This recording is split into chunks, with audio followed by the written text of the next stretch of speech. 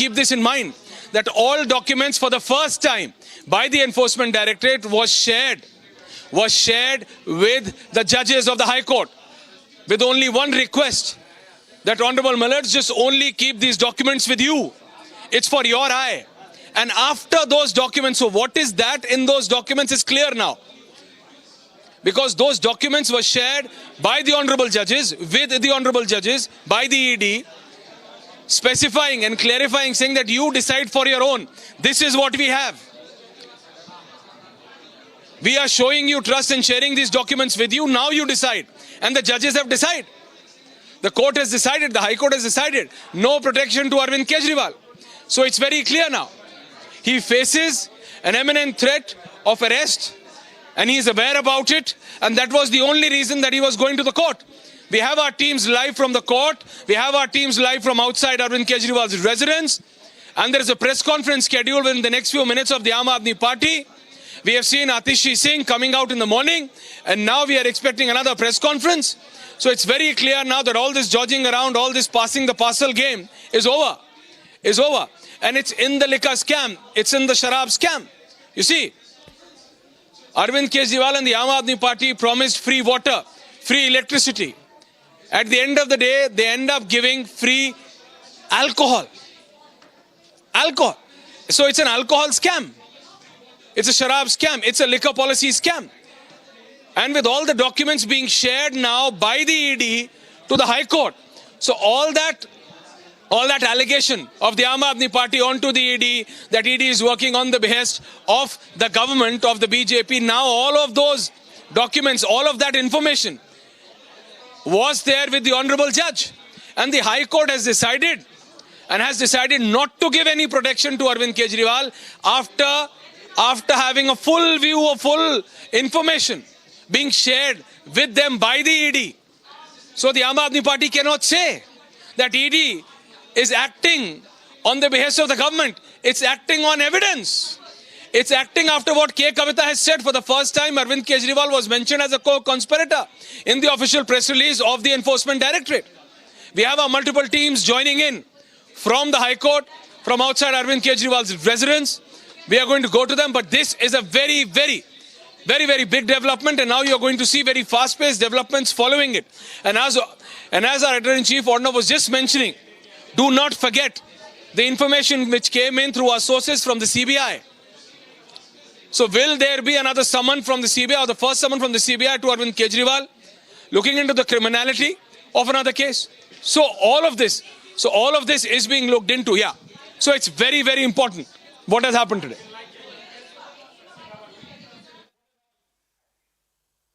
Absolutely, so what we expect, just to simplify this, that he has to appear tomorrow. That is very clear. He cannot duck the summons anymore. And he has no protection from interest. That means the arrest, if at all, is very imminent, since the ED has some really nailing proof. And that's why the High Court has come up with such scathing observations. Well, that's right, Rakshita. But you see, what I'm being told right now, that the Aam Aadmi Party is still maintaining that they have done nothing wrong. The Aam Aadmi Party is still saying that what all is being done is only being done on the behest of the BJP. But now I once again reiterate, and I would want to stress on the fact that every document and every information for the first time today was shared by the Enforcement Directorate lawyers with the Honorable Judges, with only one request, that please keep this information with yourself, sir. Do not share this information. Do not give this information out to anyone. So now the Honorable Judge exactly knows, exactly is aware of the Enforcement Directorate investigation. And after looking into those documents, after looking into the information which ED has provided, which ED has, the statements, the evidences, the proof, the judge, the High Court, the Honorable Judge has not given any protection to Arvind Kejriwal, and that is big. And that is why you just heard Arnab Goswami saying that this dodging game, this passing the parcel game for Arvind Kejriwal and the Aam Aadmi Party seems to be over. He faces an imminent threat of an arrest. Let there be no doubt about it now, because this is what they've been saying, that why do you want to arrest Arvind Kejriwal? He's not running away. The issue is not that whether he's running away or not. The issue is whether he has done something wrong or not.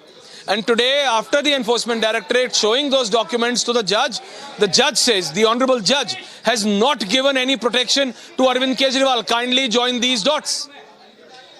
The information, the evidences, the proof is not only with the ED now, was also shared with the judge, with the Honorable Judge. And then the Honorable Judge decided to take this decision that no protection will be given to Arvind Kejriwal. What does it say? What does it suggest? That there is ample amount of evidence, line, trail, whatever you may call, with the ED. That's why the Honorable Judge has not given any protection to Arvind Kejriwal. And that's the important point. And that's what has said, or rather, created trembles in the Aam Aadmi Party. We are being told that a press conference has already been announced. It is going to be there at the Aam Aadmi Party headquarters, to which we are going to have a counter BJP press conferences. So within the next few minutes, you are going to see PC versus PC, press conference versus press conference. But what has happened is very, very significant, that there is no protection, Rakshita, for Arvind Kejriwal, and this is coming from the Honorable High Court. Back to you in the studios. Absolutely. All right. We're also being joined by Piyush Ori, I believe, from the National Capital, tracking of developments from the Enforcement Directorate also, I'm told. Now, what we understand is that the ED has been ordered to also respond to Arvind Kejriwal's petition, and the next hearing, we believe, is on the 22nd. If you could hear me, Piyush, you're joining us live. Yes.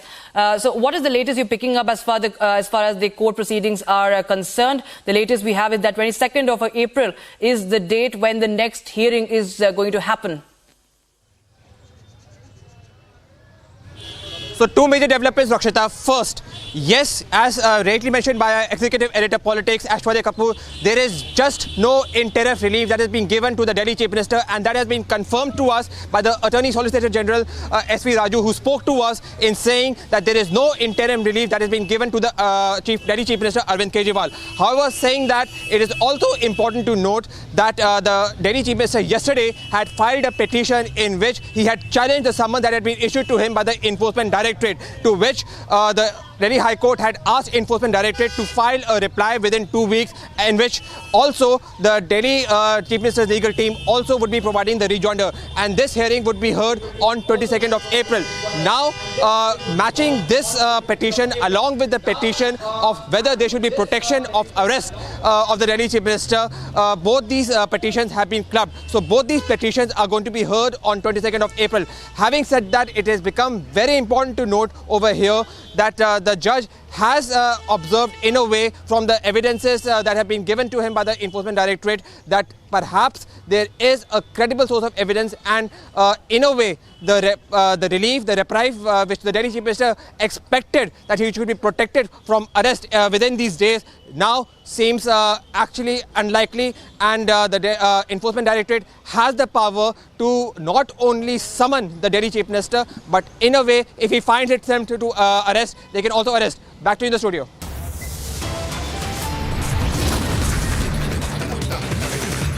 Right. Right, Piyush. All right.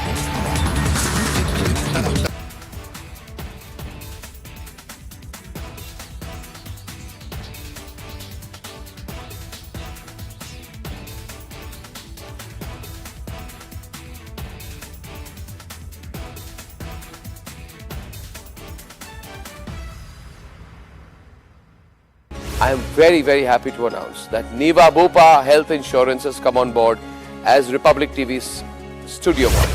Niva Bupa Health Insurance is the fastest growing company among standalone health insurance players in India. It has also provided health insurance coverage to 1.1 crore people in India and settled over 15 lakh claims, processing one claim every 60 seconds. So we are delighted to be partnering with them.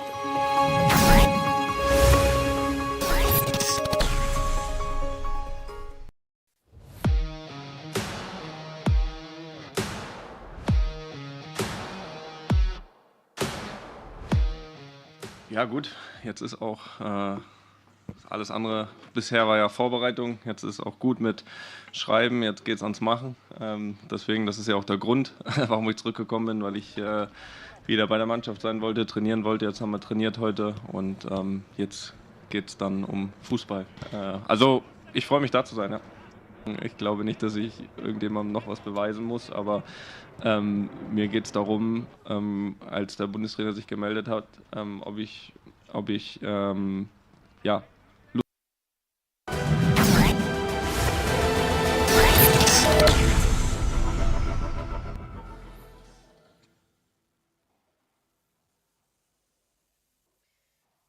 Viewers, we're live and breaking. I'm Shivangi Shukla getting you the latest coming in, and we have back-to-back details coming in for you.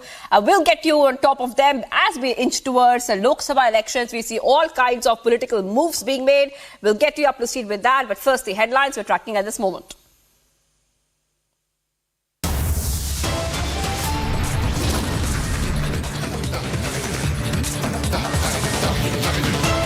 Delhi court refuses to grant relief to Kejriwal in liquor gate, says not inclined to entertain his plea.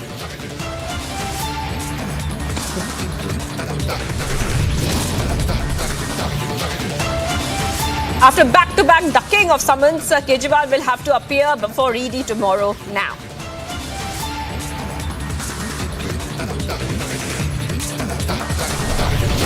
Even Sonia's top aide rejects Rahul's campaign, says caste census an insult to Indira Gandhi's legacy.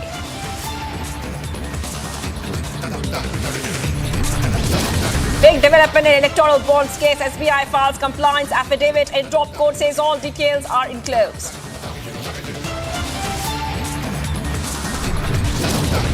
Yet another setback for Siddaramaiah government. Karnataka governor withdraws temple tax bill. Silent attack on over Hanuman Chalisa. Siddaramaiah's cops book BJP MPs and pro-Hindu cadres.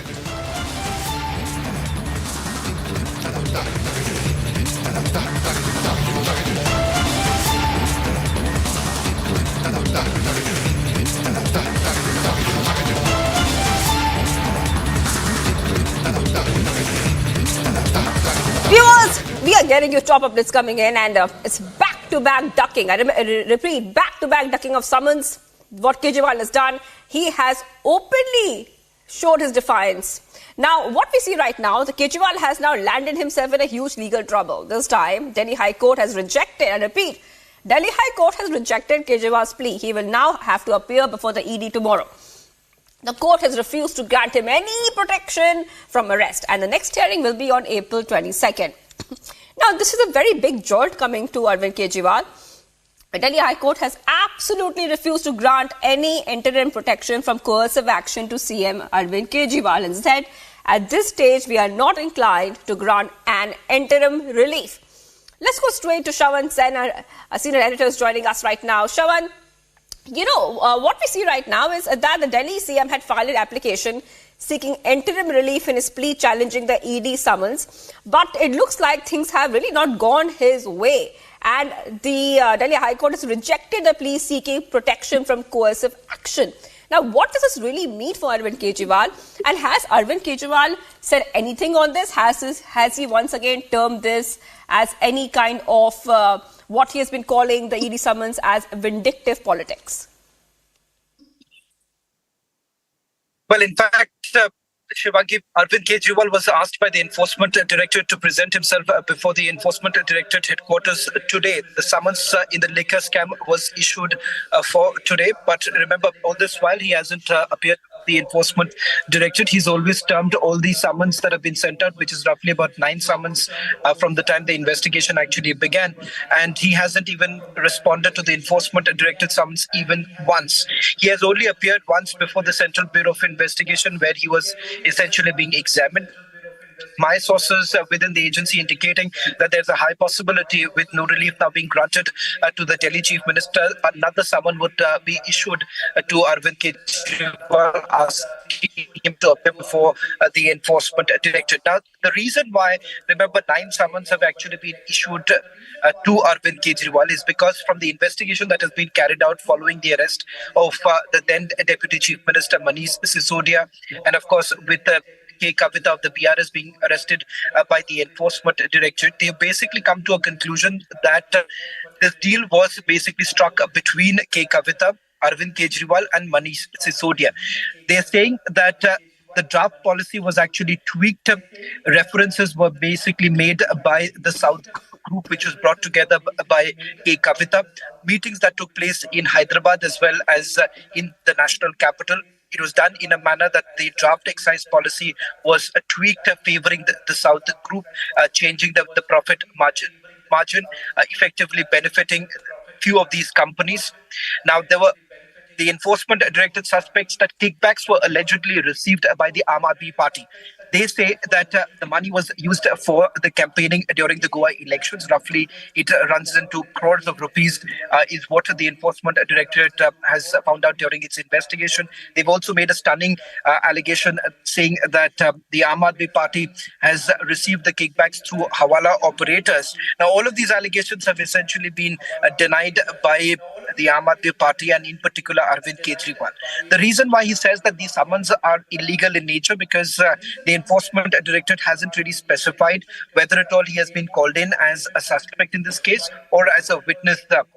As a counter to this, the allegation that has been leveled, Aam Aadmi Party, Enforcement Directorate maintains that they are in no position at this point in time to basically indicate whether he's being called in as a suspect or as a witness, and this is the prerogative of the agency, which they would only reveal at a later stage because the investigation pertaining to Arvind Kejriwal is at a nascent stage, and they would not like to reveal. Right now, it is important that he is questioned with regards to his alleged association with people like Samir Mahindra and several others who have actually taken the name of Arvind Kejriwal, about the meetings that have taken place. Also, certain witnesses in this case particularly YSR CP parliamentarian Magunta Reddy has taken the name of Arvind Kejriwal. That is the reason why the Enforcement Directorate maintains that it is important that Arvind Kejriwal appears before the agency so that these questions can be posed before him. So far, remember, Arvind Kejriwal has been maintaining that he will only appear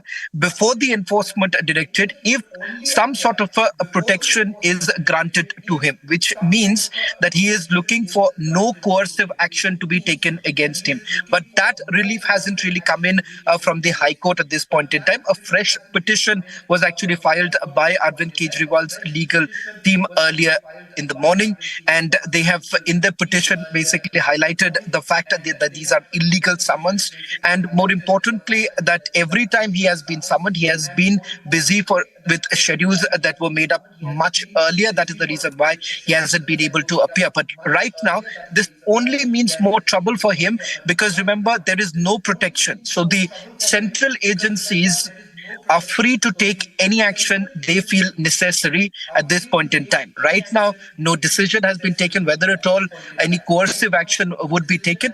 For them, it is important, number one, to examine Arvind Kejriwal, record his statement under Section 50 of the PMLA Act, and thereafter take the decision whether at all a coercive action would be taken or not.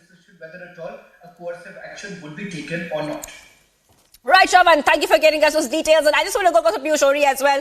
Piyush, I just want you to take our viewers through exactly what Delhi High Court has said. They've made a couple of statements and they've given very sharp reply to Kejriwal on certain areas. Look, I'll just come to Piyush in just a moment. RP Singh is joining us on the phone line. And thank you for joining us, RP Singh. I'm just coming across to you. What is your first reaction coming in now? This means no protection from arrest to Arvind Kejriwal in liquor policy, money laundering cases, Delhi High Court. If you could take our viewers through your first reaction, because that's something that Kejriwal has been harping on for so long now, that these agencies are after him and he will be arrested. He has said this multiple times in the past. Well, Kejriwal was exposed the moment he approached the court for getting an injunction from his arrest, that he should not be arrested. Because he has been making some or other excuse, he has been under some other pretext, not attending the summon. He said that he has to attend Vipassana, then he said he has to celebrate Diwali, then he said he's busy with the Madhya Pradesh election, then he said he's busy with the parliament election. But ultimately, the fact was that he didn't want to attend the summons because he knew that he might be arrested. And that's why he moved the court, and his lawyer, Mr. Singhvi, also yesterday in the court said that court should give him injunction from not being arrested. And court denied it, and even today he moved for the same the High Court, which court has again denied him and giving any injunction. Now, whenever he's called to ED or whenever ED arrests him, he doesn't appear in front of the ED. Then ED has all the right to take the course of law.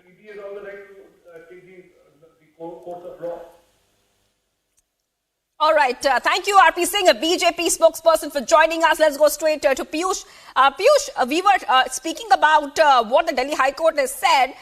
You are inside, you are in Delhi High Court. Take us through what they have said. They have made a couple of remarks, some statements. They have asked him some questions as well. If you could take our views through what Delhi High Court has said and the reasoning that they have given of giving him no protection from arrest in the liquor policy money laundering case.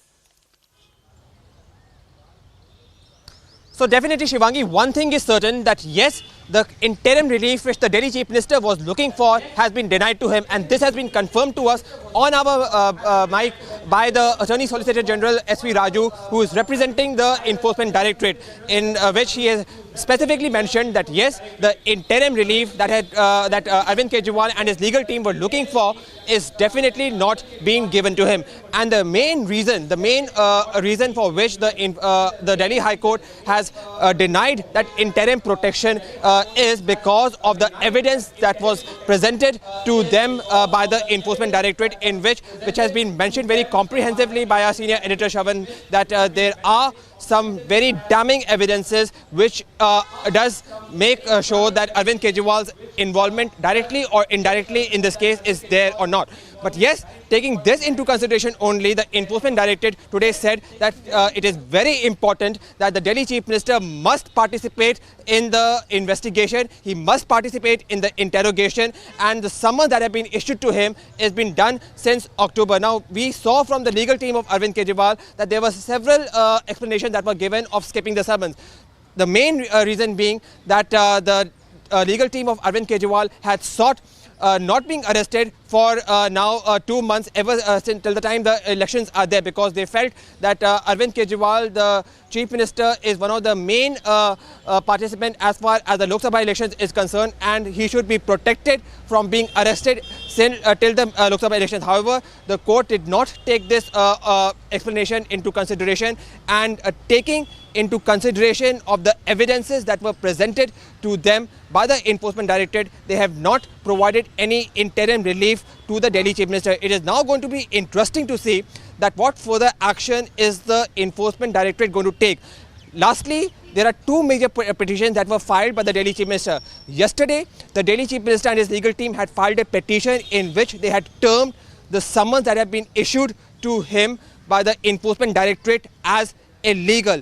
And today, they had sent a petition in which they wanted protection of any arrest and any coercive action, as one would say in the legal term, to be done by the Enforcement Directorate. All these two petitions now have been clubbed by the Delhi High Court, and the next hearing on both these two petitions is going to be heard on 22nd of April, when the Enforcement Directorate is going to file its reply of why the summons that have been issued to Arvind Kejriwal, it feels, is not illegal, and there is also going to be a rejoinder that is going to be sought from the legal team of Arvind Kejriwal's side. Also, the protection of arrest petition will also be heard on 22nd of April. However, during this time, if there was any relief which the Delhi Chief Minister thought he would have of having from Enforcement Directorate, today he will be slightly disappointed from the outcome. Back to the studio. Absolutely, Piyush. And we are getting some reactions coming in. Hitting out at Kejriwal, the BJP has reacted. The BJP has now launched an unrelenting attack, and they're saying that the Delhi CM cannot escape the law anymore. सत्यमेव जयते। आज अरविंद केजरीवाल को फिर से एक बार Delhi high court की तरफ से झटका पड़ा है। दिल्ली हाईकोर्ट ने कोई भी राहत देने से मना कर दिया है और अरविंद केजरीवाल के तमाम बहाने, उनके तमाम विक्टिमहुड कार्ड को खारिज करते हुए एक प्रकार से पुष्टि कर दी है कि जो भी जांच हो रही है, जो भी समन्स दिए जा रहे हैं और जो भी शराब घोटाले के स्वरूप में आज तथ्य सामने निकल कर आए हैं, वो पूर्ण तरीके से सत्य है, उसमें सत्यता है और प्रथम दृष्टया अरविंद केजरीवाल को जवाब देना चाहिए। उल्टा कल तो कोर्ट ने कहा भी कि अरविंद केजरीवाल आप पेश क्यों नहीं होते, पर देखिए कितना बदल गया इंसान। सियासी धर्मांतरण जो होता है, इंडिया अगेंस्ट करप्शन में जब अरविंद केजरीवाल जी थे तब वो कहते थे पहले इस्तीफा फिर जांच, और आज जांच में शामिल होने से कतराते। 9 समन आ जाते, समन का सम्मान नहीं करते, समन को कभी वो बहाना बनाकर मिस करते हैं, कहते हैं मैं चुनाव में व्यस्त हूं, विपासना में व्यस्त हूं, कभी कहते हैं कि ये समन वैलिड नहीं है, कभी कहते हैं समन अवैध है, विद्वेषपूर्ण कार्रवाई है। आज तो ये सारी दलीलें खारिज हो गई और सवाल सिर्फ इतना है कि अरविंद केजरीवाल जी अन्ना हजारे जी की संगत छोड़कर आज आप लालू जी की संगत में हैं, इसलिए नो इस्तीफा, नो जांच, उल्टा जांच में बाधा डालने की आप कोशिश कर रहे हैं। अरविंद केजरीवाल जी ने ये पटिशन फाइल की थी कि उनके खिलाफ नो कोहेसिव एक्शन, उनको अरेस्ट ना किया जाए। अगर उनको बुलाया जाता है तो ये अश्योर किया जाए कि उनको ईडी अरेस्ट नहीं करेगी, लेकिन मानयोग हाई कोर्ट ने ऐसी कोई भी राहत देने से इनकार कर दिया। बार बार उनके वकील द्वारा ये कहा गया कि जिनको सरकारी गवाह बनाया गया है उनकी स्टेटमेंट के ऊपर रिलाई नहीं करना चाहिए। यह भी कहा गया कि अरविंद केजरीवाल जी एक पार्टी के कन्वीनर हैं, मुख्यमंत्री हैं दिल्ली के, इस एवज में उनको बुलाया गया है। ईडी ने बड़ा स्पष्ट किया कि उनको इंडिविजुअल कैपेसिटी में बुलाया गया है। ईडी ने यह भी बताया कि उन्होंने अपनी प्रेयर में यह लिखा ही नहीं है कि इनको इंडिविजुअल कैपेसिटी में नहीं बुलाया जा सकता। ये तो कह रहे हैं कि हो सकता है, कल्पना कर रहे हैं कि मुझे ईडी आम आदमी पार्टी के कन्वीनर के तौर पर बुला रही हो सकता है ईडी मुझे मुख्यमंत्री के तौर पर बुला सकती, हो सकता है। हैरानगी यह है जो कल तक समनों को फर्जी बताते थे, इनवैलिड बताते थे, इलीगल बताते थे, आज उन्हीं समनों को लेकर हाई कोर्ट में गए हैं और हाई कोर्ट भी उनकी सुनवाई करने को तैयार नहीं है, क्योंकि हाई कोर्ट ने बंद कमरों में वो सारा एविडेंस देखा जिस एविडेंस के मुताबिक अरविंद केजरीवाल घपलेबाज हैं, अरविंद केजरीवाल रिश्वतखोर हैं, अरविंद केजरीवाल जी ने सैकड़ों करोड़ रुपया शराब घोटाले में इकट्ठा किया है और अरविंद केजरीवाल जी को इस केस के अंदर जेल जाना चाहिए। And viewers, after Delhi High Court refused to grant any interim protection from coercive action to Arvind Kejriwal, Additional Solicitor General S.V. Raju has now said that the petition is not maintainable, and that was our main ground, and it is a desperate attempt for him to file the petition. Listen in to this reaction. The petition is not maintainable. That was our main ground. And according to us, it's not maintainable.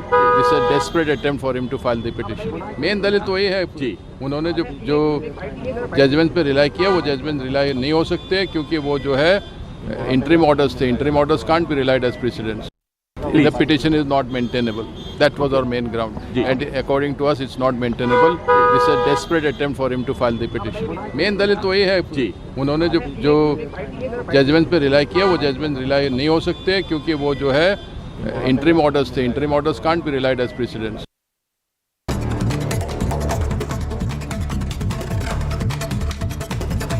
MOSPMO and top BJP leader Jitendra Singh filed his nomination from Udhampur Lok Sabha constituency. Union Minister Jitendra Singh Shekhawat was also present.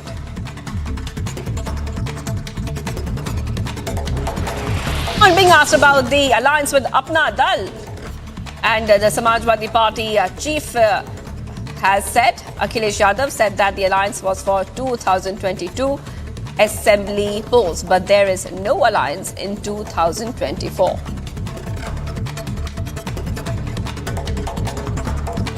बाईस का गठबंधन था, अब 24 में नहीं है.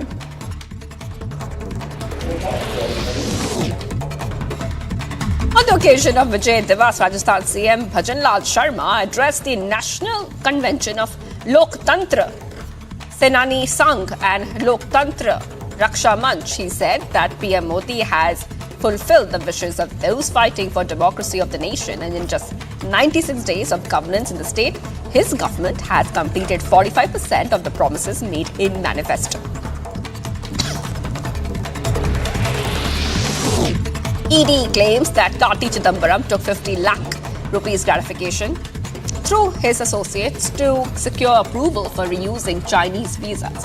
ED has initiated a money laundering investigation against him in an alleged scam that involves issuing visas to Chinese nationals in 2011.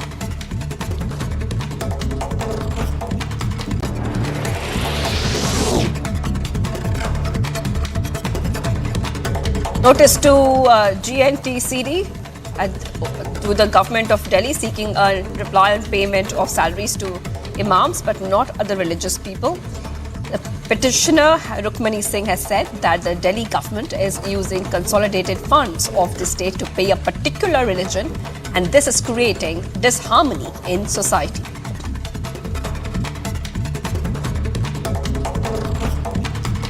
Deputy CM of Karnataka against GNCTD because they have been using consolidated fund of the state to pay a particular religion, imams and muezzins of Delhi Waqf Board and non-Waqf Board, and we have also seen a steep jump from 2 crores to 10 crores in the funds.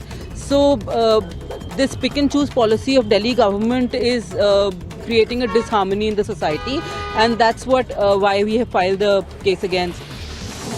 Deputy CM of Karnataka DK Shivakumar said that this is not just for Karnataka, but also for the entire nation. He added that Karnataka will give over 177 TMC of water according to the court order.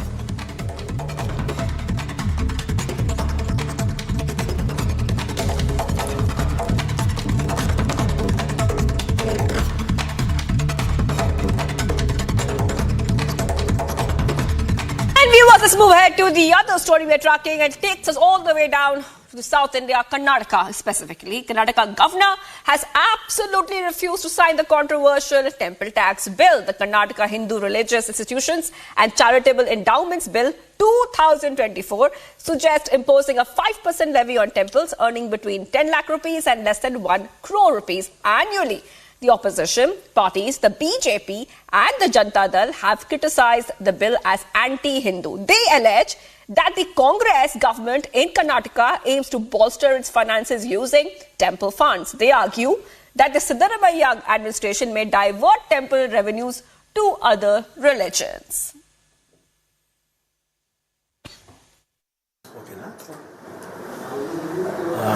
The bill has come from Governor Office for 2 clarifications. One is, case is in Supreme Court since long time, 10-15 years.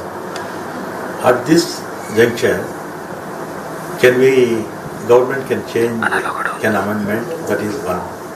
Second one is, there are 2 institutions. One is Chaudeshwari Bhutaraya Sadat Ali Khan Dargah, and second one is Baba Budangiri Dattatreya Temple. In these 2 institutions, both communities, both religious peoples are nominated. Not now, since long years, including BJP. Just 2 clarifications asked from Governor Office. This will be our Principal Secretary will answer these questions. Sir, another question is there, sir. The Governor has raised it in another question. Other organizations, other religions, organizations. Sir, same too. Baba Budangiri and then Chaudeshwari Bhutaraya. In this institution, since so many years, both religious peoples will be nominated, including in BJP period. The same thing is happening. Just to clarify. Any embarrassment for government, sir? No embarrassment. Small clarification, that's all. What will do the next steps of government? Our Principal Secretary will answer Governor. We are welcoming his decision. What he has took a decision, our Honorable Governor, that is correct. He has justice दिया है. आप भी सोचिए, वक्फ board को पैसा देता है, budget से पैसा देता है, हम सब लोगों को टैक्स मनी देता है, टेम्पल को ट्रेजरी से पैसे लेने के लिए बिल लाता है. उसके मतलब इस गवर्नमेंट, कांग्रेस गवर्नमेंट हिंदुओं को खिलाफ है, ऐसा लगता है. Okay, the Congress government again states that the funds which will be collected from A category temples will only be given to the C category temples. Budget में पैसा नहीं है क्या? बजट से पैसा दे सकता है. वक्फ बोर्ड में भी पैसा कलेक्ट होता है. वक्फ बोर्ड को पैसा कहाँ जाता है? गवर्नमेंट वापस लाता है क्या? वापस लाता है क्या? वापस नहीं लाता है. चर्च का पैसे के ऊपर हाथ नहीं लगाता है. केवल टेंपल का पैसा के ऊपर हाथ लगाता है, क्यों डिस्क्रिमिनेट कर रहा है? I am also the member of the council. In council, we defeated the bill. Still, they wanted to bring it in the session, lower house. They brought it. But we are opposing because we know the truth in the bill. So I welcome the decision taken by the governor, honorable governor, that he mentioned the very correct things to government. Government now should take back this. He should not reintroduce this because they wanted to please somebody in the cost of Hindus, at the cost of Hindus. This is not correct. So people will teach them a lesson now. Okay, one last question. Now, Ramlinga Reddy, the Muzerai minister, also every now and then had stated that funds that is being taken from Category A temples will be given for the development of Category C temples.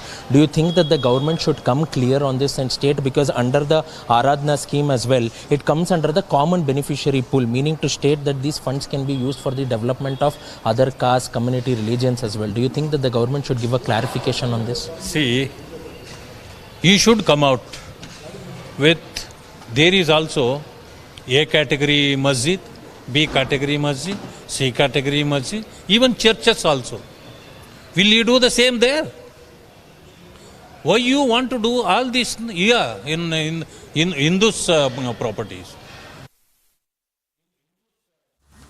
Viewers, Chief Justice of India D.Y. Chandrachud inaugurated Accessibility Help Desk and media enclosure inside the Supreme Court campus. He said that the help desk has been set up in order to provide assistance to people with special needs, and now they have a one-stop facility where all the services are available. Let's listen in to this report to understand what are the details of this top development.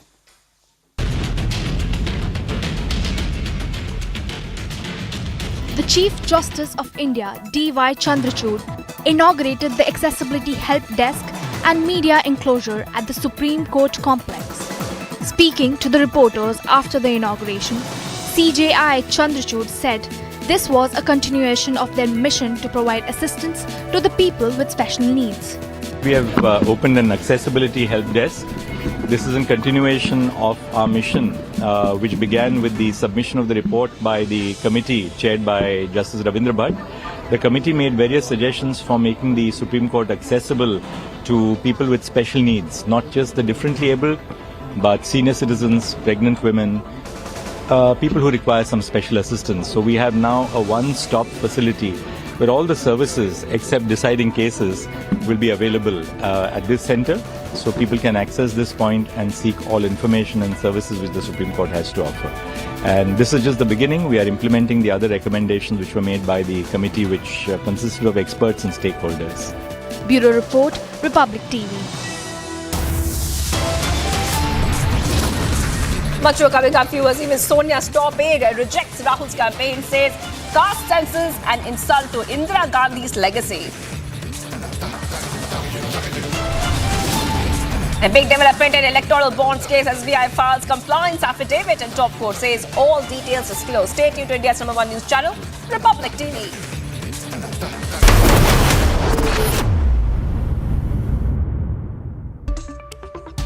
The reality is that the High Court is not providing any cover for Arvind Kejriwal, not giving him any relief.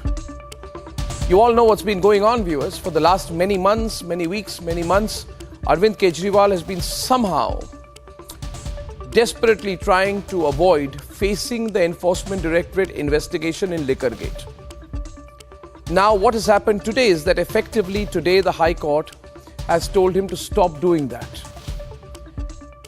Kejriwal fears, Kejriwal thinks, in a way Kejriwal is convinced, it seems, that he will be arrested within 1 or 2 appearances before the investigating agencies, before the Enforcement Directorate. So he's buying time as much as he can, putting top lawyers, Abhishek Manu Singhvi and all that. But the High Court's attitude, number one. K. Kavita's arrest last week, number two. The fact that the Supreme Court has said that there is a prima facie case in Liquorgate. Number 3, all of these together are very bad signs for the AAP and Arvind Kejriwal. It is for the agencies and the government to decide now. Do they have enough proof to officially name him as a co-conspirator and arrest him? And if indeed Kejriwal is arrested, either by the CBI or the Enforcement Directorate, will it damage the Aam Aadmi Party or will it give them sympathy? Dear viewers of Republic, here is my analysis on this. Mr. Arvind Kejriwal, at this stage of his political career, facing Liquorgate, with many of his colleagues in jail, with adverse observations of the High Court and the Supreme Court, is walking on a razor's edge now, viewers.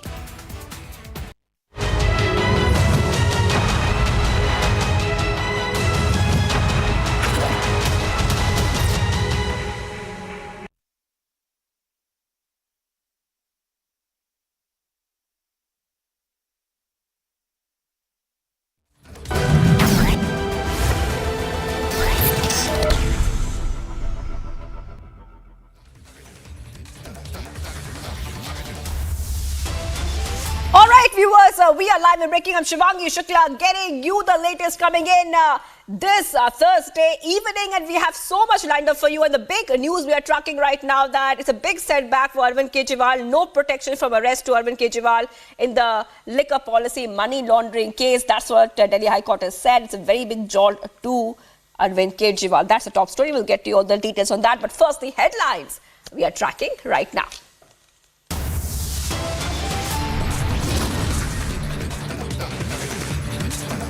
Delhi court refuses to grant relief to Kejriwal in Liquorgate.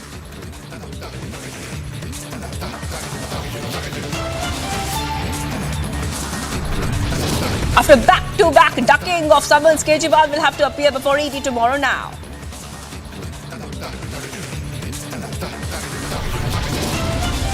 Even Sonia's top aide rejects Rahul's campaign, says caste census and insult to Indira Gandhi's legacy.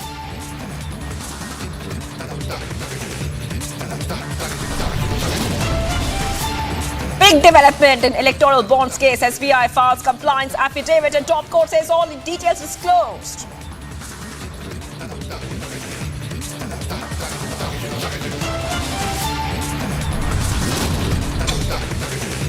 Yet another setback for Siddaramaiah government. Karnataka governor withdraws temple tax bill.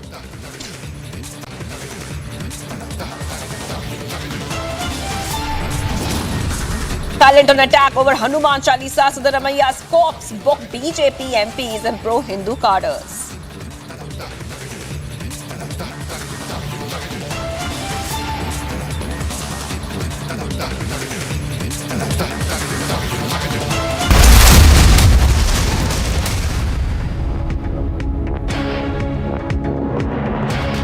All right, viewers, getting in a big lead right now in connection to the MVA seat sharing talks, and this is coming in as we go closer and closer to Lok Sabha elections. Top sources have informed that 2 seats in Mumbai will be given to Congress.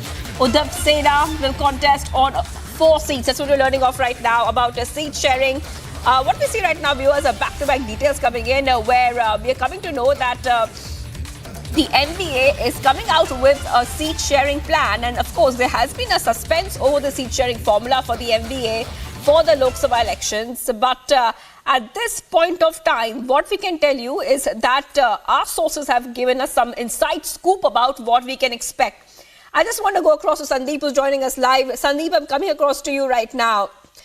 So what we see right now, Sandeep, and source-based information have said 2 seats in Mumbai will be given to Congress and Uddhav Sena will contest on 4 seats. No ticket for Congress's Sanjay Nirupam. We are also seeing that a couple of details coming out. Now, are these seat-sharing formula that our sources have told us, is this something which seems to be concrete in terms of will this keep those alliance partners happy? Shivangi, as far as the seat sharing for Mumbai is concerned, a top source in the Congress party has confirmed that the seat sharing formula for Mumbai has been decided, and that is 4:2. That is the ratio that seat share will take place. 4 seats will be contested by Uddhav Sena, whereas 2 seats will be from Congress party. As far as the constituencies are concerned, Mumbai North Central seat will go for Congress party, and Mumbai North East seat is something that Congress party will be in fact contesting their candidates. Apart from that, South Mumbai, Mumbai South Central, Mumbai North and Mumbai Northwest. These are the constituency wherein Uddhav Sena will field its candidates. So the seat sharing formula for Mumbai has been said. The big setback here is for Sanjay Nirupam. Remember, Sanjay Nirupam is someone who is considered to be, close of Rahul Gandhi. He had been in the parliament. He has been in Rajya Sabha for 2 terms and then in Lok Sabha for 1 term. So 3 times MP Sanjay Nirupam has been denied ticket from Northwest constituency, and indeed what we are hearing from our sources that Nirupam may quit Congress party. So this is the big lead that we are getting out here from the MVA seat sharing. Right, thank you so much for getting us all the details coming in. Sandeep is getting us top details where MVA seat sharing talks have been happening for a while now, but sources have given us some information about how those seat sharing formula, how it really could look like. Okay, let's go ahead right now to the other story we're tracking right now, and this is one of our top stories here on Republic TV, where it has come as a very big setback to Arvind Kejriwal. We know Arvind Kejriwal has been ducking the summons back to back, and he has shown open defiance. But now Kejriwal has landed himself in a huge legal trouble once again. Delhi High Court has just an hour back, rejected Kejriwal's plea, and he will now have to appear before the ED tomorrow. The court has refused to grant him any protection from arrest, and the next hearing will be held on April 22nd. Let's go ahead, viewers, and play out exactly what we have been in fact, let's go to Shawan Sen, a senior editor who's joining us right now. Shawan, I'm coming across to you.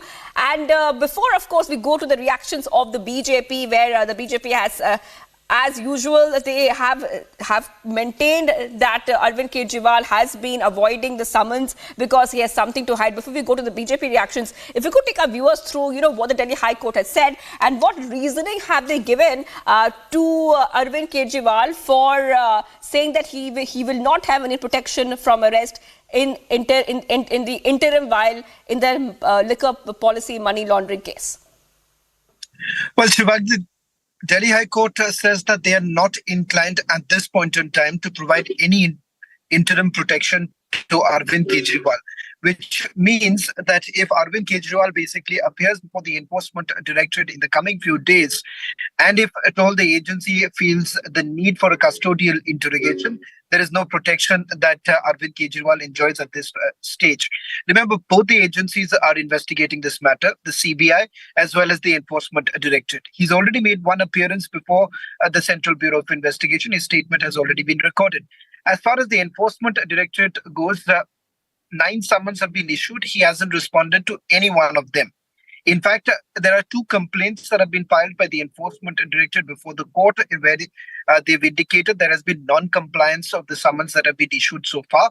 And that causes an impediment towards this entire investigation, because this is at a very crucial juncture. So much so that a fresh arrest has also been made by the Enforcement Directorate by way of BRS leader K. Kavita, where the Enforcement Directorate for the first time has come out in the open saying that there was a deal that was struck, and the deal was between BRS leader K. Kavita, Arvind Kejriwal, as well as Manish Sisodia. As far as the maintainability of the plea is concerned, in the Enforcement Directorate that was represented by Mr. S.V. Raju, in all likelihood, a reply would also be filed by the Enforcement Directorate. But remember, there is no protection that has been granted, which means that anytime today or sometime tomorrow, one can certainly expect that the agencies could actually send out another summon, because he was asked to appear today by the Enforcement Directorate, which he hasn't so far. And with these developments taking place in the Delhi High Court, there's a possibility that a new summon could be issued against Arvind Kejriwal.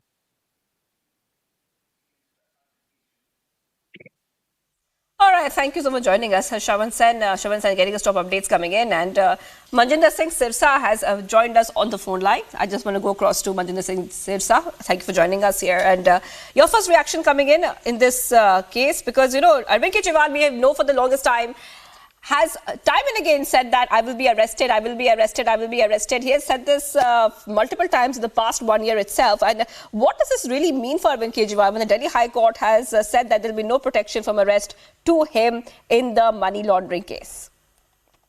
Two things are proved today in the court. One, that Arvind Kejriwal, his coterie of Aam Aadmi Party spokesperson were lying from day one by saying, ये सम्मन फर्जी हैं, ये सम्मन गैर कानूनी है, ये सम्मन कानून के दायरे में नहीं है. Had the summon been a फर्जी or illegal, why should Arvind Kejriwal move to the court? It means that the summons were totally legal as per the law, and that was the reason that he was served the summons. Now comes the second question. Arvind Kejriwal moved to the High Court for no coercive action. The court categorically said that no corrective stay on your arrest can be given, for reason being that these summons are valid and ED has all right Arvind Kejriwal. Now why this situation happened in court?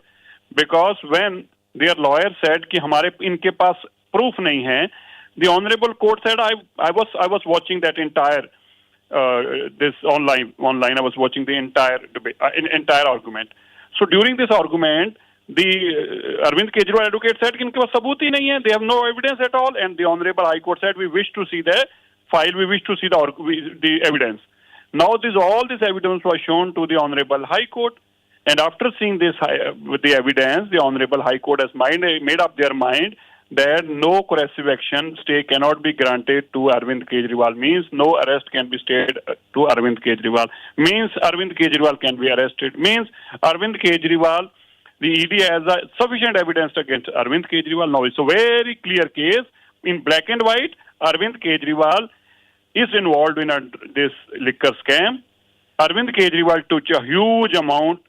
Arvind Kejriwal has manipulated this excise policy to give favor to his friends, and due to Arvind Kejriwal, there's a loss of more than 2,000 crore rupees to the exchequer, and he has to be arrested. He should be arrested and he should be prosecuted. All right, thank you for joining us, Manjinder Singh Sirsa, BJP leader, for joining us here. And we're getting some more BJP reactions coming in, hitting out at Kejriwal. The BJP has now launched an unrelenting attack saying that the Delhi CM cannot escape the law anymore. सत्यमेव जयते। आज अरविंद केजरीवाल को फिर से एक बार Delhi high court की तरफ से झटका पड़ा है। दिल्ली हाईकोर्ट ने कोई भी राहत देने से मना कर दिया है और अरविंद केजरीवाल के तमाम बहाने, उनके तमाम विक्टिमहुड कार्ड को खारिज करते हुए एक प्रकार से पुष्टि कर दी है कि जो भी जांच हो रही है, जो भी समन्स दिए जा रहे हैं और जो भी शराब घोटाले के स्वरूप में आज तथ्य सामने निकल कर आए हैं, वो पूर्ण तरीके से सत्य है, उसमें सत्यता है और प्रथम दृष्टया अरविंद केजरीवाल को जवाब देना चाहिए। उल्टा कल तो कोर्ट ने कहा भी कि अरविंद केजरीवाल आप पेश क्यों नहीं होते, पर देखिए कितना बदल गया इंसान। सियासी धर्मांतरण जो होता है, इंडिया अगेंस्ट करप्शन में जब अरविंद केजरीवाल जी थे तब वो कहते थे पहले इस्तीफा फिर जांच, और आज जांच में शामिल होने से कतराते। 9 समन आ जाते, समन का सम्मान नहीं करते, समन को कभी वो बहाना बनाकर मिस करते हैं, कहते हैं मैं चुनाव में व्यस्त हूं, विपासना में व्यस्त हूं, कभी कहते हैं कि ये समन वैलिड नहीं है, कभी कहते हैं समन अवैध है, विद्वेषपूर्ण कार्रवाई है। आज तो ये सारी दलीलें खारिज हो गई और सवाल सिर्फ इतना है कि अरविंद केजरीवाल जी अन्ना हजारे जी की संगत छोड़कर आज आप लालू जी की संगत में हैं, इसलिए नो इस्तीफा, नो जांच, उल्टा जांच में बाधा. Now viewers, after Delhi High Court absolutely refused to grant any interim protection from coercive action to Arvind Kejriwal, Additional Solicitor General S.V. Raju has now said that the petition is not maintainable. That was our main ground, and it is a desperate attempt for him to file the petition. The petition is not maintainable. That was our main ground. And according to us, it's not maintainable. It's a desperate attempt for him to file the petition. Main दलील तो ये है उन्होंने जो judgement पे rely किया, वो judgement rely नहीं हो सकते क्योंकि वो जो है interim orders थे. Interim orders can't be relied as precedents. The petition is not maintainable. That was our main ground. And according to us, it's not maintainable. It's a desperate attempt for him to file the petition. Main दलील तो ये है उन्होंने जो judgement पे rely किया, वो judgement rely नहीं हो सकते क्योंकि वो जो है interim orders थे. Interim orders can't be relied as precedents. Viewers, top updates we're tracking right now. MOS, MPMO and top BJP leader Jitendra Singh filed his nomination from Udhampur Lok Sabha constituency. Union Minister Gajendra Singh Shekhawat was also present. On being asked about the alliance with Apna Dal K, SP Chief Akhilesh Yadav said that the alliance was for assembly polls, but there is no alliance in 2024. On the occasion of Vijay Diwas, Rajasthan CM Bhajan Lal Sharma addressed the National Convention of Loktantra Senani Sangh and Loktantra Raksha Manch. He said that the PM Modi has fulfilled wishes of those fighting for democracy of the nation, and in just 96 days of governance in the state, his government has completed 45% of the promises made in the manifesto.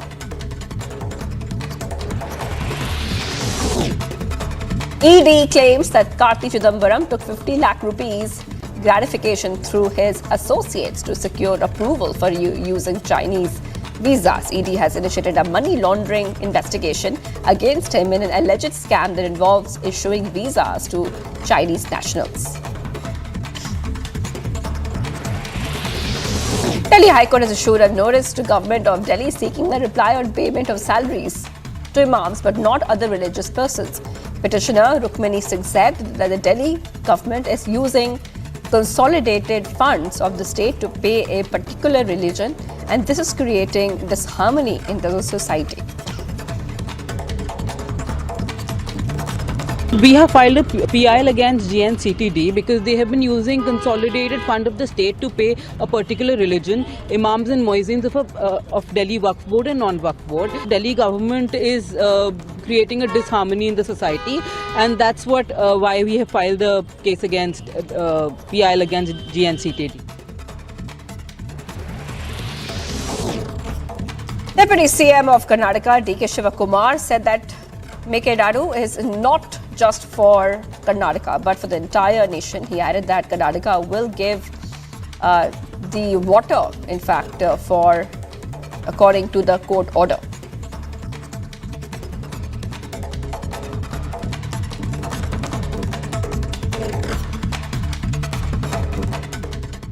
Your spiritual leader Sadhguru Jaggi Vasudev underwent an emergency brain surgery in New Delhi. Sadhguru is currently recovering after suffering life-threatening bleeding in the skull. Take a look at this report for more.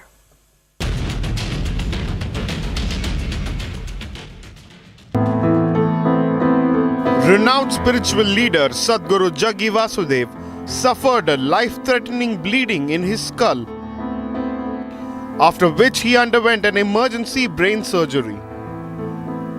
Messages for Sadhguru's swift recovery poured in from all quarters. Prime Minister Narendra Modi also spoke to Sadhguru and wished him good health. The Apollo Hospital neurosurgeons cut through my skull and tried to find something and found nothing. Totally empty. So they gave up and just patched it up. Here I am in Delhi with a patched up skull, but no damaged brain. The spiritual guru is recovering from the surgery and is showing steady progress with consistent improvements. Bureau Report, Republic TV. And viewers, let's move ahead to the other story that we are tracking. The recent decision by the Madras Music Academy to confer its highest honor, the Sangeeta Kalanidhi, upon renowned Carnatic musician T.M. Krishna has sparked intense debate and division within the Carnatic music community. While some celebrate the recognition of Krishna's contributions to the genre, others are opposing it, citing concerns over his alleged glorification of controversial figures and his supposed denigration of traditional values. I just want to go across to Ashwin, who's joining us right now. Ashwin, I'm coming across to you, and it looks like that some Carnatic vocalists have marked their protest by withdrawing from the Music Academy Conference 2024. If you could take our viewers through why this development has taken place and what are the objections of some of the protesters for this award. In fact, the Kalanidhi Award was instituted way back in 1942. It is considered as one of the most biggest award or recognition that is given to a person who is practicing Carnatic music, who has contributed to the field of Carnatic music. Hence, this particular award, which has a big history, a long history, holds a great deal of reverence to it. Now, T.M. Krishna has been bestowed with this award by the Academy in Madras. Now, this has caused controversy because T.M. Krishna, although he has been professing Carnatic music, he has been a performer for some time. He has been quite critical about some of the basic structures of the Carnatic music itself. He has went on to even demean some of the leading, the gods of Carnatic music, including Subbalakshmi, including the trinity of music of Carnatic music, the Muthuswami Dikshita, the Tyagaraja. He has went on to take out the philosophy out of Carnatic music, which essentially is about temples, about deities, about devotion, about bhakti. Now, he has been very vocal in taking out all these important aspect of Carnatic music and trying to make it into some kind of a social reform. He is most loved and liked by the Lutyens, especially from the left side of the political spectrum. And he has been very vocal in it. In fact, he has been an advisor to some of the very controversial human rights organizations, which is backed by, arguably by Pakistan itself. So there are several such controversies. He has, in fact, demeaned some of the leading stalwarts of Carnatic music, and hence this award which has been bestowed on him have definitely met with resistance from some of the doyens. In fact, N. Ravikar, who has now take it out officially that he will be returning the Kalanidhi award that was given to him. In fact, somebody like N. Ravikar is like a demigod of Carnatic music, and he has, he is a prodigy who started performing at an age of 2. Today, N. Ravikar is 57 years old and is most loved and liked. So he has stated his opinion. Singers like Rajini and Gayatri, who has been performing since 1997, they have come forward. Trichur brothers, who has been performing for 20 years. In fact, these two Trichur brothers were well-known chartered accountants. They left their profession and went fully into Carnatic music, now perform across the world. They have come forward. Similarly, many such important figures in the Carnatic music industry have come forward, stating that they will be not participating because when a Kalanidhi award is being bestowed, in presence of T.M. Krishna, they at a conference in Madras, they will have to perform. So the singers who have raised their objection, they said they will not be performing. They have withdrawn because they do not want to perform in front of a very controversial figure who has demeaned the very fabric of Carnatic music and the legacy of Carnatic music itself. This is what the essential controversy is all about. I have spoken to many of these singers. They have said, we are not the people who go out on the street and protest, but this is something that is not acceptable for them because there is somebody who has broken the backbone. In fact, some of the controversial figures, I would just like to put into our viewers also. He had, in fact, stated that there is no, in the lyrics which was meant as a devotion to Lord Ram, he has said there is nothing like that. It can be Lord Ram, it can be a block of wood, or it can even be a dog. Such things have been mentioned by T.M. Krishna, which has created a schism in the Carnatic music fraternity itself. They have alleged that he has been trying to polarize the fraternity by calling it an exclusive association. And in fact, T.M. Krishna had been very vocally critical about the very same academy itself, because he has stated that a particular academy, the music academy in Madras, is also very exclusive, and which lends to say that it is close to being casteist as well. And all this has led to some of the doyen singers protesting and saying that they will withdraw from performing at the academy. Back to you. Well, thank you so much for getting us those details coming in right now. Ashwin getting us top updates about what really has been happening in terms of the recent decision by the Madras Music Academy to confer its highest honor, the Sangeeta Kalanidhi, upon renowned Carnatic musician T.M. Krishna, which has sparked an intense debate and division within the music community, Carnatic music community viewers. Let's move ahead right now to the other stories we are tracking.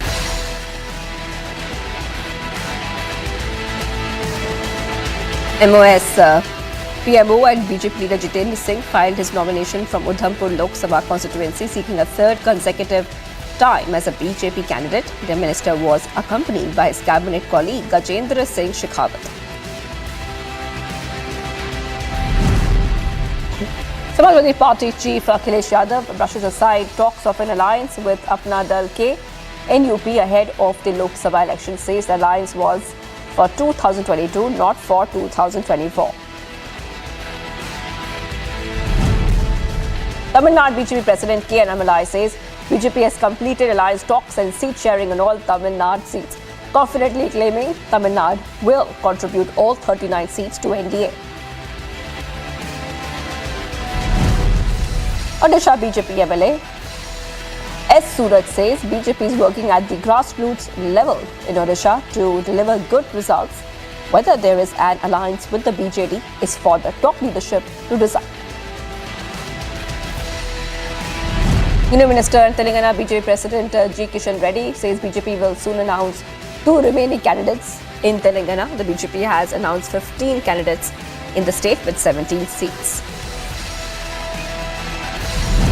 Congress releases list of candidates for the upcoming state assembly polls in Arunachal Pradesh. 34 candidates named in the list by Congress for the 60-member Arunachal Legislative Assembly.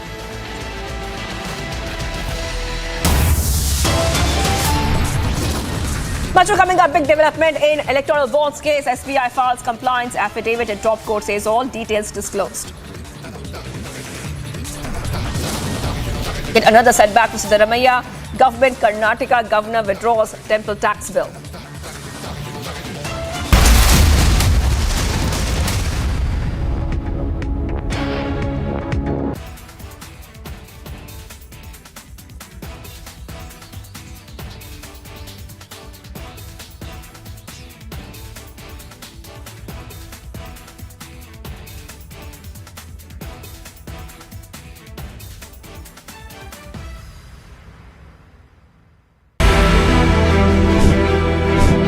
Lok Sabha elections are just round the corner, and if you are someone who is wondering how postal ballots work, then this video is for you.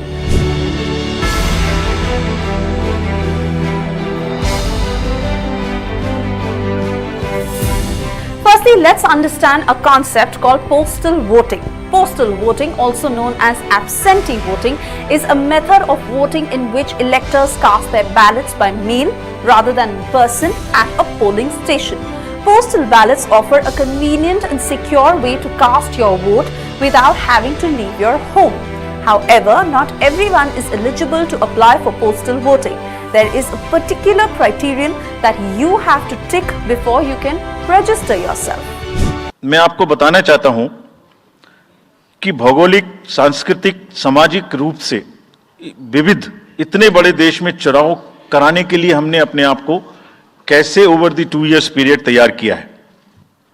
दुनिया के सबसे बड़े लोकतंत्र के चुनावों में logistics और material प्रबंधन ही अपने आप में एक बहुत बड़ी चुनौती है। तो let us show you what is the magnitude by which we are doing this elections. We have 97 crore registered voters, more than the combined voters of a few continents put together, America, Europe, Australia, all many put together. Over 10.5 lakh polling stations, and कितने लोग उसको conduct करते हैं? 1.5 crore polling officials and security officials conduct those elections. More than 55 lakh EVMs, 4 lakh vehicles.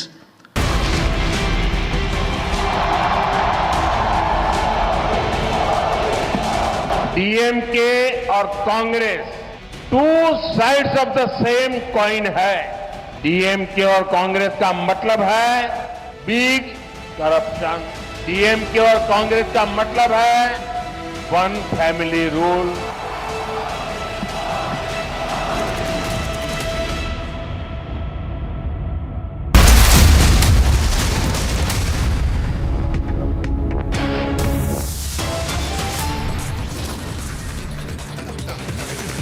Delhi High Court refuses to grant interim protection to Arvind Kejriwal in the Liquorgate scam, says it is not inclined to entertain its plea.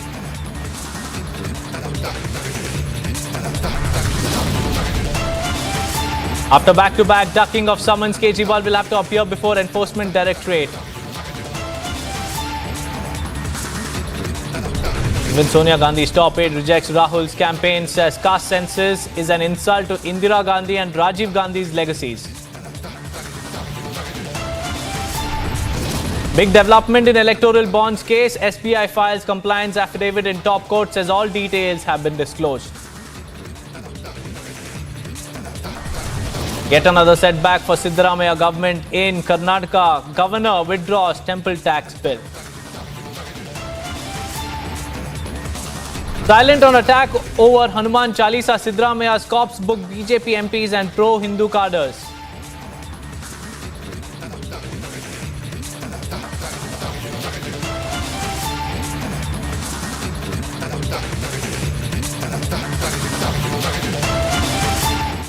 First up, viewers, after back-to-back ducking of summons and open defiance by Delhi Chief Minister Arvind Kejriwal, he has now landed himself in a huge legal tussle.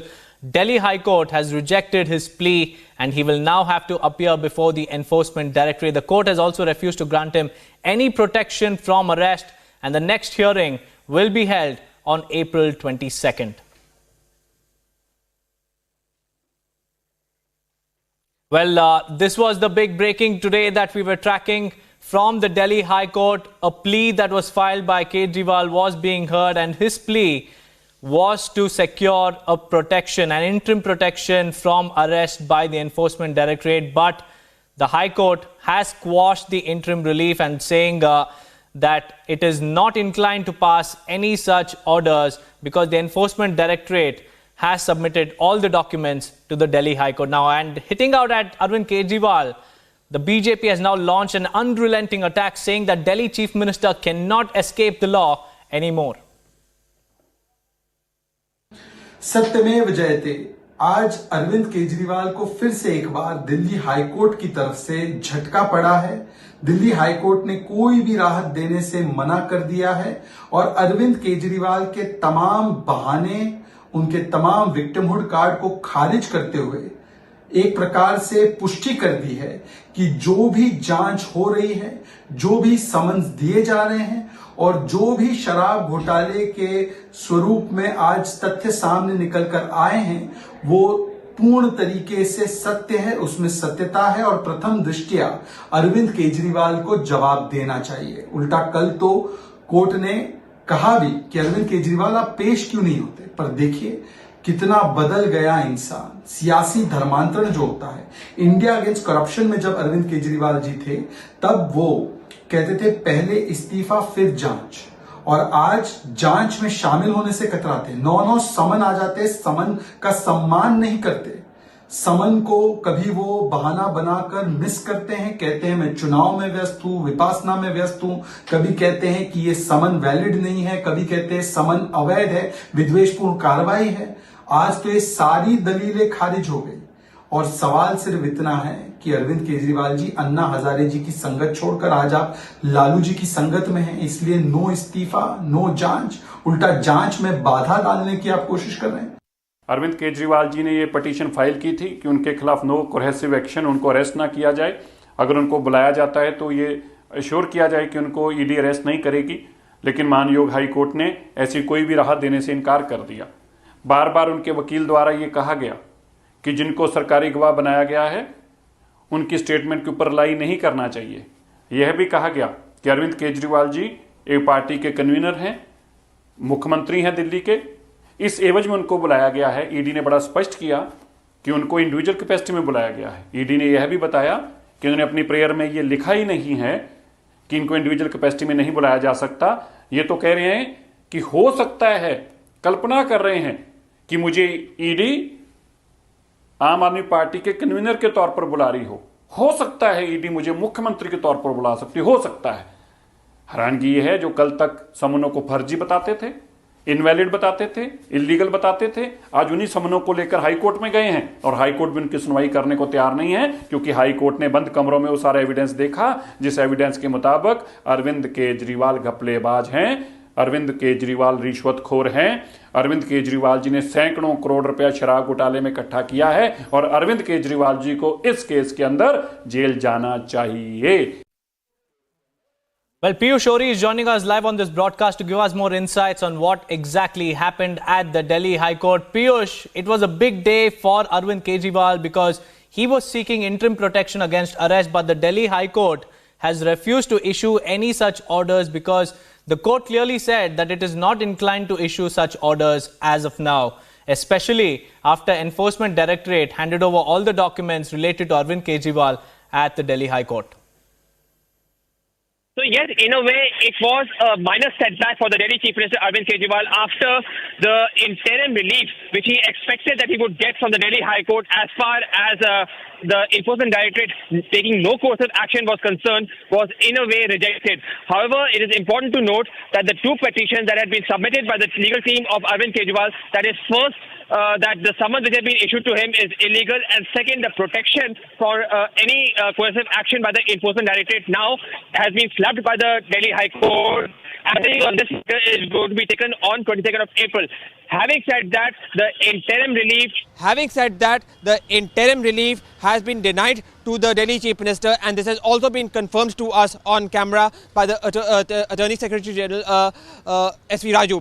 It is also important to note that the Enforcement Directorate now can, in a way, take coercive action if it feels it has enough proof against the Delhi Chief Minister. It is also important to note that the Enforcement Directorate had today given the evidences which it has against Arvind Kejriwal to the Delhi High Court, which it did go through, and perhaps the concreteness of that evidences may have resulted in the Delhi High Court taking this decision of providing no interim relief to the Delhi Chief Minister. Back to the studio. Right, Piyush, many thanks for joining us with all those details. Now, speaking about S.V. Raju, the Additional Solicitor General has now claimed that Kejriwal filed the petition out of complete desperation. Listen in. The petition is not maintainable. That was our main ground. And according to us, it's not maintainable. It's a desperate attempt for him to file the petition. Main दलील तो ये है उन्होंने जो judgement पे rely किया वो judgement rely नहीं हो सकते क्योंकि वो जो है interim orders थे. Interim orders can't be relied as precedents. The petition is not maintainable. That was our main ground. And according to us, it's not maintainable. It's a desperate attempt for him to file the petition. Main दलील तो ये है उन्होंने जो judgement पे rely किया वो judgement rely नहीं हो सकते क्योंकि वो जो है interim orders थे. Interim orders can't be relied as precedents. Well, let's take a look at other stories also that are making the headlines. MOSPMO and top BJP leader Jitendra Singh has filed his nomination from Udhampur Lok Sabha constituency. Union Minister Gajendra Singh Shekhawat was also present. On being asked about the alliance with Apna Dal, Kamrawadi Samajwadi Party chief Akhilesh Yadav said that the alliance was for 2022 assembly polls, but there is no alliance in 2024. On the occasion of Vijay Divas, Rajasthan Chief Minister Bhajan Lal Sharma addressed the National Convention of Loktantra Senani Sangh and Loktantra Raksha Manch. He said that Prime Minister Modi has fulfilled the wishes of those fighting for democracy of the nation, and in just 96 days of governance in the state, his government has completed 45% of the promises made in the manifesto. Enforcement Directorate claims that Karti Chidambaram took 50 lakh rupees gratification through his associates to secure approval for reusing Chinese visas. ED has also initiated a money laundering investigation against him in an alleged scam that involves issuing visas to 263 Chinese nationals in 2011. Delhi High Court has issued a notice to Government of Delhi seeking a reply on the payment of salaries to imams but not other religious persons. Petitioner Rukmini Singh has said that the Delhi government is using consolidated funds of the state to pay a particular religion, and this is creating disharmony in the society. We have filed a PIL against GNCTD because they have been using consolidated fund of the state to pay a particular religion, imams and muezzins of Delhi Waqf Board and non-Waqf Board. Delhi government is creating a disharmony in the society, and that's why we have filed the case against PIL against GNCTD.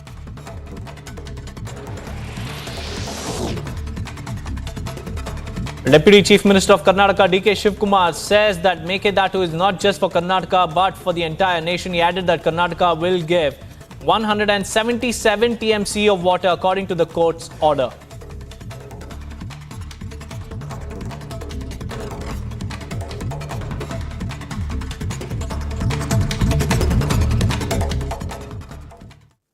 Well, viewers, days after a shopkeeper was attacked brutally in Bengaluru for allegedly playing the Hanuman Chalisa, and after hundreds hit the streets in protest over the attack, the Karnataka police has now registered an FIR against 3 BJP MPs and also pro-Hindu cadres. This FIR has been registered against PC Mohan, Shobha Karandlaje and also Tejasvi Surya at the Halsuru Gate police station.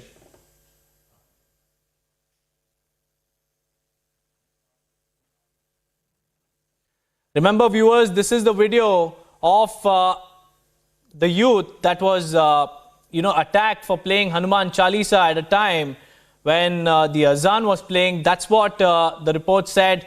And after this, a huge protest was also taken out. And following the huge protest by pro-Hindu organizations, today the Karnataka police has booked BJP MPs and the pro-Hindu cadres for protesting. And so far, no action has been taken against those who assaulted this youth for playing Hanuman Chalisa. This is the current state of affairs in Karnataka. The Karnataka police have booked 3 BJP MPs and pro-Hindu cadres. Now, we have Prajwal Prasad joining us live from Bengaluru. Prajwal, the police have failed to take action against those who assaulted the youth for playing Hanuman Chalisa, but instead they have registered an FIR against all those who staged a protest and also 3 BJP MPs. Let's not forget that PC Mohan, Shobha Karandlaje and Tejasvi Surya have all been booked. What are the charges that have been slapped against them?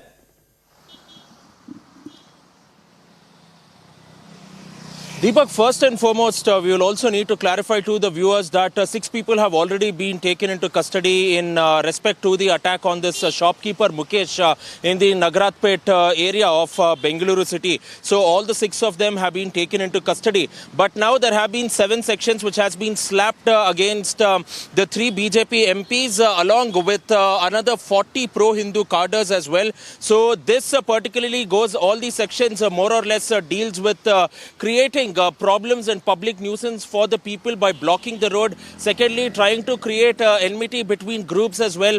And thirdly, for also going ahead and instigating this particular group when there was no need for such action by these MPs as well as a union minister is what the law is stating.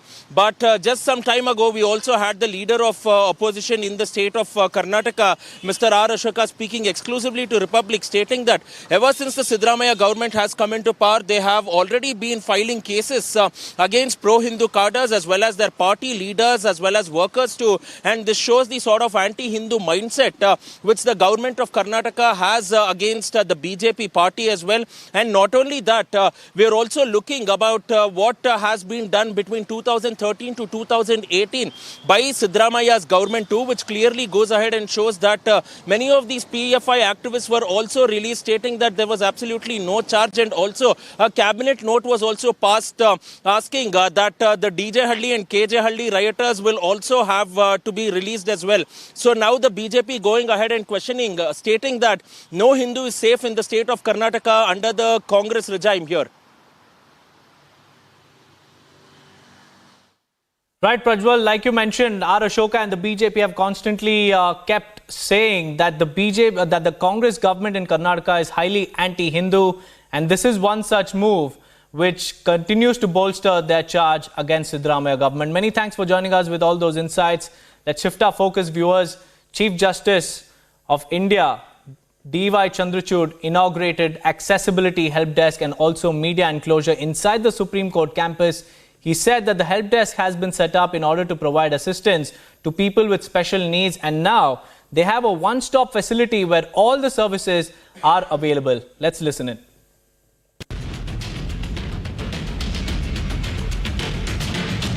The Chief Justice of India, D.Y. Chandrachud, inaugurated the Accessibility Help Desk and media enclosure at the Supreme Court complex. Speaking to the reporters after the inauguration, CJI Chandrachud said this was a continuation of their mission to provide assistance to the people with special needs. We have opened an accessibility help desk. This is in continuation of our mission, which began with the submission of the report by the committee chaired by Justice Ravindra Bhatt. The committee made various suggestions for making the Supreme Court accessible to people with special needs, not just the differently able, but senior citizens, pregnant women, people who require some special assistance. So we have now a one-stop facility where all the services except deciding cases will be available at this center, so people can access this point and seek all information and services which the Supreme Court has to offer. And this is just the beginning. We are implementing the other recommendations which were made by the committee, which consisted of experts and stakeholders.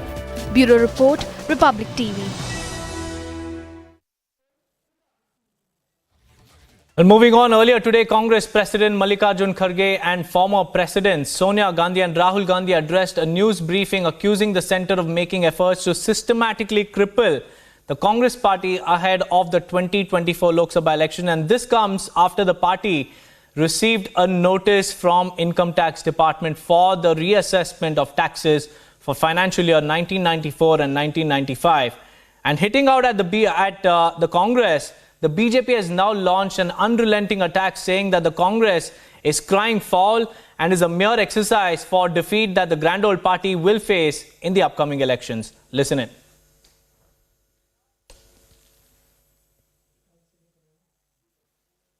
Taking up today is extremely serious, as Congress President has just mentioned.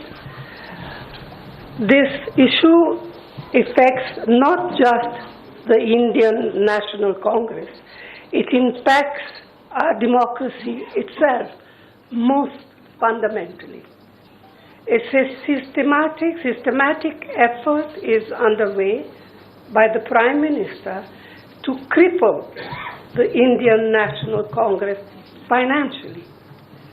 Funds collected from the public are being frozen, and money from our accounts is being taken away forcibly.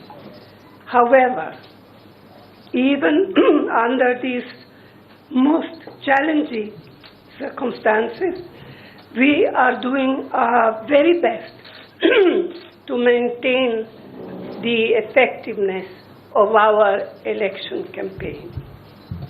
On the one hand, there is the electoral bond issue mentioned by Congress President Kejriwal, which has been declared unconstitutional by the Supreme Court. The electoral bonds have benefited, as everyone knows, the BJP hugely, massively. On the other hand, the finances of the principal opposition parties, the Indian National Congress, are under a determined assault. This, we all believe, is unprecedented and undemocratic.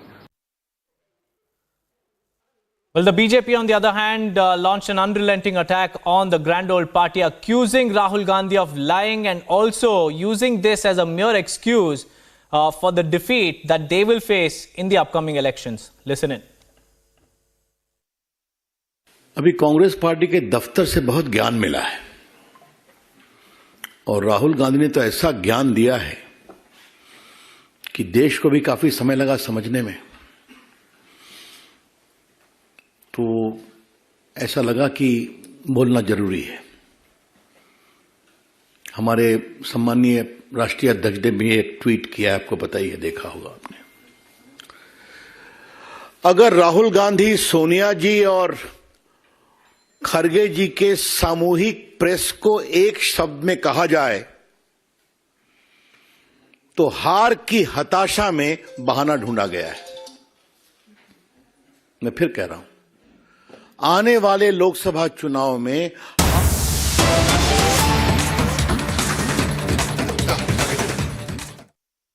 Notice दिया और 22 अप्रैल की तारीख दी।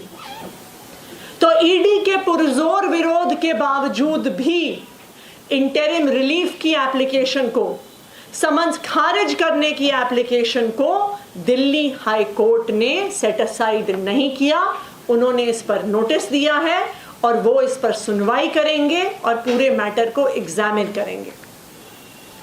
आज मैं ED से ये पूछना चाहती हूं, ईडी जो भारतीय जनता पार्टी का आज एक राजनीतिक हथियार बना हुआ है, कि ये तो बताइए कि आपकी सैकड़ों रेड के बाद आज आप जो समन पे समन भेज रहे हैं, ये तो आप बताइए कि आपको कितने पैसे मिले, अभी तक कितना पैसा रिकवर हुआ, अभी तक कितना प्रोसीड्स ऑफ क्राइम मिला। जो छापे मारे आपने आम आदमी पार्टी के नेताओं पे के घर पर, उनके ऑफिस में, उनके लॉकर में, उनके पैतृक गांव में, क्या 1 रुपए की भी पैसे की रिकवरी हुई है? नहीं हुई है।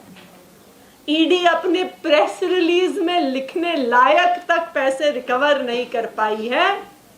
मैं तो ये भी कहूंगी कि जितना पैसा ईडी ने अपनी रेड्स में लगा दिया, उसका खर्चा भी रिकवर नहीं कर पाई होगी ईडी। आज तक 2 साल की इन्वेस्टिगेशन में ना ईडी को ना सीबीआई को, सैकड़ों अफसर लगाने के बाद, हजारों रेड करने के बाद, 1 रुपया भी आम आदमी पार्टी के किसी नेता से, किसी मंत्री से अभी तक नहीं मिला है। और यही कारण है कि आम आदमी पार्टी के नेता बहादुरी से डटे हुए हैं भारतीय जनता पार्टी और उनके राजनीतिक हथियार ईडी के सामने। वरना जिन जिन पार्टियों के नेताओं ने भ्रष्टाचार किया है, जैसे ही उन पर ईडी की रेड होती है, जैसे ही उन पर ईडी का केस होता है, जैसे ही उनको ईडी का समन आता है, वो अगले दिन भारतीय जनता पार्टी का पटका पहन लेते हैं, भारतीय जनता पार्टी की टोपी पहन लेते हैं और भारतीय जनता पार्टी में शामिल हो जाते हैं। फिर ईडी जाके कोर्ट में हाथ जोड़ के कहती है, जी हम केस बंद कर रहे हैं, हमारे कागज खो गए, हमारी फाइलें खो गई, हमारे पास कोई सबूत नहीं है। लेकिन आम आदमी पार्टी एक इकलौती पार्टी है जिसके नेताओं पर केस होने के बावजूद, रेड होने के बावजूद, समन्स आने के बावजूद और कई नेताओं के जेल जाने के बावजूद हम फिर भी भारतीय जनता पार्टी के खिलाफ इस लड़ाई में डटे हुए हैं। ये कहते हैं अपने प्रेस रिलीज में कि 100 करोड़ का भ्रष्टाचार किया। मैं तो भारतीय जनता पार्टी से पूछूंगी कि अगर हमने 100 करोड़ का भ्रष्टाचार किया होता तो आज अपने नेताओं को छुड़ाने के लिए आपको 50 करोड़ हमने इलेक्टोरल बॉन्ड्स में दे दिया होता। क्योंकि अगर आप इलेक्टोरल बॉन्ड्स की लिस्ट देखने जाइए तो बहुतों ने जिन्होंने 50 करोड़ रुपए दिए उनको ईडी और सीबीआई से छुटकारा मिल गया। मैं आज एक बार फिर भारतीय जनता पार्टी को ये कहना चाहती हूं कि अगर आम आदमी पार्टी से लड़ना है तो खुल के हमसे राजनीतिक मुकाबला करिए, जमीन पर उतरिए, दिल्ली की सड़कों पे उतरिए, पंजाब की सड़कों पर उतरिए, हमारे खिलाफ कैंपेन कीजिए और हमें चुनाव में हराइए। ये ईडी के पीछे छुपकर चुनाव लड़ने की कोशिश मत करिए। आज भारतीय जनता पार्टी ईडी के पीछे छुपकर चुनाव लड़ने की कोशिश कर रही है। आज भारतीय जनता पार्टी ईडी के माध्यम से अरविंद केजरीवाल को जेल भेजने की कोशिश कर रही है। आज भारतीय जनता पार्टी अरविंद केजरीवाल को चुनाव प्रचार करने से रोकने के लिए ईडी को उनके पीछे भेज रही है। लेकिन मैं भारतीय जनता पार्टी को बता दूं कि हम उनकी धमकियों से डरने वाले नहीं हैं। हम दिल्ली के लोगों के लिए, पंजाब के लोगों के लिए, इस देश के लोगों के लिए और इस देश के संविधान के लिए लड़ते आए हैं और लड़ते रहेंगे। Thank you. मैम, क्या सुप्रीम कोर्ट जाएंगे? क्या हाई कोर्ट से राहत न मिलने के बाद गिरफ्तारी पे कोई रोक नहीं लगी? देखिए, हम अभी अपने लीगल ऑप्शंस तो बिल्कुल कंसिडर करेंगे, लेकिन ये एक बहुत बड़ी विक्ट्री है कि ईडी के इतने विरोध के बावजूद भी हाई कोर्ट ने केस को डिसमिस नहीं किया। मुझे नहीं लगता कि आज तक किसी भी मैटर में ईडी को लाके अपने कागज तक दिखाने पड़ गए, सारा सबूत भी दिखाना पड़ गया कोर्ट में, लेकिन उसके बावजूद हाई कोर्ट ने हमारी इंटरिम रिलीफ की एप्लीकेशन को डिसमिस नहीं किया। बाकी और क्या लीगल ऑप्शंस हैं हम जरूर एक्सप्लोर करेंगे, लेकिन आज ये साबित हो गया कि जज साहब ने जब सारे कागज देख लिए तो उनको समझ में आ गया कि ईडी की बात सुनने लायक नहीं है। मैम, इसको कैसे आप बड़ी जीत कह रही हैं? आप लोग गए थे कि गिरफ्तारी पे रोक लगी, वो रोक नहीं लगी है। अब गिरफ्तारी की तलवार लटकी हुई है। देखिए, ऑप्शन तलाश रहे हैं, जीत कैसी है? गिरफ्तारी की तलवार तो हर उस आदमी के सर पर लटकी हुई है जो मोदी जी का विरोध करता है। गिरफ्तारी की तलवार अरविंद केजरीवाल पे तब तक लटकी रहेगी जब वो मोदी जी के खिलाफ बोलते रहेंगे।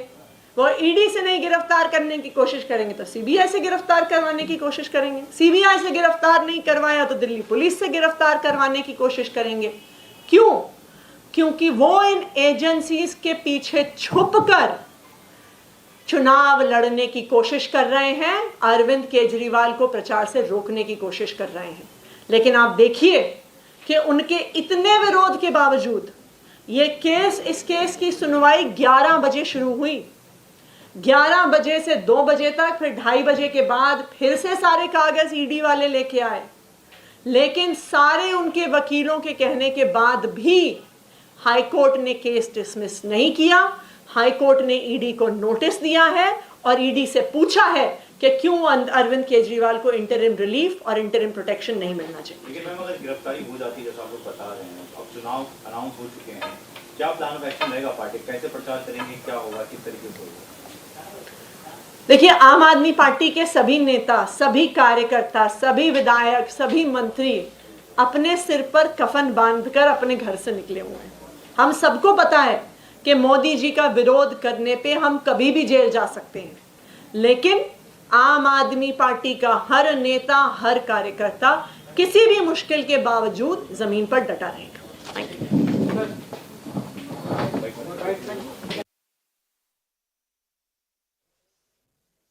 Well, that was Delhi Minister Atishi launching a scathing attack against the BJP, saying that the Saffron Party is using agencies such as the Enforcement Directorate and the IT as their political tool to tackle Arvind Kejriwal, and also has cried foul, saying that it is a bid to stop him from campaigning for the upcoming Lok Sabha elections.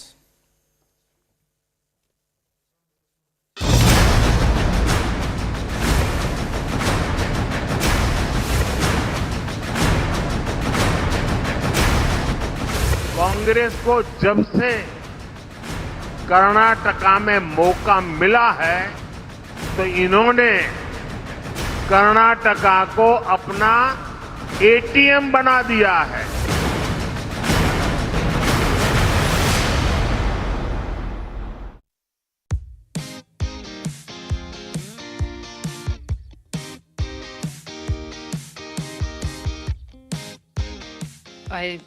Why she said that? In the press conference. Yeah, but why? Why she said that? Because I didn't do anything wrong. I didn't cheat. I didn't dope. So it's better if we read the decision from TASS that it was a contaminated supplement, was not doping, and I never had something to do with doping. So I never doped, so I'm not a cheater. So thank you to the tournament for giving me the wildcard and to have the possibility to play in such a big tournament. It was great to be back, and only one person being negative about me is not that important because I have hundreds of people that giving me love. So I will take that. You know, with the meeting yesterday, I don't know if you referred to that, with the PIF, there's more questions looming, and you know, I don't think many players are too privy of information. You know, Jay's been trying to be transparent with emails based on, you know, what's happening, not giving, he obviously, you can't reveal information of talks, you know, that are ongoing to the membership, which obviously makes sense, but he's been trying to be as transparent as possible on that front. So I think this is probably bridge, I'd say, leaning more that way, more than set in stone. I think, you know, the tour is just trying to find the right way to push forward, and it's going to be impossible to keep everybody happy. The day after my game, I saw him in a restaurant, and when I saw him, I went to his table to say hello.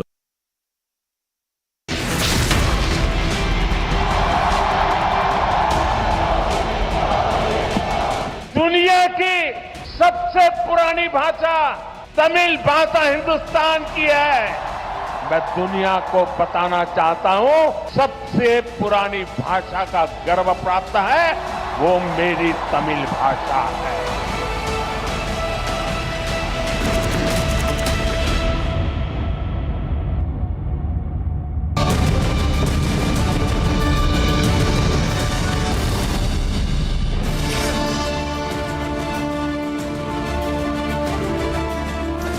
Hello and welcome, ladies and gentlemen. You're watching the Thursday edition of This Is Exclusive, and today on this edition of This Is Exclusive, our focus on top 3 stories. The first one coming in from Tamil Nadu, where there is a massive furore over Music Academy Award to TM Krishna. We tell you what the controversy is all about, and then we will shift our focus to the biggest story from the national capital, where the Liquorgate heat is only mounting on the Delhi Chief Minister. We'll also get you all that. But first, a quick check of the headlines, and not to miss that story coming in from Assam too.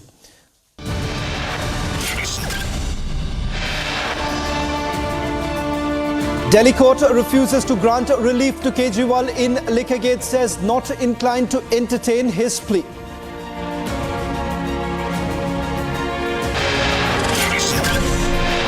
After back-to-back ducking of summons, Kejriwal will have to appear before the Enforcement Directorate tomorrow.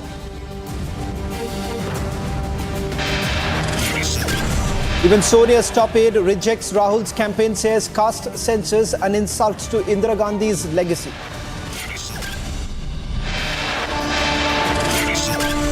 Big development in electoral bonds case. SBI files compliance affidavit in top court, says all details disclosed.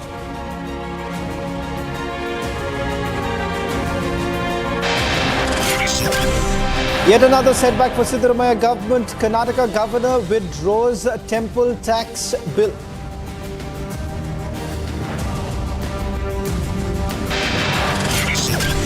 Outrage over Music Academy Award for TM Krishna. Karnataka singers boycott Karnataka Music Conference in protest.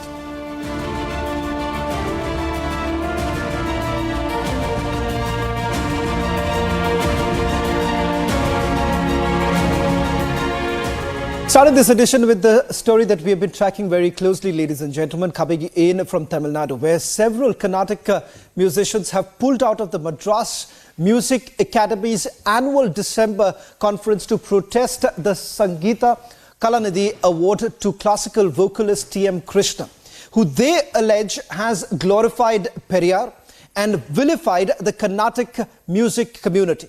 The artists are miffed with the Chennai-based Academy's decision to bestow the honor, which is considered, many would say, the Oscar equivalent in Carnatic music on the vocalist. Now, yesterday, renowned Indian classical musicians Ranjini and Gayatri announced the decision, stated that their participation at this year's conference under T.M. Krishna's presidency would constitute a moral violation. Here's what the controversy is all about, and then we get to an exclusive interview with the Trichur brothers. T.M. Krishna, a renowned Carnatic vocalist known for challenging conventional ideas about caste and gender politics in Carnatic music, has been awarded the prestigious Sangeet Kalanidhi Award by the Madras Music Academy. The award recognizes Krishna's powerful voice, adherence to tradition, exploratory approach to music, and his use of music as a tool of social reform. However, the recent decision by the Madras Music Academy to confer its highest honor has sparked intense debate and division within the Carnatic music community. While some celebrate the recognition of Krishna's contribution to the genre, others vehemently oppose it, citing concerns over his alleged glorification of controversial figures and his supposed denigration of traditional values. This Periyar and T.M. Krishna issue is concerned, everyone is having the right to express their own views. When you are criticizing some leader, others are also having the equal right in criticizing the other leaders. Carnatic vocalists Ranjini Gayatri and Hartika exponent Dushyant Sridhar marked their protest by withdrawing from the Music Academy Conference 2024. Vedic speaker and writer Dushyant Sridhar said that he won't be performing at the Academy's upcoming music festival in protest. The row over the award to T.M. Krishna is only getting bigger. Bureau Report, Republic TV.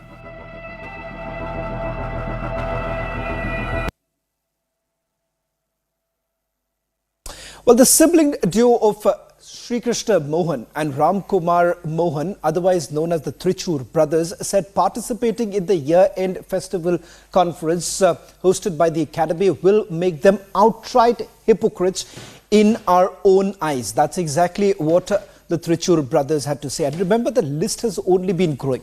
T.M. Krishna, on the other hand, has taken some strong viewpoints on various matters, particularly with regards to Periyar, or for that matter, Ms. Subbalakshmi also. And keeping that in mind, we've seen that growing list of protests that are growing in, and people who have come in support of T.M. Krishna too.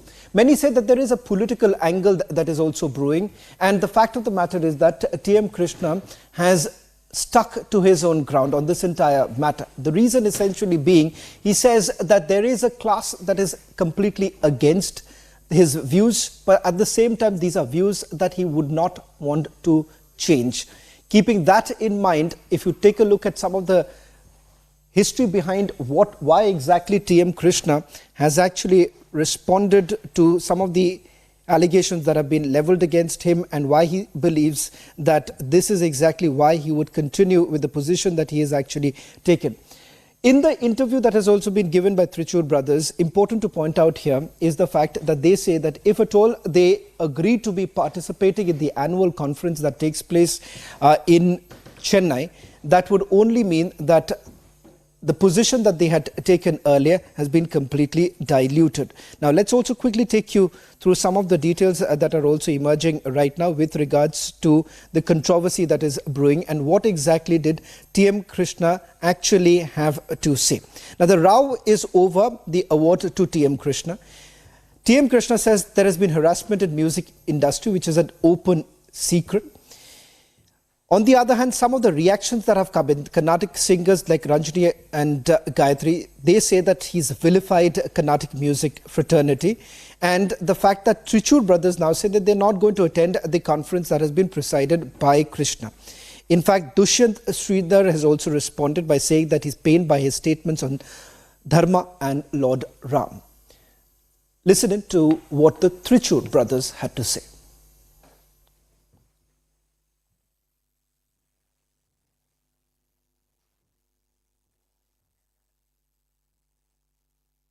Bestowing the Kalanadi Award to a controversial singer, T.M. Krishna, has created much stir within the Carnatic music fraternity. Many singers, doyens in fact, have joined the chorus stating that they protest by giving him that award and refuse to even take part in the conference of the Music Academy of Madras, stating that they do not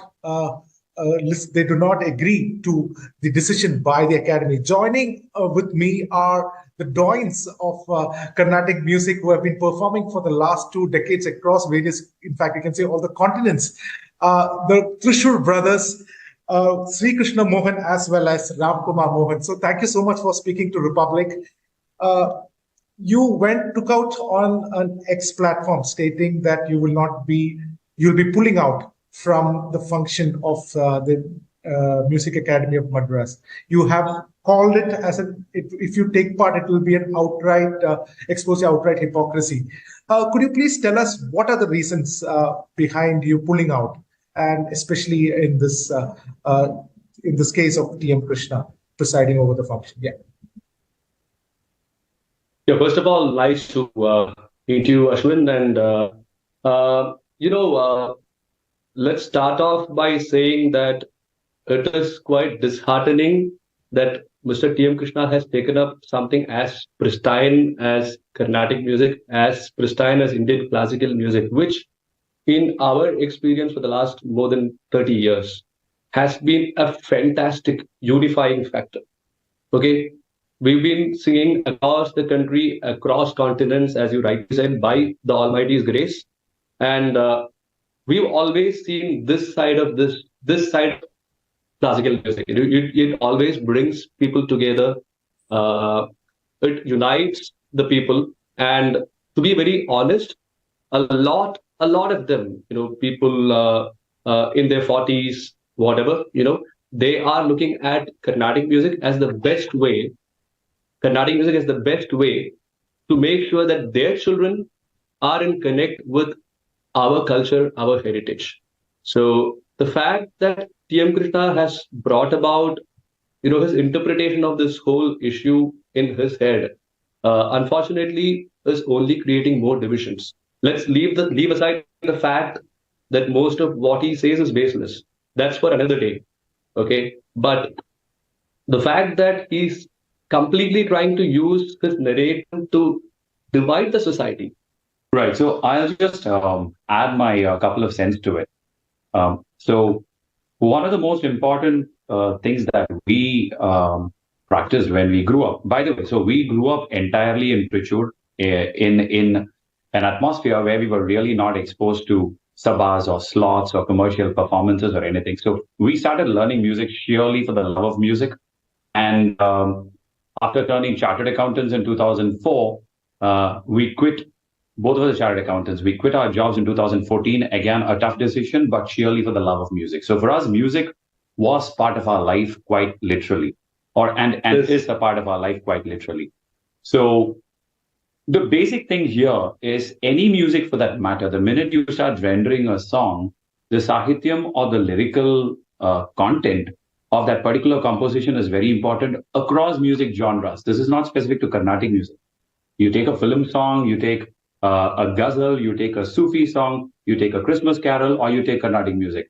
Lyrics and sahityam play a very, very important part. Absolutely. With respect to Carnatic music, because of the rooting, the lyrics are based on either temples or deities or spirituality or devotion, or even about nature or about relationships. To basically say that I want to detach Carnatic music from the lyrical content in it is absolutely illogical. And to go ahead and say that the saint composers composed these compositions, which was more of an outpouring of their true emotions of devotion and bhakti, and to come out and say that they simply make it look like they actually sat in a room and wrote notes and simply started fitting sahitya to that. As I'm talking in my head, I'm hearing how illogical I'm actually sounding. And that's what he unfortunately has been propagating.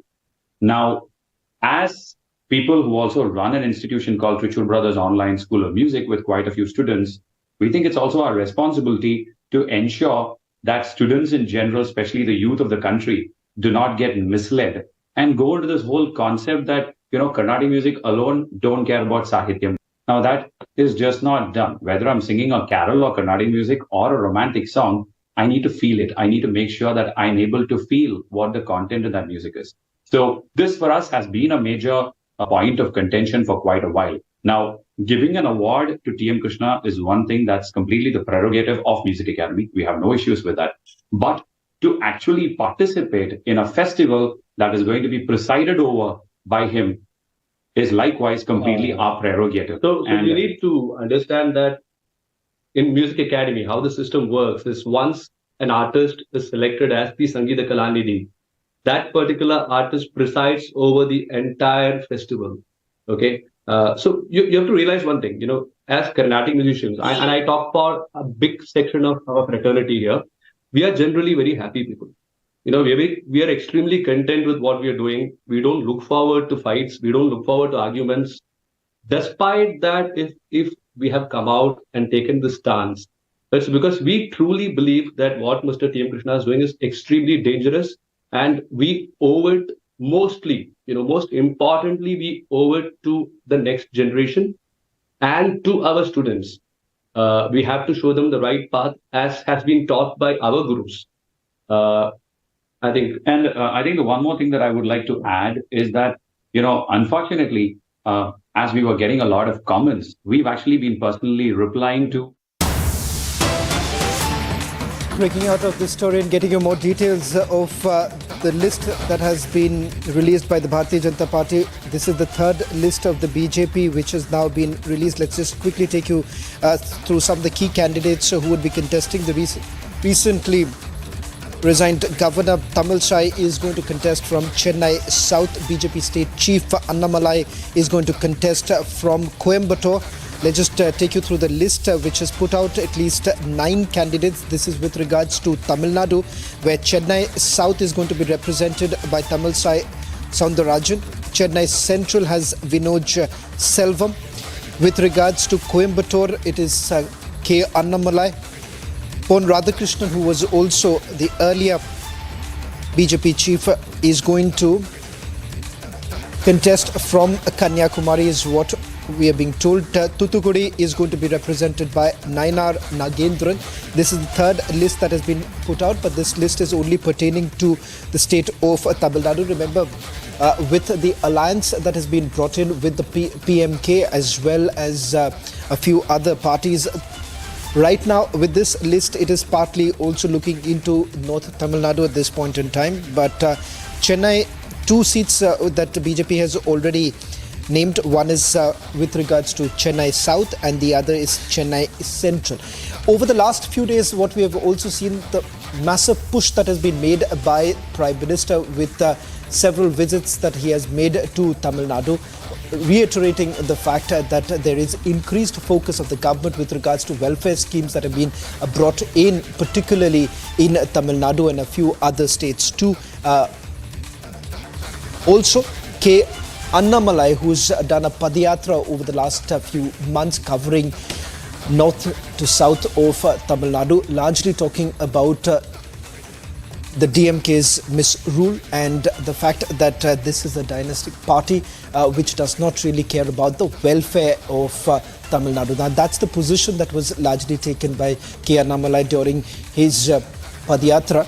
In fact, many would say that there has been an aggressive campaigning that has been done by the Bharatiya Janata Party, particularly in the state of Tamil Nadu, where they haven't really done well in the past. Remember, they've not been able to open their account for several parliamentary constituencies, but at the same time, K. Annamalai this time appears to be quite confident. In fact, in an interview to Republic TV, he has also indicated that not only the vote share that they are expecting it to go into double digits, but of course that also translating into votes, into seats too. That's the kind of response that has essentially come in from the man who is considered to be BJP's South architect, and hoping that they will be able to dent the performance of the DMK. Remember, DMK of all the opposition parties in the last parliamentary elections also has been able to retain most of the seats. Only one seat had actually gone to the AIA-DMK. Most of the seats went to the DMK in alliance with the Congress party. Here too, remember, the DMK has already announced their first list of candidates, and they've also given roughly over 10 seats to the Congress party to contest from Tamil Nadu. So that's the big news now coming in with regards to the list that has been put out by the Bharatiya Janata Party with regards to at least 9 seats, 9 parliamentary constituency seats where they have announced the candidates, starting with Chennai South, which is going to be represented by the former governor of Puducherry, Tamilsai Soundarajan. Chennai Central would be by Dr. A.C. Shanmugam. Vellore is, I beg your pardon, it's Vellore which will be represented by Dr. A.C. Shanmugam. Chennai Central would be represented by Vinoj P. Selvam. Krishnagiri is C. Narsimhan. Nilgiri is, which is again a reserved seat, by Dr. L. Murugan. Coimbatore would be represented by K. Annamalai. Perambulur is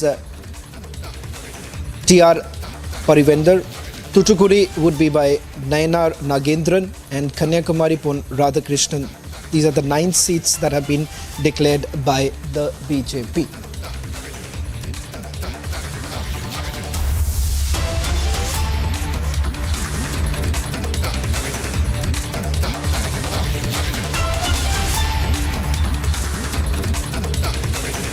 But that's the third list of the Bharatiya Janata Party list that have been put out.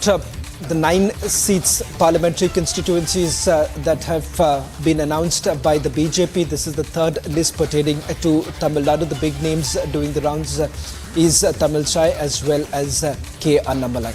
Just to put this into perspective, as we also try and get in our reporters on the ground getting you more details, is the fact that if you see from the time that the poll bugle was actually sounded, the Prime Minister's increased focus has certainly been in Tamil Nadu. Many experts point out to the fact that perhaps if not for 2024, remember in the next few elections, BJP is hoping that the position that the AIA-DMK enjoyed in the state of Tamil Nadu would be taken over by the Bharatiya Janata Party, hoping to be the next principal opposition in the state of Tamil Nadu.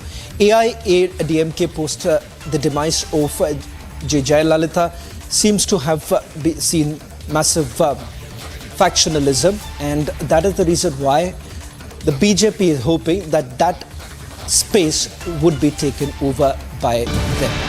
Slipping into a short break. On the other side, we get you the special story coming in from Assam.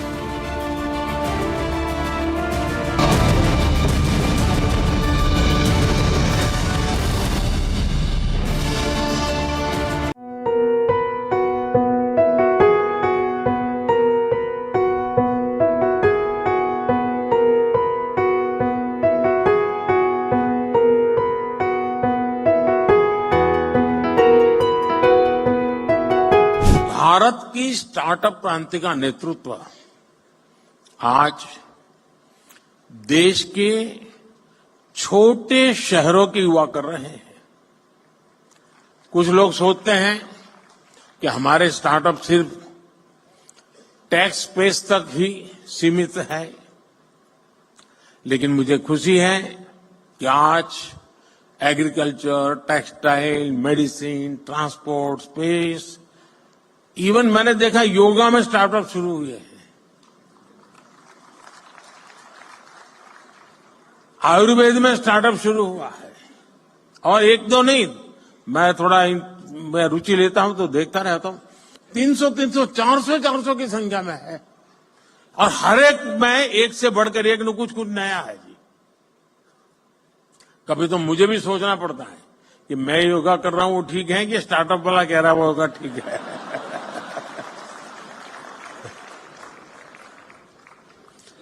साथियों, space जैसे sector में जो कि हमने अभी कुछ ही समय पहले ओपन अप किया, पहले तो सरकार में जैसा स्वभाव रहता है जंजीरें बांध देना, और मेरी पूरी ताकत जंजीरें तोड़ने में लगी रहती है।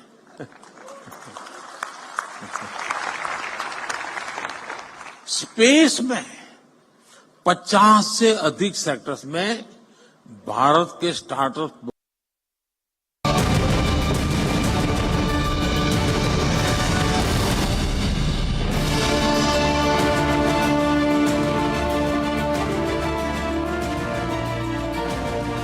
Getting you another special report. This is about an operation that has been carried out by the Assam STF, where they nabbed 2 ISIS terrorists who crossed the international border from Bangladesh in Assam's Dhubri sector after receiving credible information. Among the 2 arrested is Haris Faruqi, who is believed to be the head of ISIS India.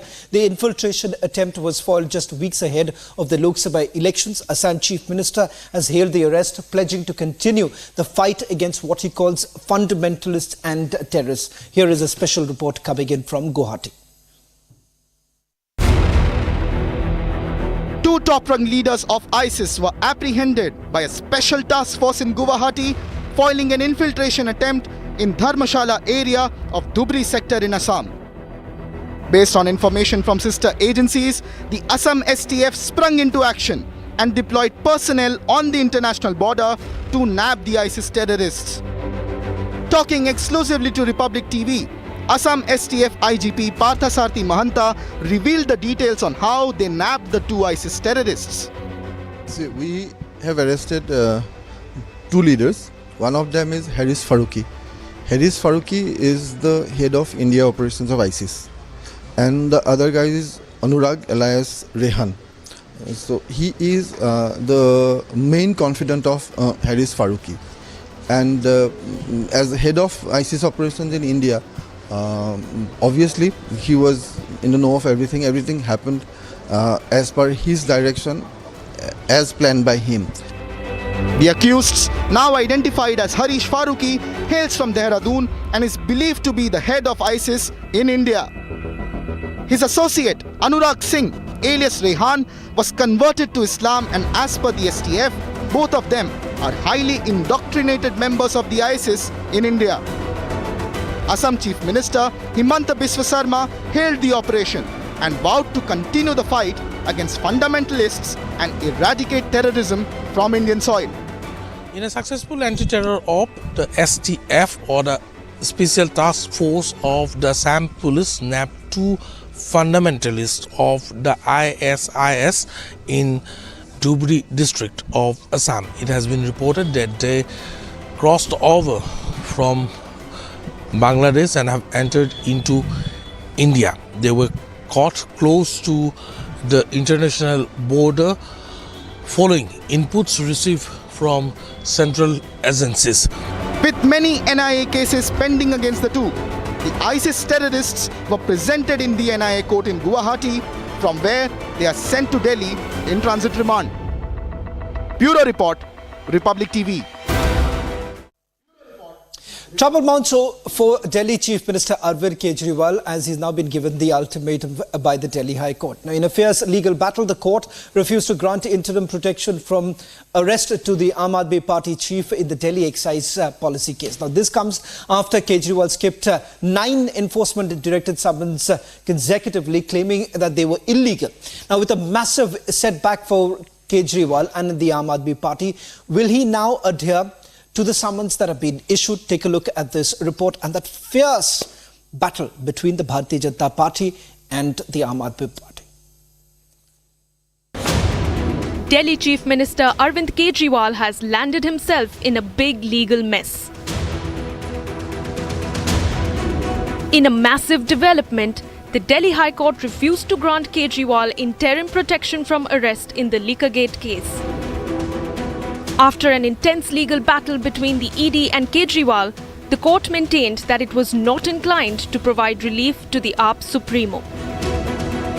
This, while the ED has maintained that each time the Chief Minister was summoned, he was on Vipassana. The AAP has repeatedly claimed the summons as illegal and politically motivated. इन्होंने मुझे समन भेजे हैं। मेरे वकीलों ने मुझे बताया कि ये समन गैर कानूनी है। अभी ठीक लोकसभा चुनाव के पहले मुझे क्यों बुलाया जा रहा है? पहले क्यों नहीं बुलाया? लेकिन अब ये लोग ठीक लोकसभा चुनाव के 2 महीने पहले मुझे बुला रहे हैं। तो बीजेपी का मकसद कोई पूछताछ करना थोड़ी है, इनका मकसद है पूछताछ के बहाने केजरीवाल को बुला लो और उसे गिरफ्तार कर लो ताकि मैं लोकसभा चुनाव में प्रचार ना कर पाऊँ। जहां तक समन की बात है, ये पहले दिन से सबको पता है कि ये राजनीतिक महत्वाकांक्षाओं से प्रेरित भारतीय जनता पार्टी का सम्मन है। ईडी के सम्मन को बार बार मुख्यमंत्री जी की तरफ से कहा गया कि भाई ये इल्लीगल है, उनसे सवाल पूछे गए।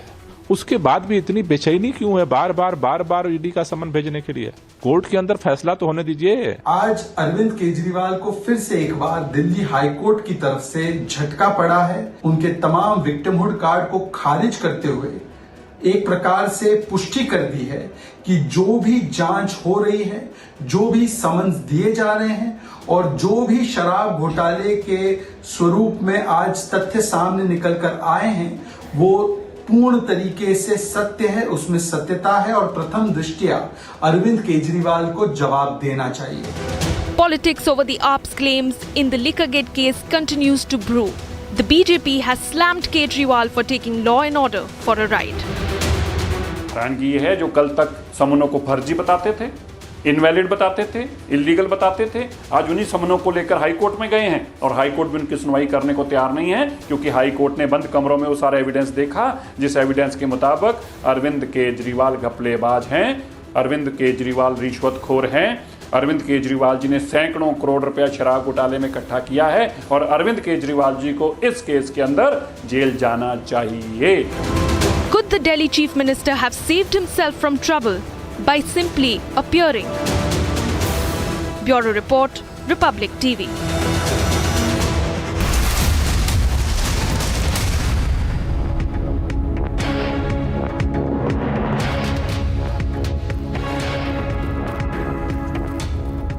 Viewers, we're live and breaking up. Shivangi Shukla getting you the latest coming in this Thursday evening, where we get you top updates.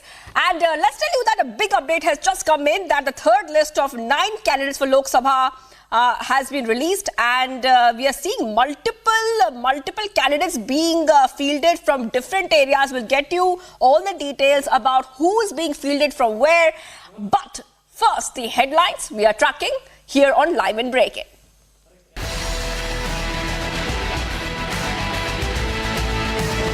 BJP releases a third list of candidates for Tamil Nadu. Tamil side to contest from Chennai South and Annamalai from Coimbatore.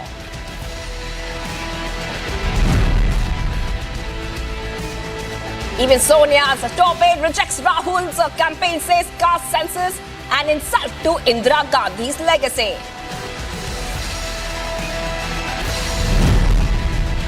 Top sources say Congress to contest on 2 Mumbai seats and Uddhav Sena to fight on 4.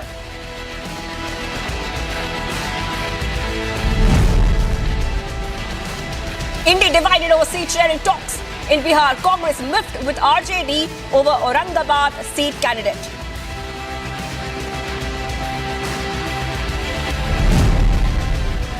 Big development in electoral bonds case. SBI files compliance affidavit in top court, says all details disclosed.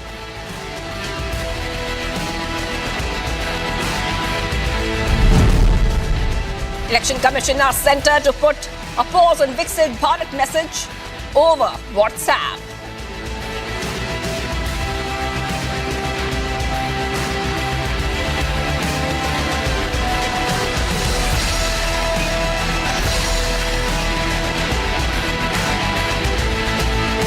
Viewers, we go straight to the top story we're tracking right now, where for Tamil Nadu, BJP has released its third list of candidates for the upcoming Lok Sabha elections. Seats for a total of 9 candidates have been announced.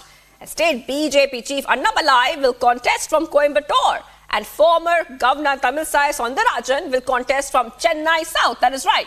I'm just going to go across to my colleague who's joining us. Ashwin is joining us right now. And Ashwin, this is, of course, a huge update in terms of, the candidate list being announced. If you could take our viewers through the candidate list, who is fielding from where, and as per the strategy of the BJP in the state, is it a good candidate list?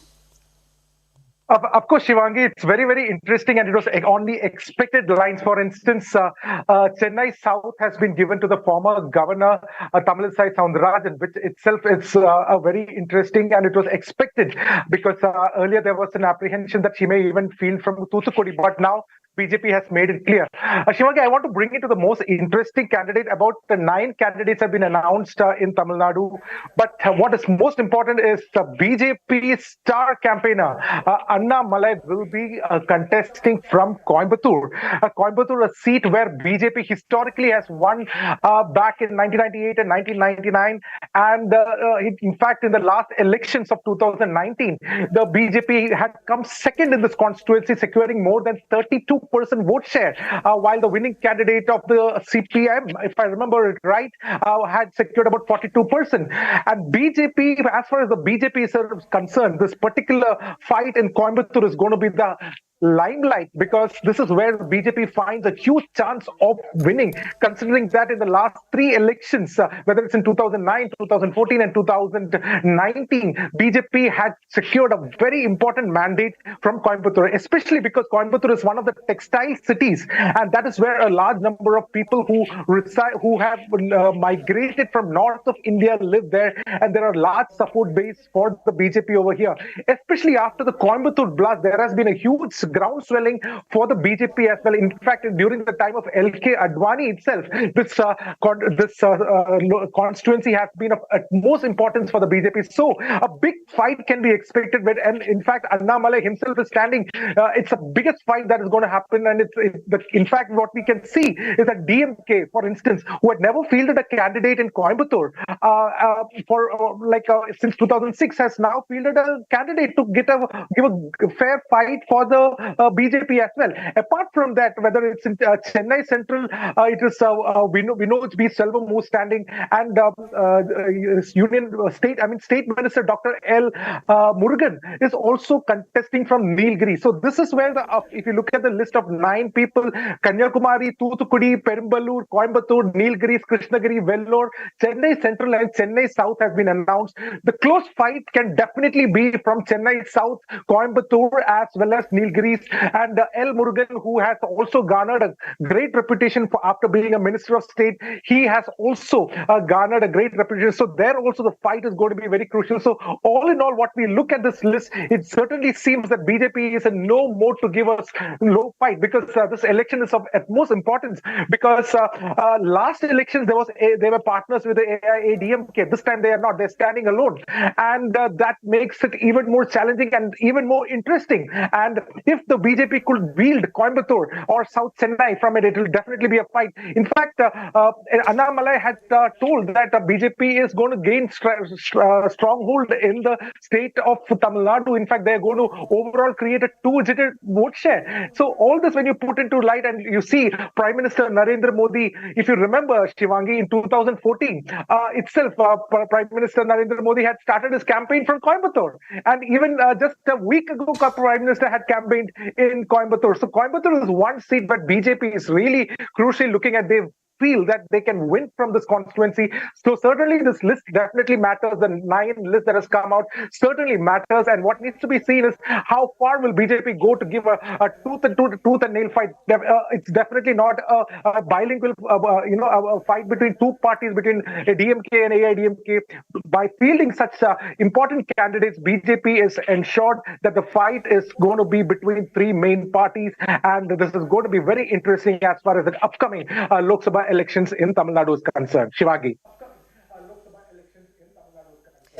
Right, and just take our viewers through exactly what we have been seeing for a while now. Now, Tamil Nadu, something very, very big happened in Tamil Nadu a few months ago. If you could take our viewers through that, because we know that AIDMK had announced a decision to break its alliance with the BJP, exit the NDA. So they decided to exit the NDA. We know that the AIDMK has also announced the candidates for the 32 Lok Sabha seats in Tamil Nadu. At this point of time, of course, the big question would be that how would AIADMK see, contesting against its former ally, and what kind of, how would they really feel their candidates against the candidates which have been announced with the BJP? That could also be a big question that our viewers would be wondering about. Ashwin. Well, in the last election, especially in Coimbatore, because BJP and AIDMK were together, although the result was about 32%, there was a dwindling of the vote share. So BJP has calculated that probably this is because of the AIDMK alliance. And if you look at the entire quagmire AIDMK is in, they have gone ahead to even ally with the controversial political arm of the political organization called the SDPI. So we see that AIDMK is trying to woo the radical, entities within these constituencies. So certainly BJP is in no mood to ally with somebody like AIDMK, which is standing on its own. And also it's important because if you look very carefully at how BJP has worked, keeping in attention the Tamil Nadu electorate, you look at whether it's the sacred Sengol that was brought in, whether it was the Kashi connection where Tamil Nadu and Kashi, when Kashi temple was inaugurated, they brought a huge connection between Kashi and Tamil and Kashi, and inviting the then Chinese premier for a meet in Chennai, in fact in Tamil Nadu in Mahabalipuram, and several other factors, and Prime Minister Modi relentless campaigning. In fact, 2 days ago he was in Salem. So Prime Minister's relentless campaigning in Tamil Nadu, talking very most of his speeches starting in Tamil and then stating that he's sad that he's unable to speak in Tamil and he will surely learn it. All these factors, the Prime Minister's getting closer to the Tamil population and the Tamil, Tamil diaspora, it's definitely it's been seen by the BJP as a big bonus for the BJP. So that is definitely going to be a very important factor. And also the performance by some of these ministers. L. Murugan has been a Minister of State. So he has also worked for the people of Tamil Nadu. So in Nilgiri, this contest of L. Murugan is definitely going to be very close. And similarly, Tamil Sai Soundarajan, contesting from South Chennai, a very important place where they again feel that there is after the temple came up also, that is also one of the reasons that BJP feels in south of Chennai, they're going to get a stronghold. So if you look at this 9 list, whether it's Chennai South, Chennai Central, Vellore, Krishnagiri, when you look at Coimbatore, when you look at Perambalur, Thoothukudi, as well as Kanyakumari, we see an important fight. Yes, of course, in Kanyakumari, Sri Pon Radhakrishnan is also standing. This is also an important fight, Shivangi. So all in all, if you put together, BJP has put some of the best candidates out. The fight is going to be very crucial. It's going to be close, and DMK also knows it. So we can see that the DMK is chosen candidates. They are even standing in elections where they have not stood for a long time. They are, so all this is going to be important factor, and the rise of BJP.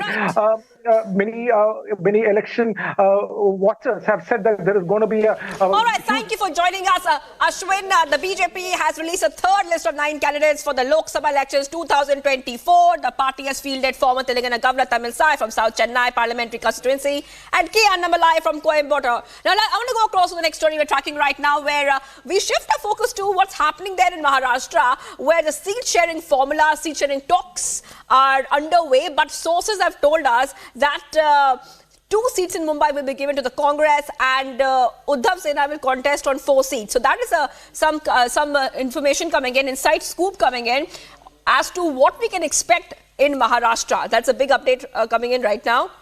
Remember that this is source-based information, where Congress has secured 2 seats under MVA and Uddhav Sena to contest in 4 seats. So that is what we are coming to know, viewers. Let's go to Sandeep, who's joining us. Sandeep, of course, we have to exactly understand what really is happening here in terms of the seat distribution in Mumbai.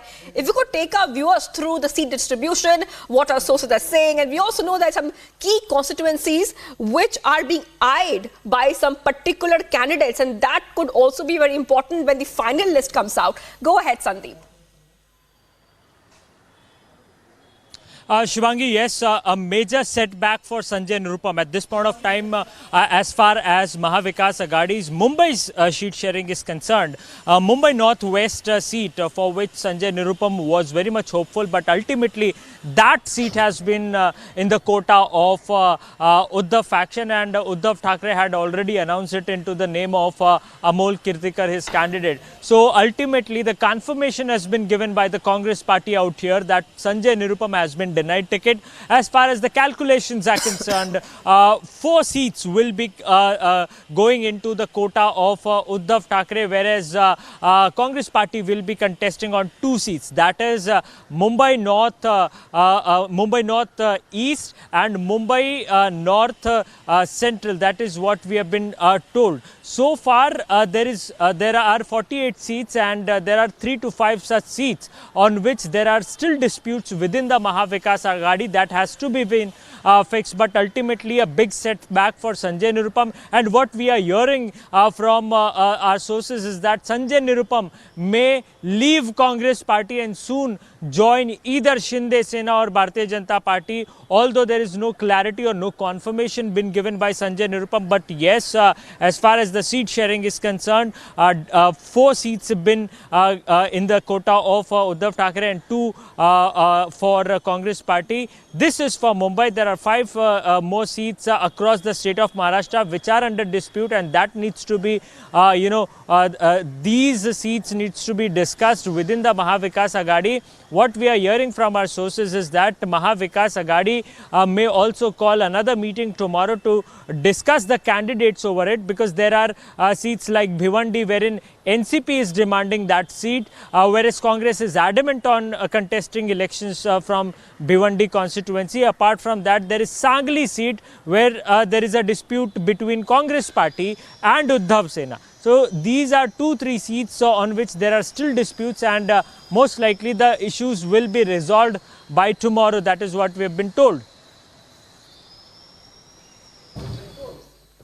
All right, thank you for joining us with all the details coming in. So what we see right now, viewers, source-based information on MVA seat sharing in Mumbai, where Congress could get 2 seats, Uddhav Sena could contest, and 4 seats. We'll wait for a finalist to come out, but that is the inside scoop we have for you. Let's move ahead, viewers, to the other stories we are tracking as we keep getting you more updates.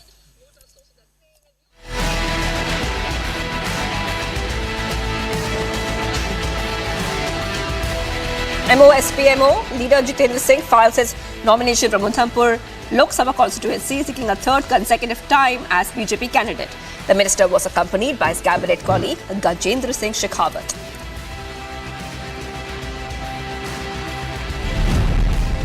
Tamil Nadu BJP President Annamalai says BJP has completed alliance talks and seat sharing on all Tamil Nadu seats. Confidently claims Tamil Nadu will contribute all 39 seats to NDA.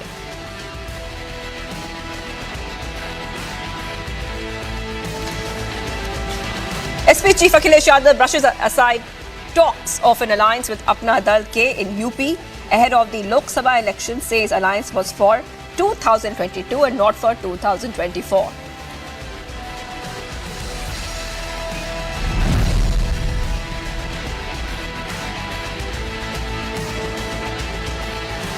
Tamil Nadu BJP President Annamalai says BJP has completed alliance talks and seat sharing on all Tamil Nadu seats, confidently claiming Tamil Nadu will contribute all 39 seats to NDA.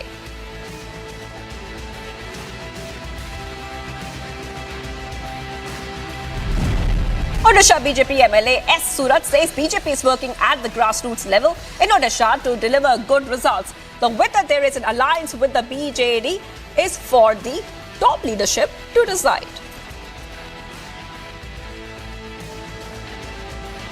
Union Minister and Telangana BJP President G. Kishan Reddy says BJP will soon announce 2 remaining candidates in Telangana. The BJP has announced 15 candidates in the state with 17 seats.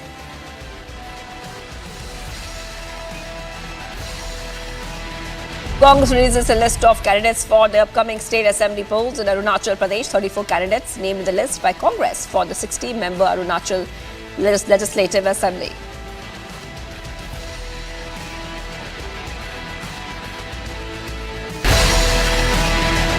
After coming up, viewers, India divided over seat sharing talks in Bihar. Congress miffed with RJD over Aurangabad seat candidate.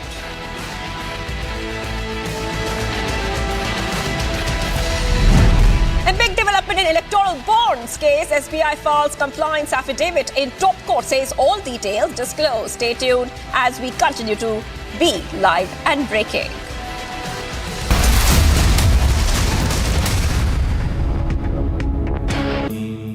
Amity has been ranked India's #1 private university for the 11th year by India Today, a testimony to Amity's world-class education whilst imbibing values and sanskars in students.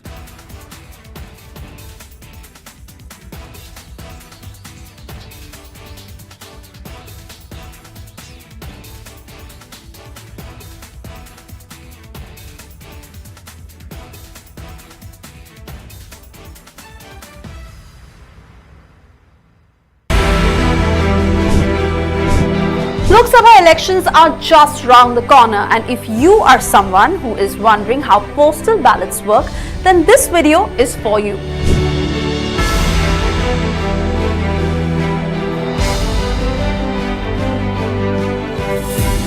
Firstly, let's understand a concept called postal voting. Postal voting, also known as absentee voting, is a method of voting in which electors cast their ballots by mail rather than in person at a polling station.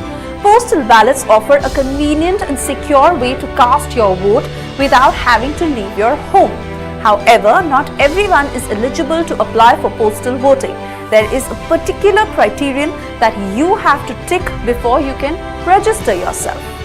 मैं आपको बताना चाहता हूं कि भौगोलिक, सांस्कृतिक, सामाजिक रूप से विविध इतने बड़े देश में चुनाव कराने के लिए हमने अपने आप को कैसे ओवर द 2 इयर्स पीरियड तैयार किया है।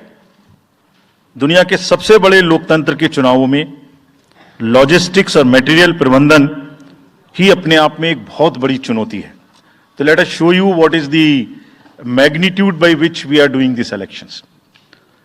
We have 97 crore registered voters, more than the combined voters of a few continents put together, America, Europe, Australia, all many put together. Over 10.5 lakh polling stations, and कितने लोग उसको conduct करते हैं? 1.5 crore polling officials and security officials conduct those elections. More than 55 lakh EVMs, 4 lakh vehicles, और अब तक हम क्या कर चुके हैं? 17 general elections to the parliament, 400 से ज्यादा असेंबली इलेक्शंस कर चुके हैं। ये इलेक्शन कमीशन का एक लीगेसी है। 16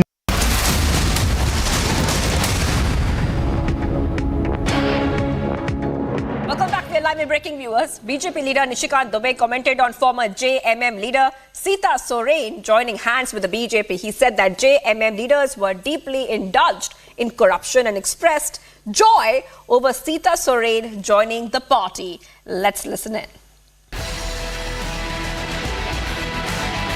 उनके जो पति हैं दुर्गा सोरेन, वो आंदोलनकारी रहे हैं। इस पार्टी को बनाने में उनका बहुत बड़ा योगदान रहा है। लेकिन जब से हेमंत सोरेन जी पार्टी में आए, पार्टी की कमान उन्होंने संभाली, मुख्यमंत्री बने, उप मुख्यमंत्री बने, इन्होंने केवल भ्रष्टाचार किया, पार्टी के कार्यकर्ताओं को ध्यान नहीं दिया। किन परिस्थितियों में दुर्गा सोरेन जी की हत्या हुई, उसका सीबीआई इंक्वायरी के लिए लगातार डिमांड करती रही, उसके बारे में भी कुछ नहीं एक्शन लिया। और लीपा पोती की जो कोशिश होती रही, और दिन प्रतिदिन इनके सीता सोरेन और उनकी दोनों बेटी राजश्री और जयश्री कैसे पीछे चले जाएं, बैक बर्नर में चले जाएं, अपनी पत्नी कल्पना सोरेन को कैसे आगे बढ़ाएं, यही उनका मुख्य उद्देश्य रहा। और फाइनली सब्र का जब बांध टूट गया तो उन्होंने भारतीय जनता पार्टी ज्वाइन कर लिया। हम भारतीय जनता पार्टी परिवार में उनका स्वागत करते हैं। उनके आने से संथाल पन्ना में और पूरे झारखंड में पार्टी को मजबूती मिली। मैं केवल इतना ही कहूँगा कि उन्होंने बिना किसी शर्त के party join. Even Sonia's top aide rejects Rahul's campaign, says caste census an insult to Indira Gandhi's legacy. Plus, top sources say Congress to contest on 2 Mumbai seats and Uddhav Sena to fight on 4. Stay tuned as we are live in Breaking on Republic TV.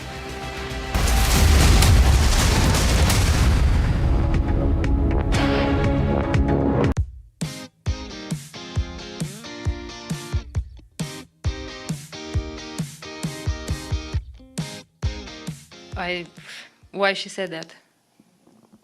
In the press conference. Yeah, but why? Why she said that? Because I didn't do anything wrong. I didn't cheat. I didn't dope. So it's better if we read the decision from TASS that it was a contaminated supplement, was not doping, and I never had something to do with doping. So I never doped, so I'm not a cheater. So thank you to the tournament for giving me the wildcard and to have the possibility to play in such a big tournament. It was great to be back, and only one person being negative about me is not that important because I have hundreds of people that giving me love. So I will take that. You know, with the meeting yesterday, I don't know if you referred to that, with the PIF, there's more questions looming, and you know, I don't think many players are too privy of information. You know, Jay's been trying to be transparent with emails based on, you know, what's happening, not giving, he obviously, you can't reveal information of talks, you know, that are ongoing to the membership, which obviously makes sense, but he's been trying to be as transparent as possible on that front. So I think this is probably bridge, I'd say, leaning more that way, more than set in stone. I think, you know, the tour is just trying to find the right way to push forward, and it's going to be impossible to keep everybody happy. The day after my game, I saw him in a restaurant, and when I saw him, I went to his table to say hello to him because I know that he's, you know, a big legend in football, in English football as well. So I'm just, you know, just say hi to him, and I think some people was at him as well. So he just told me that I have to keep going, having a good season, and he told me I was a good footballer. So I think, you know, it's a big compliment coming from such a big player like that.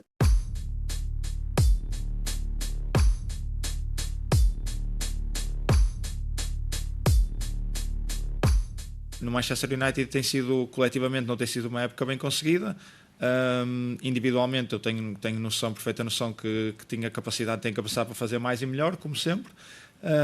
Mas não estou neste momento preocupado nisso, porque aquilo que eu venho sempre a dizer é que o meu empenho e a minha dedicação está sempre no máximo, independentemente de ser a representar a Portugal ou o Manchester United. Por isso eu fico tranquilo em relação a isso, sabendo que a qualidade das exibições pode sempre melhorar. O sonho está bem presente nas nossas cabeças.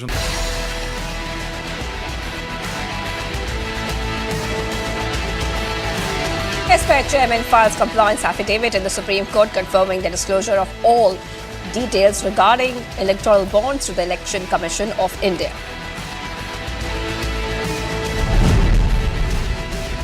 TMC MP Santanu Sen questions the EC's directive to halt Viksit Bharat.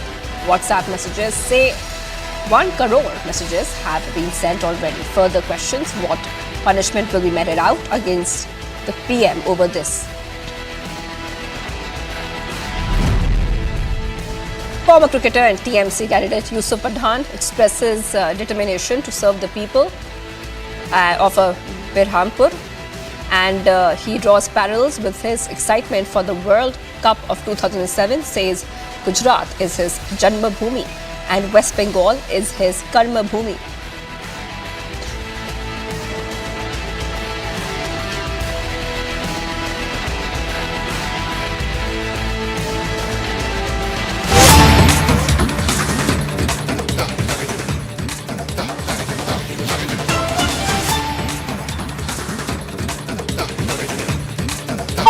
Big breaking updates coming in right now, and we are seeing that there's some kind of a movement at Arvind Kejriwal's residence, and we are knowing, and this is a big breaking update coming in right now, we are coming to know, viewers, a massive deployment, police deployment at Kejriwal's residence.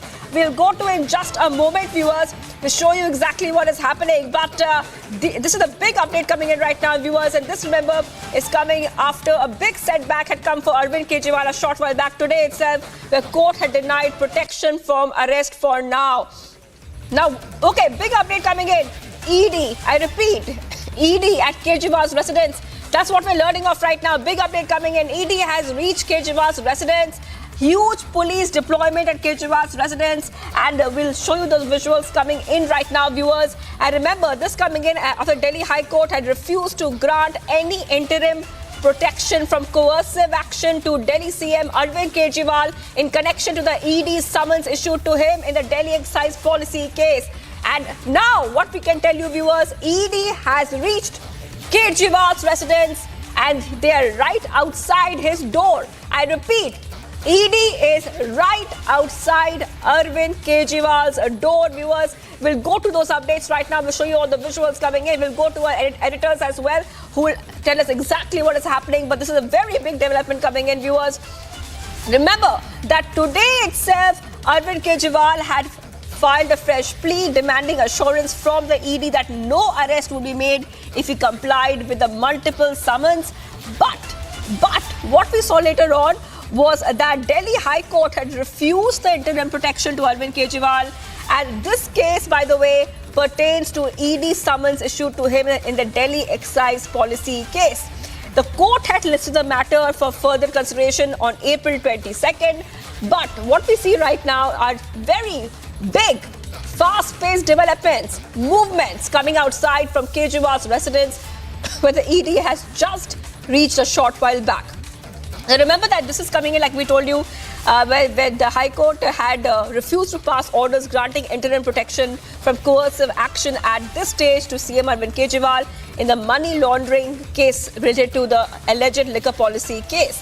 And we saw that after this, we're seeing back-to-back updates coming in, where ED has reached Kejriwal's residence. So at this point of time, viewers, we have to wait and watch what exactly is happening in terms of the next step in the story. We'll be soon joined by our colleagues who will help us understand what really is happening. But this is a very big update coming in as we keep getting our updates. And we can also tell you, viewers, that time and again, Arvind Kejriwal has said that ED's actions are politically motivated. This is Arvind Kejriwal had always maintained this kind of stance. But right now, as we have told you already, the Delhi High Court has refused to grant interim protection from ED arrest to CM Arvind Kejriwal in the liquor policy case. We have to really wait and watch what exactly is happening at Kejriwal's doorsteps in Delhi and what action ED would be taking at Kejriwal's residence. So this is a very big update coming in on Republic TV, where we can tell you that Arvind Kejriwal's residence right now, there's a lot of police deployment outside, a lot of movement and a lot of activity happening. Let's go straight across to the visuals coming in. Okay, those are the visuals coming in right now, viewers, of what really is happening outside Arvind Kejriwal's residence. Now, you can clearly see that it looks like some authorities have reached. There's some conversation happening and there's a lot of movement there in front of Arvind Kejriwal's residence. This is a very, very big update coming in right now.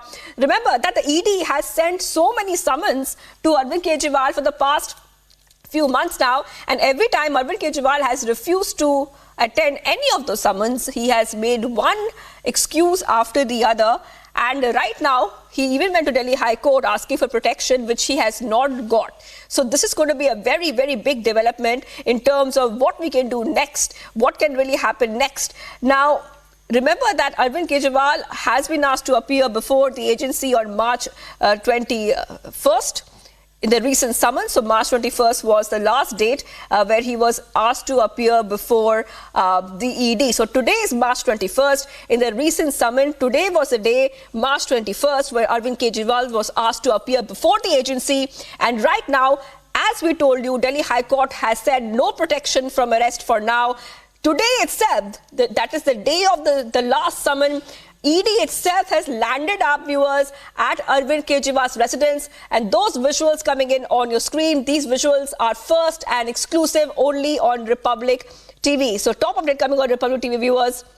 And as we keep getting you more updates, let's tell you that all these cases, all these summons are pertaining to the alleged corruption in formulating and executing Delhi's excise policy for 2021-2022, which was later scrapped. And right now, we have seen that a couple of Arvind Kejriwal's ministers are in judicial custody already in this case. Aam Aadmi Party leader Manish Sisodia, Sanjay Singh already in judicial custody in this case. And we are seeing that the central agencies have time and again said that there were many irregularities were made while the modification of the Delhi excise policy was underway.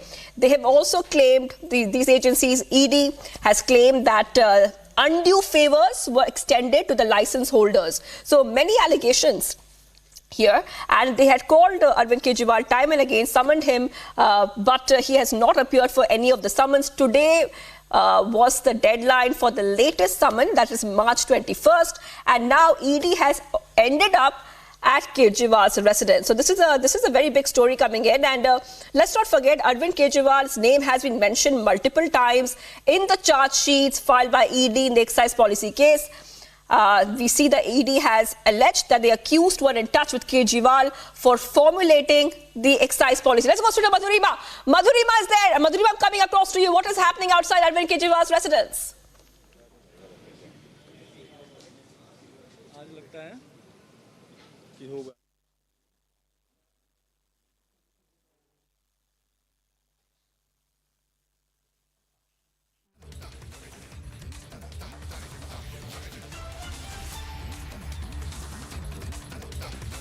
I'll go to Madhurima in just a moment. Try to connect Madhurima. Madhurima is going to take us through all the details coming in, because we need to really understand what is happening there.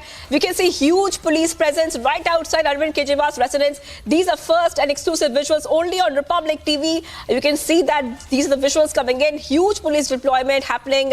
I just want to go across to Madhurima in just a moment. We're trying to get her back with us. But like we just told you, that Arvind Kejriwal's name has been mentioned multiple times in the charge sheets filed by the ED in the excise policy case. The agency has alleged that the accused were in touch with Kejriwal for formulating the excise policy. He has been summoned multiple times. He has always said that there was something or the other that he was busy with. Let's go to Madhurima. Madhurima, I'm coming across to you right now. If you can hear me, take us through what is happening. Many ED officers have reached Arvind Kejriwal's residence. What are they doing there? Madhurima.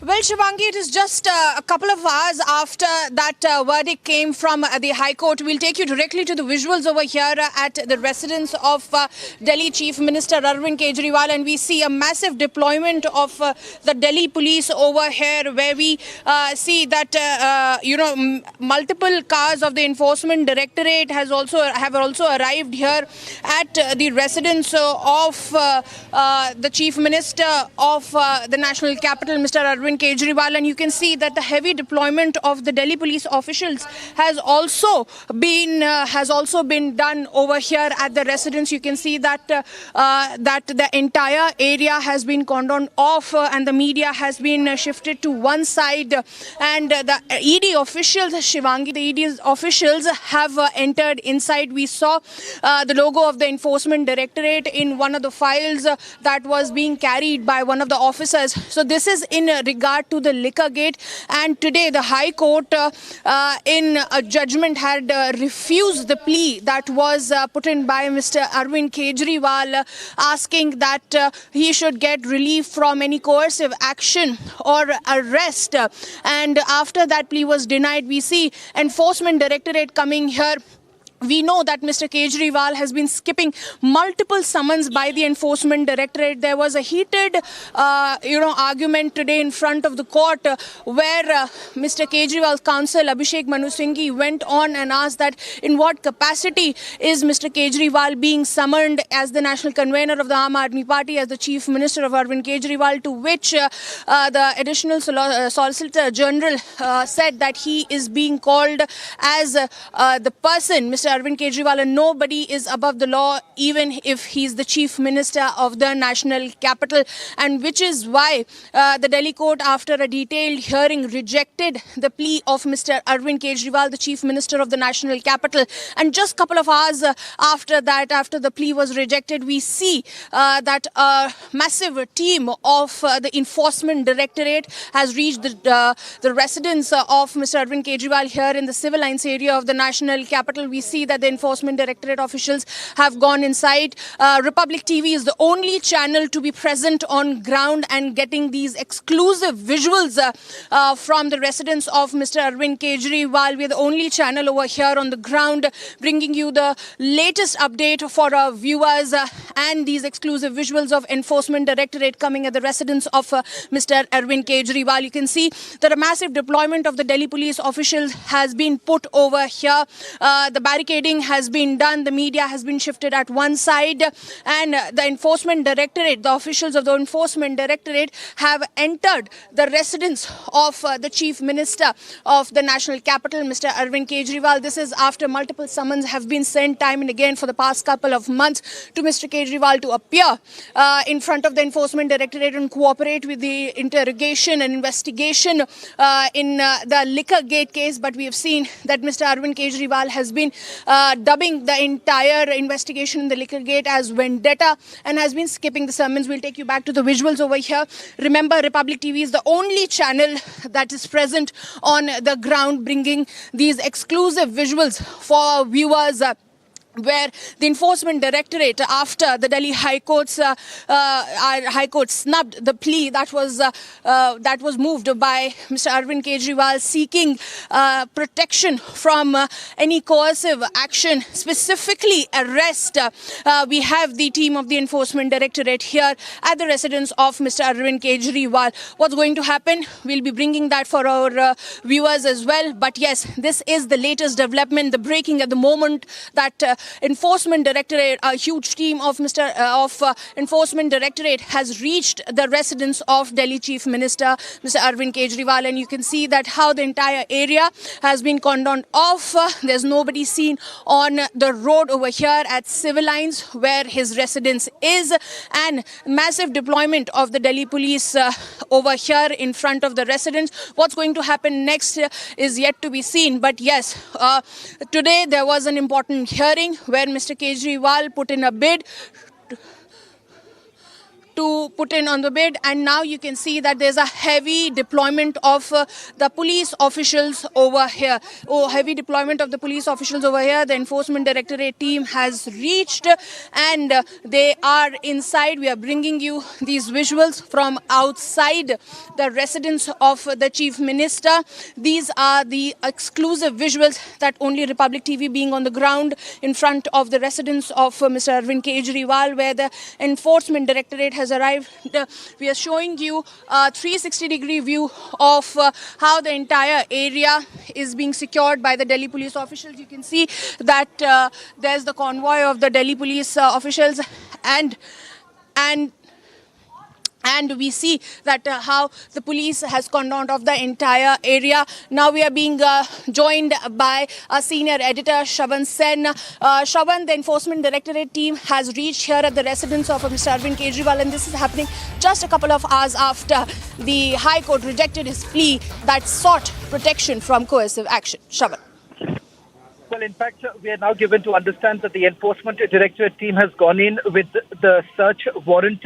This after no interim protection was granted to Delhi Chief Minister Arvind Kejriwal. What cannot be denied at this point in time that the Enforcement Directorate will actually take a decision on whether or not to take coercive action against Arvind Kejriwal.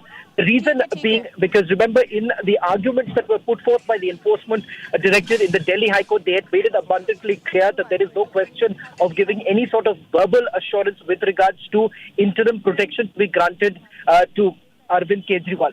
Remember, he hasn't complied with about 9 summons that were sent out by the Enforcement Directorate pertaining to the liquor scam. They were asking Arvind Kejriwal to explain whether at all his party has allegedly received kickbacks in the liquor scam, running into crores of rupees. This was what they said, proceeds of crime that was generated from the liquor scam over a period of 2 years put together. Remember, in the investigation that has been carried out so far, several arrests have been made. But the key takeaways from the investigation is this. Number one, with regards to the first statement that was recorded by the Enforcement Directorate, that was of accused Samir Mahindru. It is he who in his statement made the first mention of Arvind Kejriwal, saying that there was a FaceTime call between Arvind Kejriwal and Vijay Nair along with Sabir Mahindra, where Vijay Nair, communication manager, was introduced to him as his boy. The second statement was recorded of a witness in this particular case, that is YSR CP Magunta Reddy. Magunta Reddy, in his statement too, made a similar assertion that there were meetings that took place with Arvind Kejriwal, and the blessings were actually given by Arvind Kejriwal with regards to the draft policy. Remember, the draft policy also, the changes that were brought into the policy, exchange of those documents took place at the residence of the Chief Minister. That is the reason why they say that the Chief Minister was actually well aware of the fact that these changes that were brought into the draft, into the excise policy, were only saying the South group companies that had from the liquor. Once again, Kejriwal was asked to explain his position.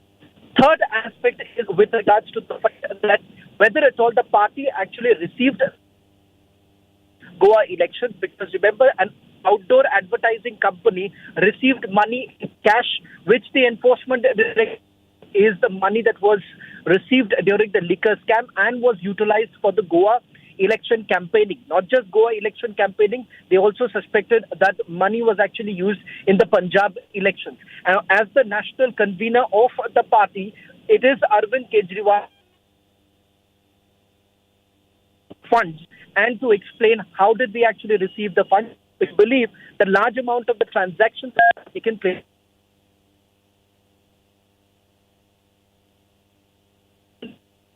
but was also recorded by the Kejriwal, and the fact that there are witnesses who have taken the name of Arvind Kejriwal, including the accused. That is the reason why time and again the enforcement directorate has been maintaining that it is important that Arvind Kejriwal actually join to. And you see what is it that the sitting chief minister has to say about the summons that were issued. To all of these basically said that these are summons which are illegal in nature, only because the enforcement director did not tell Arvind Kejriwal whether at all he was being called in as a suspect or as a witness in this particular case.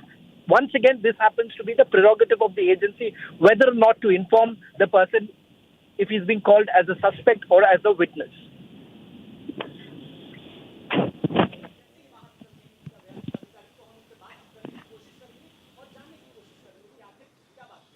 All right, let's go to Madhurima as well. Madhurima is joining us live right now. Madhurima, take us through exactly what is happening right now. Now, their raids are happening at Kejriwal's home. That is what we are learning of. Raids are happening, searches are happening. Do we have any inside details about what could possibly be happening inside?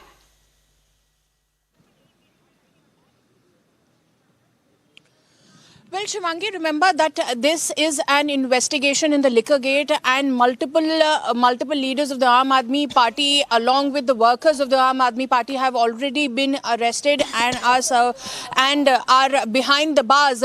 And remember that their detailed interrogation has already happened, and now the crux of it needs to be kept in front of Mr. Kejriwal, and which is why he has been skipping the summons. And today, after the High Court had given that order of coercive action against Mr. Kejriwal, we have Enforcement Directorate over here conducting searches at the residence of Mr. Arvind Kejriwal. And now for how long will this begin? We'll have to wait and watch. But Republic TV is the only channel over here on the ground bringing you these exclusive visuals. You can see that the amount, that the size of the deployment of the police officials over here. Request my camera person to just show you around that heavy deployment of the Delhi police officials over here in front of the residence of Mr. Arvind Kejriwal. It is just some half an hour back that all of a sudden there was a massive convoy parking in front of the residence of Mr. Arvind Kejriwal, and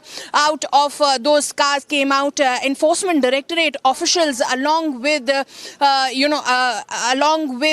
many Delhi police officials, and these are the exclusive visuals that we are bringing for viewers, as you can see that this convoy, the number of cars that are standing here or are parked here are of the Enforcement Directorate and Delhi Police officials. And looking at the seriousness, you see that how the barricading of the entire area has been done in front of the residence of Mr. Arvind Kejriwal. What needs to be seen here is that the noose is tightening around the Chief Minister's neck over here, because even if we go back to the hearing that happened today, it was submitted by the Enforcement Directorate that they have enough evidence and that which is why they have been sending multiple summons to the Chief Minister, but he's been skipping them. And today we have the Enforcement Director at the doors of Mr. Arvind Kejriwal, and the searches are happening. The Enforcement Directorate is going to scrounge through the residence for any evidence, may it be hard or may it be digital. So all that will be scrounged and combed out by the Enforcement Directorate on the basis of the previous investigation and then interrogation of multiple people who've been even arrested and have been interrogated in the liquor gate. So we'll have to wait and watch as to what really happens, for how long this entire search continues. But yes, this is a massive development taking in the national capital, and the news tightening around Mr. Arvind Kejriwal, the Chief Minister of Chief Minister of Delhi and the national convener of the Aam Aadmi Party. Now the Aam Aadmi Party has been dubbing the entire investigation of the liquor gate as vendetta, but the Enforcement Directorate has abundantly clear and has kept it in front of the court as well, that they have enough evidence against Mr. Kejriwal, and which is why these summons are being sent, which have been regularly skipped by Mr. Kejriwal. But today, in a massive development, we have Enforcement Directorate coming here, reaching at the residence of the Delhi Chief Minister. They've gone inside. It's been over 30 minutes. It's been around 45 minutes to be precise, Shivangi, that the Enforcement Directorate reached here at the residence of the Delhi Chief Minister. Taking you back to the visuals, as you can see that the deployment of the Delhi police officials is heavy. The barricading has been done. The entire area has been cordoned off. Nobody's seen on the road. Looking at the seriousness of the matter, the Enforcement Directorate officials, there was a massive team of around 10 people that reached here at the residence of the Chief Minister. You can see that these visuals that we are bringing is of the bungalow of the Chief Minister, Mr. Arvind Kejriwal, here at the civil lines area of the national capital. And पूरे judgement को नहीं पढ़ा। मैं बार बार कह रहा हूं कि 22 अप्रैल को इंटरिम रिलीफ पे माननीय जस्टिस ने ईडी को कहा है कि आप डिटेल एक्सप्लेनेशन दीजिए, उसके बाद हम इस पे सुनवाई करेंगे। एक बात। दूसरी बात, इसी केस की लगातार 2 साल से जांच हो रही है। 2 साल की जांच में अभी तक ट्रायल शुरू नहीं हो पाया। पर क्या आपने ये नहीं सुना ईडी ने कहा हमें अरेस्ट करने के लिए समन देने की जरूरत नहीं है? आपने पूरा जजमेंट पढ़ा? नहीं, आपने पूरा जजमेंट पढ़ा संजीव जी, लेकिन क्या आपने ये नहीं पढ़ा कि ईडी के वकील ने ये भी कहा कि हमें अरेस्ट करने के लिए माय लॉर्ड समन देने की जरूरत नहीं है, हम अभी भी अरेस्ट कर सकते हैं, और पहुंच गई है ईडी की टीम। जी झा जी, देखिए एक बात, हर एक कुछ भी कर लेंगे। इस देश में कॉन्स्टिट्यूशनल मशीनरी फेल हो चुकी है, डेमोक्रेटिक सेटअप फेल हो चुकी है। अब बताइए, गवर्नर के लिए सुप्रीम कोर्ट जाना पड़े, इलेक्शन कमिश्नर के लिए सुप्रीम कोर्ट जाना पड़े, सरकार के स्टेट पावर के राज्य की सरकारों को अपनी पावर के लिए सुप्रीम कोर्ट जाना पड़े, हर एक केस में काम को लेकर सुप्रीम कोर्ट जा रहे हैं, तो फिर सभी ऑर्गन और फेल हो गए ना। केवल सुप्रीम कोर्ट बचा है न्याय दिलाने के लिए। भाई आज बाकी सारे ऑर्गन, हाईकोर्ट ने भी तो दिया नहीं, फेल हो चुकी है। तो कोर्ट ने भी तो दिया नहीं। सवाल आपसे किया, ये सवाल तो आपको पूछना चाहिए ना, आपको पूछना चाहिए ना कि भाई 3 समन मैं पूछता अगर कोर्ट आपको प्रोटेक्शन दे देता। देखिए मैं पूछता अगर कोर्ट आपको प्रोटेक्शन दे देता, इसका मतलब ये है। और ब्रेकिंग न्यूज आ रही है संजीव झा जी, 10वां समन दे दिया है। 10वां समन आपके नेता को दे दिया है। अब 10 ही उंगली होती है हाथ में, 10 समन दे दिए हैं, 10 समन दे दिए हैं, तो वो अब तो चले जाइए। समन दे दिए। अगर अरविंद केजरीवाल आज देखिए, मैं एक बार बताता हूं, श्री मंगल सिंह सुमन का एक बहुत अच्छी कविता थी कि चाहे हृदय का ताप दो, चाहे मुझे अभिशाप दो, कुछ भी करो, कर्तव्य पथ से बीजेपी को वरदान मांगूंगा नहीं। तुम तो ये, अगर आज अरविंद केजरीवाल कह दें अरविंद केजरीवाल कह दीजिए भारतीय जनता पार्टी में शामिल हो जाएंगे, देखिए आप भी कसीदे पढ़ने लगेंगे और मीडिया भी पढ़ेगी कसीदे। नहीं, अब ये कसीदों का टाइम जा चुका है। बीजेपी वर्सेस आम आदमी पार्टी। अजय आलोक जी के 10 साल के कुकर्मों को जो जनता के सामने रख रहे हैं, अजय आलोक जी, उससे डर करके ये कार्रवाई कर रहे हैं। अजय आलोक जी, ईडी घर पे है, 10वां समन दिया जा रहा है, लेकिन आम आदमी पार्टी के वरिष्ठ नेता और विधायक कह रहे हैं they have done nothing wrong. 10वां समन, 10 समन।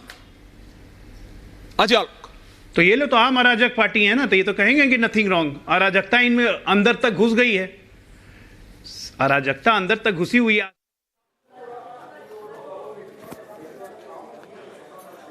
Getting in breaking news on the pictures of the Enforcement Directorate team at Arvind Kejriwal's residence. We have the first pictures coming in. Republic TV on the ground. We are tracking the situation live from outside Arvind Kejriwal's Delhi residence.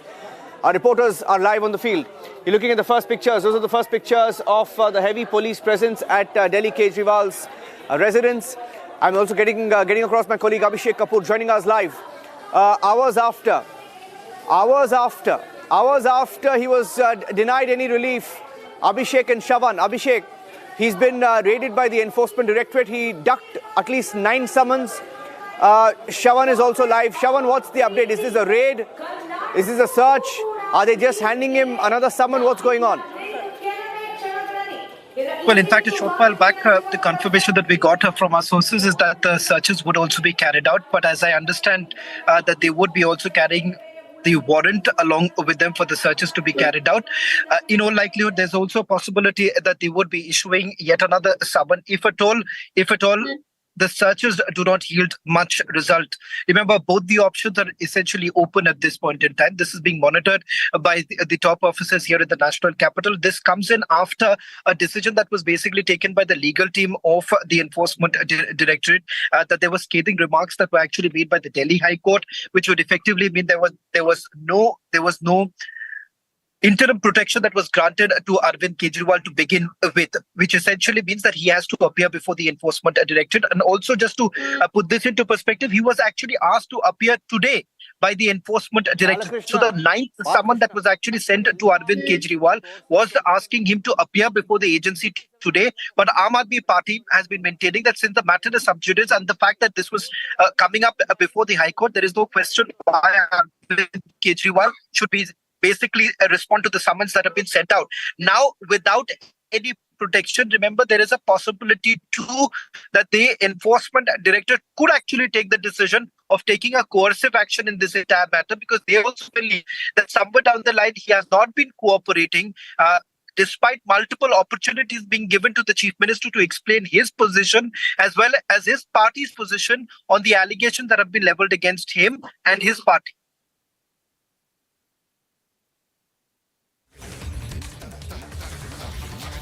We're seeing the live pictures. We're hearing that they've presented a search warrant.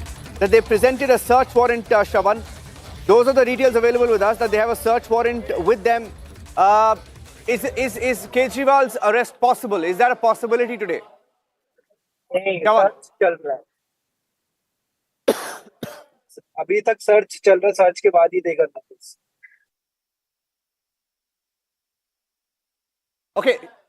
Okay, I'm going across to Abhishek as well. Abhishek, I think Shavan is on another call. Abhishek, they're mulling moving the Supreme Court.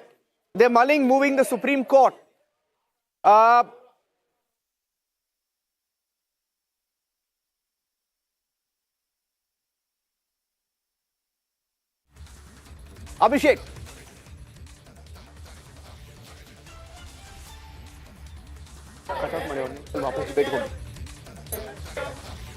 I'm getting in some more breaking news updates right now. Aam Aadmi Party is mulling moving the Supreme Court. This is the breaking news update that I have right now. The Enforcement Directorate team is at Arvind Kejriwal's residence to serve summons in the excise policy case. We are hearing that they are there to serve summons. Some reports suggesting that there's also a warrant. And we have some more details coming in as the Enforcement Directorate team reaches the Delhi Chief Minister's residence. This is shortly after the High Court refused to grant him protection from coercive action in an excise policy-linked money laundering case. And they say that the agency officials went to Kejriwal's residence to serve him summons in the case. And this was hours after a bench of Justices Suresh Kumar Kaith and Manoj Jain of the Delhi High Court refused to grant Kejriwal any protection from coercive action in the case. The bench had listed the Aam Aadmi Party leader's application for further consideration on the 22nd of April, when his main petition challenging the summons is fixed for hearing, and asked the Enforcement Directorate to file its response. I'm getting in some more breaking news update right now. All senior Aam Aadmi Party leaders have been called to the Aam Aadmi Party office. Another breaking news update coming in. All senior leaders of the Aam Aadmi Party have been called to the party office right now. That's the other breaking that we are getting in right now. All right, let me see if I have Shravan back with me right now. Shravan with me right now. Let me see if Shravan is back. Shravan, can you hear me?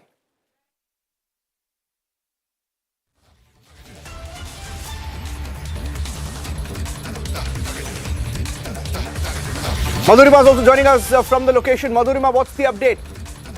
Hearing that they're going to move the Supreme Court, all leaders called to the Aam Aadmi Party office. Will he be arrested?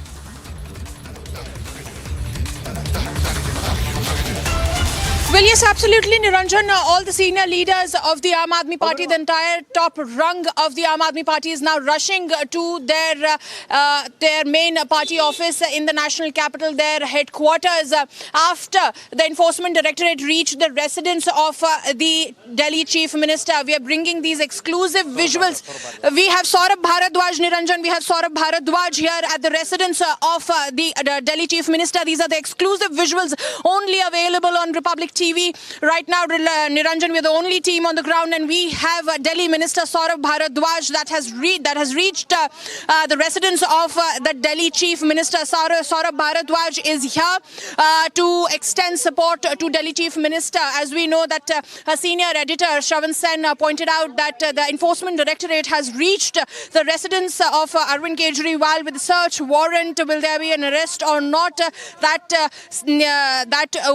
a decision that will be taken later. But yes, we see that there's this car out of which Mr. Saurabh Bharadwaj is going to go inside. Saurabh Bharadwaj is already here at the residence of Delhi Chief Minister Arvind Kejriwal, and like you pointed out, they're all mulling to approach the Supreme Court after the High Court today rejected the plea that was put in by Mr. Arvind Kejriwal seeking protection from coercive action, Niranjan. So we have Saurabh Bharadwaj, Delhi Minister, over here at the residence of Delhi Chief Minister Arvind Kejriwal, as the Enforcement Directorate reached about an hour ago with a massive team inside with search warrants, search happening inside the residence of Arvind Kejriwal. Heavy deployment of the Delhi police officials over here, barricading done. It's a serious matter, and this has come after Mr. Arvind Kejriwal continued to skip all the summons, and we just heard a political editor telling us that the ton summon has also been given to Mr. Arvind Kejriwal. We have to wait and watch as to what would be the next course of action of the Enforcement Directorate. But we have Saurabh Bharadwaj over here outside the residence of Mr. Arvind Kejriwal. Delhi Minister reaches here to extend support to the party national convener Arvind Kejriwal. As the Enforcement Director, a team of Enforcement Directorate has reached the residence about an hour ago. We have seen that how the Delhi High Court had rejected the plea seeking protection from the coercive action. And like you pointed out, that the senior leaders, some of them are reaching here, some of them are reaching at the party office, all hands on deck to protect their leader that could face an action. We'll have to wait and watch as to what would be the course of action that would be taken by the Enforcement Directorate. But yes, at the moment, Niranjan, the searches are on. The team of Enforcement Directorate, after the High Court order, a couple of just 2 to 3 hours after the order, has reached the residence of Mr. Arvind Kejriwal. There was a massive convoy of the Enforcement Directorate being aided by the Delhi police officials that reached about an hour ago. And after that, we saw a little conversation between the Enforcement Directorate officials and the security here at the Chief Minister's residence. And after that, they went inside, and ever since then, the searches are on. We see the Delhi Minister, Saurabh Bharadwaj, at the residence of the Chief Minister. We'll see that if he'll be allowed to go inside or not. But yes, the top leaders of the Aam Aadmi Party rushing towards the residence of the Aam Aadmi Party Chief Arvind Kejriwal, as the Enforcement Directorate has reached reached the residence of the Chief Minister, and this is in connection with the liquor gate. We'll have to wait and watch as to what would be the end of it. But yes, we see the massive deployment. All the top rung of the Aam Aadmi Party is shook, and they are mulling to approach the Supreme Court, like you rightly pointed out, that sources are telling us. The party office is also abuzz with the senior leaders reaching there, some of them reaching there to put all hands on deck and to chalk out the next course of action. And one of the ministers, Saurabh Bharadwaj, has reached here outside the residence of Mr. Arvind Kejriwal. So what's going to happen next, we'll have to wait and watch. But yes, this is the big breaking at the moment, and with Republic TV only being on the ground, only channel being on the ground, we are bringing these exclusive visuals over here for viewers. The entire area, the entire lane has been cordoned off. The heavy barricading done around this entire area. It has been enveloped by Delhi police officials, and we have Saurabh Bharadwaj here outside the residence of Delhi Chief Minister Niranjan. We can see that how the entire area has been enveloped by the heavy deployment of the Delhi police officials. It was just an hour back when the Enforcement Directorate convoy reached here at the steps of the residence of the Delhi Chief Minister, and after that we see that there is a lot of commotion within the ranks of the Aam Aadmi Party. Niranjan, all the senior leaders rushing to the national headquarters there at the ITO in the national capital, and where the rest of them are reaching here at the residence. The first one being Mr. Saurabh Bharadwaj, that has reached the residence of Delhi Chief Minister Arvind Kejriwal. Raids happening here as our senior editor Shravan Sen apprised viewers that they have come with a search warrant. Search are happening there for evidence both in digital and in black and white. And remember that this is coming after multiple people have already been arrested in the Liquorgate case. Multiple investigations have already happened. The Enforcement Directorate today had apprised the Delhi High Court that they have enough evidence against Mr. Arvind Kejriwal, and that they would not need any support to arrest him. However, the counsel for Mr. Arvind Kejriwal kept on dubbing this entire investigation as motivated and vendetta. But here we are in front of the residence of Mr. Arvind Kejriwal, where a team of Enforcement Directorate has reached. Now we have to wait and watch as to what happens after this. But yes, this is a big breaking in coming in, and Republic TV, Niranjan, I repeat, is the only channel present here in front of the Chief Minister's residence, giving you exclusive visuals of Mr. Arvind Kejriwal facing the heat of Enforcement Directorate. There are around 5 to 6 officials that have gone inside the residence of Mr. Arvind Kejriwal representing the Enforcement Directorate, like our senior editor. Saurabh sir, would you like to say something? Sir, Mr. Bharadwaj, would you like to make a comment? So there is Mr. Bharadwaj not willing to comment and waiting outside the residence of Arvind Kejriwal and speaking to the police officials because he has been denied entry, I suppose, because he's been standing here for quite some time, for some around 7 to 10 minutes, but he has not been allowed to go inside. We've been also cornered to one side of the road in front of the Chief Minister's residence, but there we have on our visuals, exclusive visuals that we're bringing for our viewers, Niranjan, Mr. Saurabh Bharadwaj over here trying to go inside the Chief Minister's residence, but the police officials, I believe, have denied him an entry. That's why he's standing outside on the road, speaking to them, trying to convince them to let him inside. But the Enforcement Directorate officials are inside and they're conducting searches. They're combing out the residence for what they would want. Sir, what would you like to say about the searches, sir? Mr. Bharadwaj, any Saurabh Bharadwaj, sir, any comments, sir? So he is being silent. He is being silent at the moment, Niranjan. He's not saying anything as he is apprised of the situation. Sir, do you know why the Enforcement Directorate is there? Sir, did you know that the Enforcement Directorate team is going to come here? So he's lending us a deaf ear. He's lending us a deaf ear. He's lending us a deaf ear over here, Niranjan. He's not responding with his back over here. Saurabh sir, would you like to comment? Did you have any idea, the Aam Aadmi Party leaders, did they have any idea that the Enforcement Directorate would be coming just a couple of hours after the High Court rejected the protection, sir?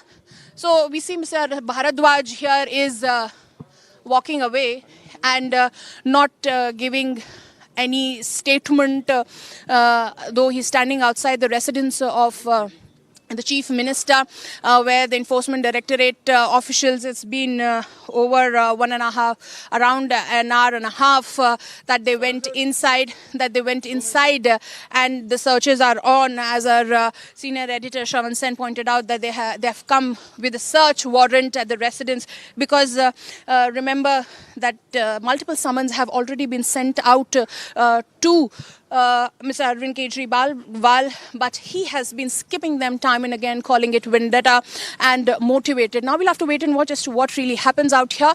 But yes, Niranjan, these are the exclusive visuals of the ED officials and the Delhi police deployment happening after the Enforcement Directorate has gone inside and is conducting searches at the residence of the Delhi Chief Minister, Mr. Arvind Kejriwal. And we can see that there's panic on the faces of the top rung of the Aam Aadmi Party. We have Mr. Saurabh Bharadwaj in front of us, but yes, he chooses to remain tight-lipped. He's going to speak. We'll take him on. पता था कि आज ED की team मुख्यमंत्री अरविंद केजरीवाल के घर पे आ रही है? देखिए, प्रथम दृष्टया जिस तरह से पुलिस अंदर है और मुख्यमंत्री जी के निवास में किसी को जाने नहीं दिया जा रहा है, ऐसा लग रहा है कि मुख्यमंत्री जी के यहाँ रेड मारी गई है, और उनके मन में क्या है ये नहीं मालूम, बट ऐसा दिखता है कि मुख्यमंत्री जी को गिरफ्तार करने की पूरी तैयारी है। तो क्या सर आज मुख्यमंत्री के यहाँ रेड मारी गई है, और उनके मन में क्या है ये नहीं मालूम, बट ऐसा दिखता है कि मुख्यमंत्री जी को गिरफ्तार करने की पूरी तैयारी है। तो क्या सर आज मुख्यमंत्री, तो यहाँ पर आपने सौरभ भारद्वाज को सुना, जिन्होंने कहा कि मुख्यमंत्री अरविंद केजरीवाल को गिरफ्तार करने की आज पूरी।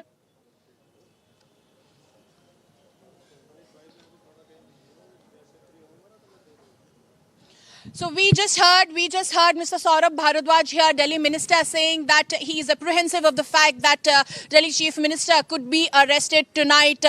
He's confirmed on our camera that raids are being conducted inside the residence of the Delhi Chief Minister, and they are apprehensive of the fact that he could be arrested later today. So we'll take you back.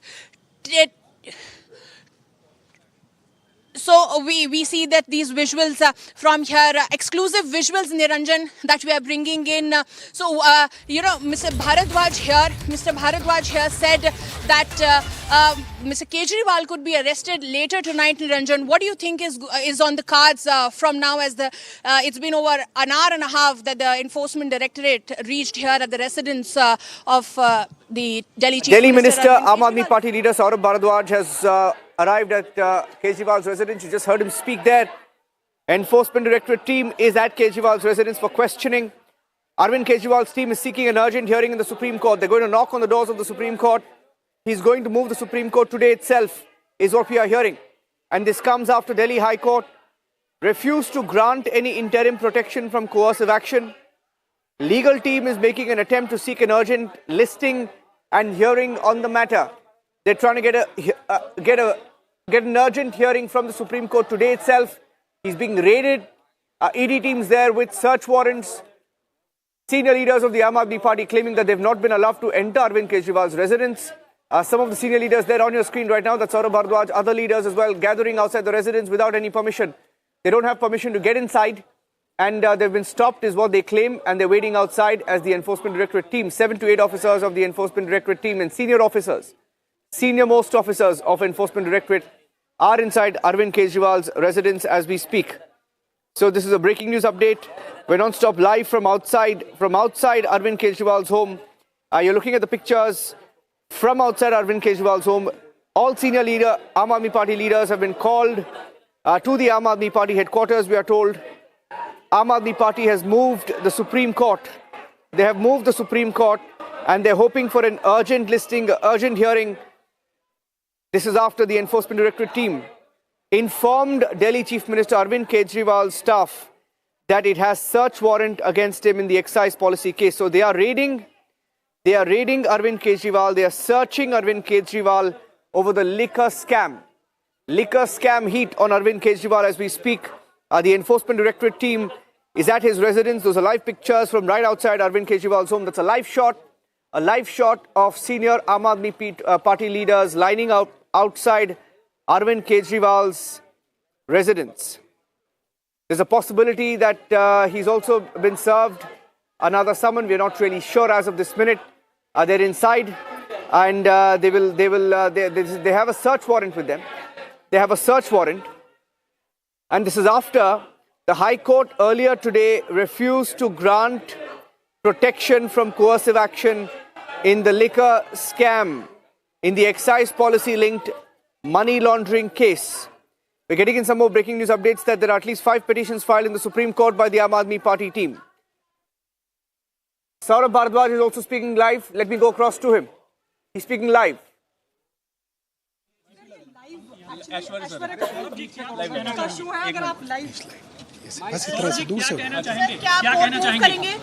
देखिए, इस वक्त सब लोगों को मालूम है कि अब से महज 2-2.5 घंटे पहले हाई कोर्ट के पास पूरा का पूरा मामला था।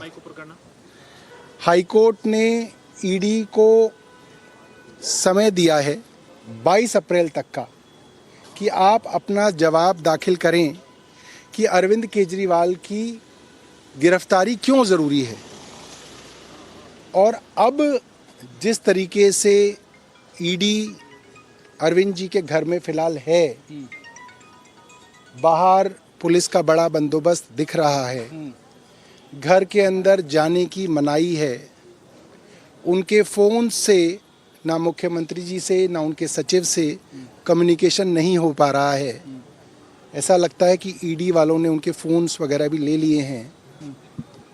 पूरा का पूरा अंदेशा ये है कि अंदर रेड चल रही है और बहुत जल्द उनको गिरफ्तार करने वाले हैं। एक बात इससे साफ है, अगर प्रधानमंत्री जी को किसी से डर लगता है तो वो अरविंद केजरीवाल है। अगर नरेंद्र मोदी जी का विकल्प इस देश में कोई है तो वो अरविंद केजरीवाल है। अरविंद केजरीवाल जी को हो सकता है वो आज गिरफ्तार करेंगे, मगर हर गली में, हर मोहल्ले में, हर गांव में, हर कस्बे में अरविंद केजरीवाल की सोच वाले नए अरविंद केजरीवाल पैदा होंगे। बीजेपी की तरफ से और वो सोच जो है, उस सोच को आप गिरफ्तार नहीं कर सकते। अंग्रेज़ों ने भी बहुत लोगों को गिरफ्तार किया, 10-10 साल जेलों के अंदर रखा, हाउस अरेस्ट के अंदर रखा, मगर जो आइडिया होता है उसको गिरफ्तार करना बहुत मुश्किल होता है। और ये बहुत गलत परंपरा आज भारतीय जनता पार्टी ने शुरू की है कि अपने विरोधियों को आप जेल में डाल दें और अकेले ही चुनाव लड़ें। तो ऐसा प्रजातंत्र में होता नहीं है। ये सीधा सीधा एक अत्याचार है कि आप एक छोटी सी पार्टी, आप तो कहते हैं कि सुपारी जितनी पार्टी है, इतनी छोटी पार्टी है। जब इतनी छोटी, मैडम मैं आपसे बात नहीं कर रहा प्लीज़, है मैं ANI को बाइट दे रहा हूँ। जब इतनी छोटी पार्टी से इतना बड़ा डर है कि इनको गिरफ्तार ही करना है, कैसे भी गिरफ्तार करना है, तो ये बात आज जो है, इनका जो अत्याचार है वो आज पूरे देश और पूरी दुनिया के सामने आ गया है। सर, आपने अंदर जाने के सर एक सवाल सर सौरभ सर एक सवाल Mr. Bharadwaj, what would be your next step? So we have Mr. Saurabh Bharadwaj over here asserting that the Prime Minister is afraid of Mr. Kejriwal, and hence this entire that the raids that are happening, he's dubbing it as vendetta over here. And this was an exclusive bite to us where Mr. Bharadwaj said that this is nothing but vendetta. So we'll have to wait and watch as to what really happens here, Niranjan. But yes, the Enforcement Directorate officials are here just a couple of hours after the High Court rejected to provide Mr. Kejriwal any protection from arrest. Niranjan. Those are live shots. You can still see Aam Aadmi Party Minister Saurabh Bharadwaj there outside the residence of Arvind Kejriwal. All top leaders of the Aam Aadmi Party have been called. Some of them gathering at the Aam Aadmi Party office. Some coming to the residence of Arvind Kejriwal. And those are live pictures. He's in big trouble. He's evaded 9 summons so far.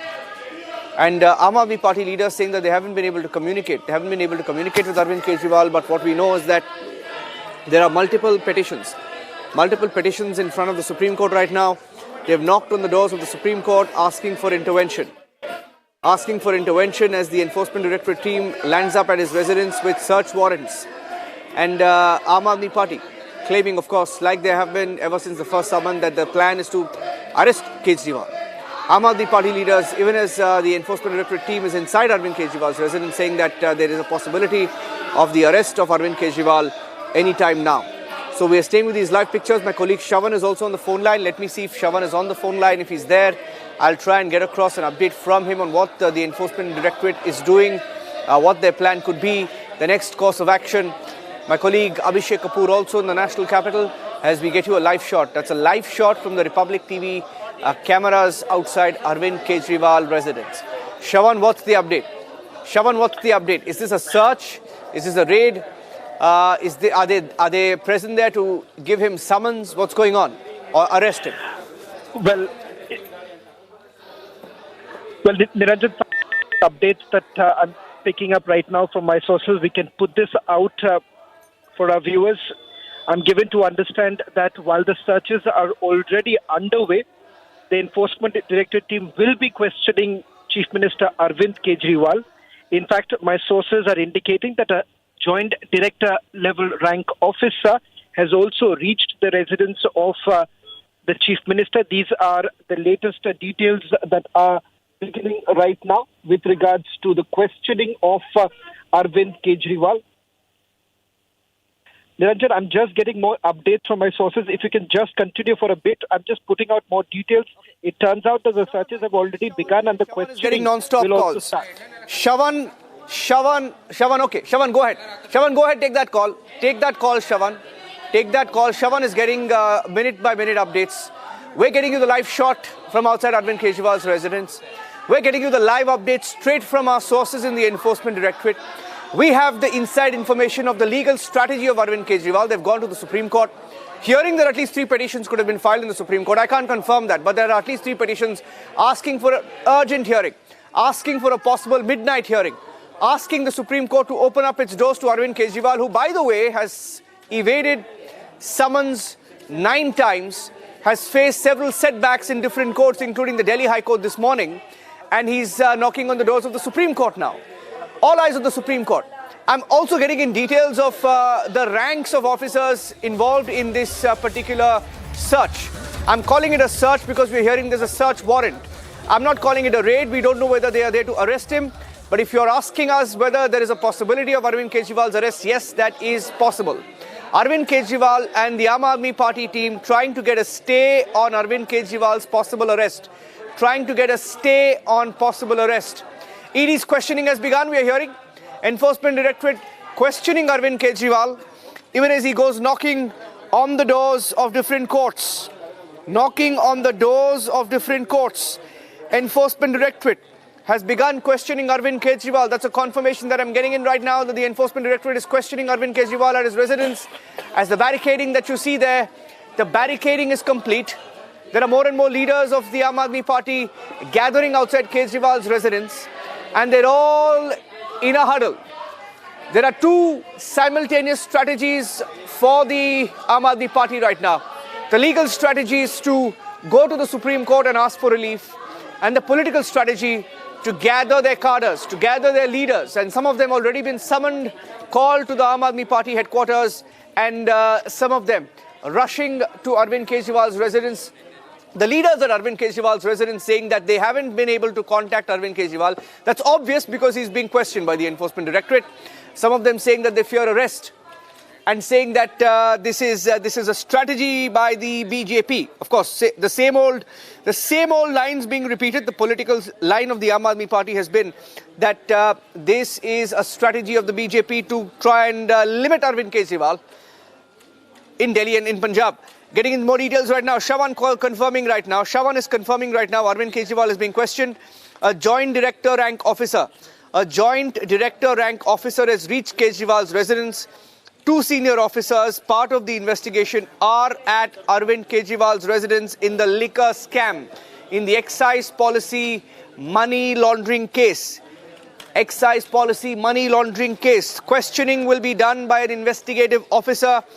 Searches and questioning, I repeat, searches and questioning of the Chief Minister is happening simultaneously as we speak. So this is a very, very critical night for Arvind Kejriwal.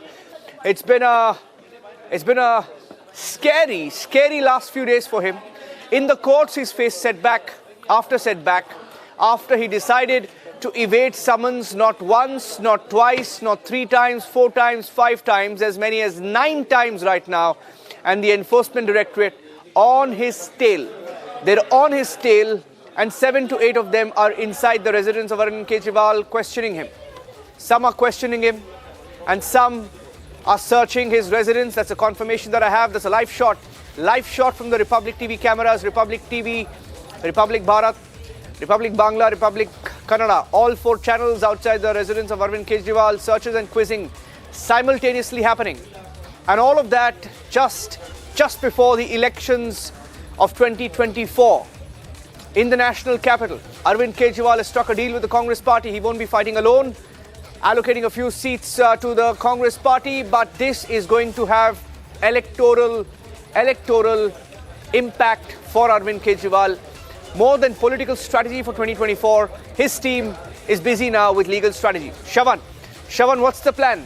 What's going on inside? Information now coming in from top sources that 2 senior officers are part of the investigation. They have also reached the residence of the Chief Minister. Searches are already underway. Just to explain the process of what's really happening right now, the Enforcement Directorate team led by a Joint Director rank officer, along with him an Assistant Director rank officer, they have entered the Chief Minister's residence with a search warrant. So the search has already begun. Now remember, if at all any recovery is actually made, immediately thereafter an explanation is basically sought from the person concerned. This particular matter, it is Arvind Kejriwal. He will have to basically explain while the searches are underway. For instance, if any particular material is seized by the Enforcement Directorate, that explanation will also be taken or sought from the person concerned, that is the Chief Minister. Remember, this is a little different than what would have happened when Kejriwal would have gone to the Enforcement Directorate's headquarters, where his statement is recorded under Section 50 of the PMLA Act. That is different than what's currently happening as we speak, because the searches are on and explanation is basically sought from the Chief Minister. Now, with regards to whether at all the Enforcement Directorate will take any coercive action, remember that is a decision that perhaps would...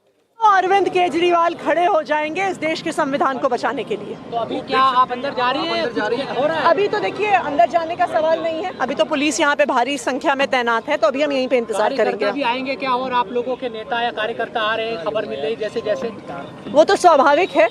आप ऐसे लोकप्रिय मुख्यमंत्री को गिरफ्तार करने की कोशिश करेंगे तो मुझे पूरा भरोसा है कि पूरी दिल्ली भर से लोग आएंगे। दिल्ली के लोग अरविंद केजरीवाल से प्यार करते हैं। दिल्ली के लोग अरविंद केजरीवाल को अपना भाई मानते हैं, अपना बेटा मानते हैं, अपने परिवार का सदस्य मानते हैं, क्योंकि अरविंद केजरीवाल ने दिल्ली वालों की जिंदगी में आमूलचूल परिवर्तन किया है और इसी वजह से मोदी जी को डर लगता है अरविंद केजरीवाल से। Bulletin diyala.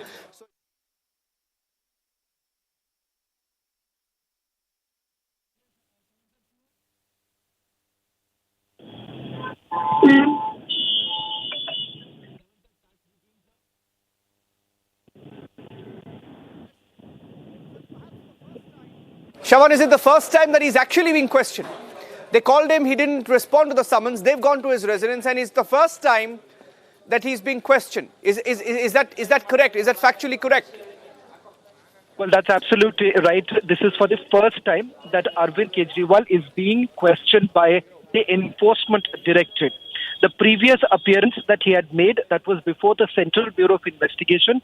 Remember, there he was called in as a witness in this entire matter, and his statement was recorded by the Central Bureau of Investigation. This is quite different than what we saw the last time when he had appeared before the CBI, because in this particular case, the Enforcement Directorate has gone a step further.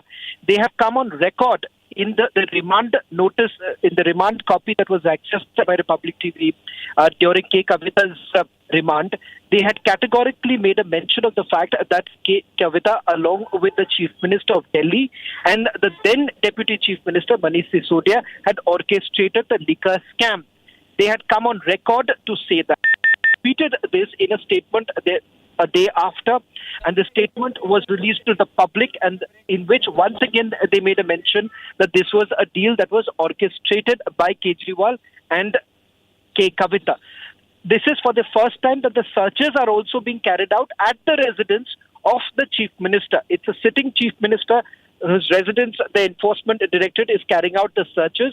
While the searches are underway, his statement is also being recorded, but this statement that is recorded is procedural in nature, because remember, any item that is seized by the Enforcement Directorate, an explanation is essentially sought by the agency, and that's exactly what is happening as we speak right now.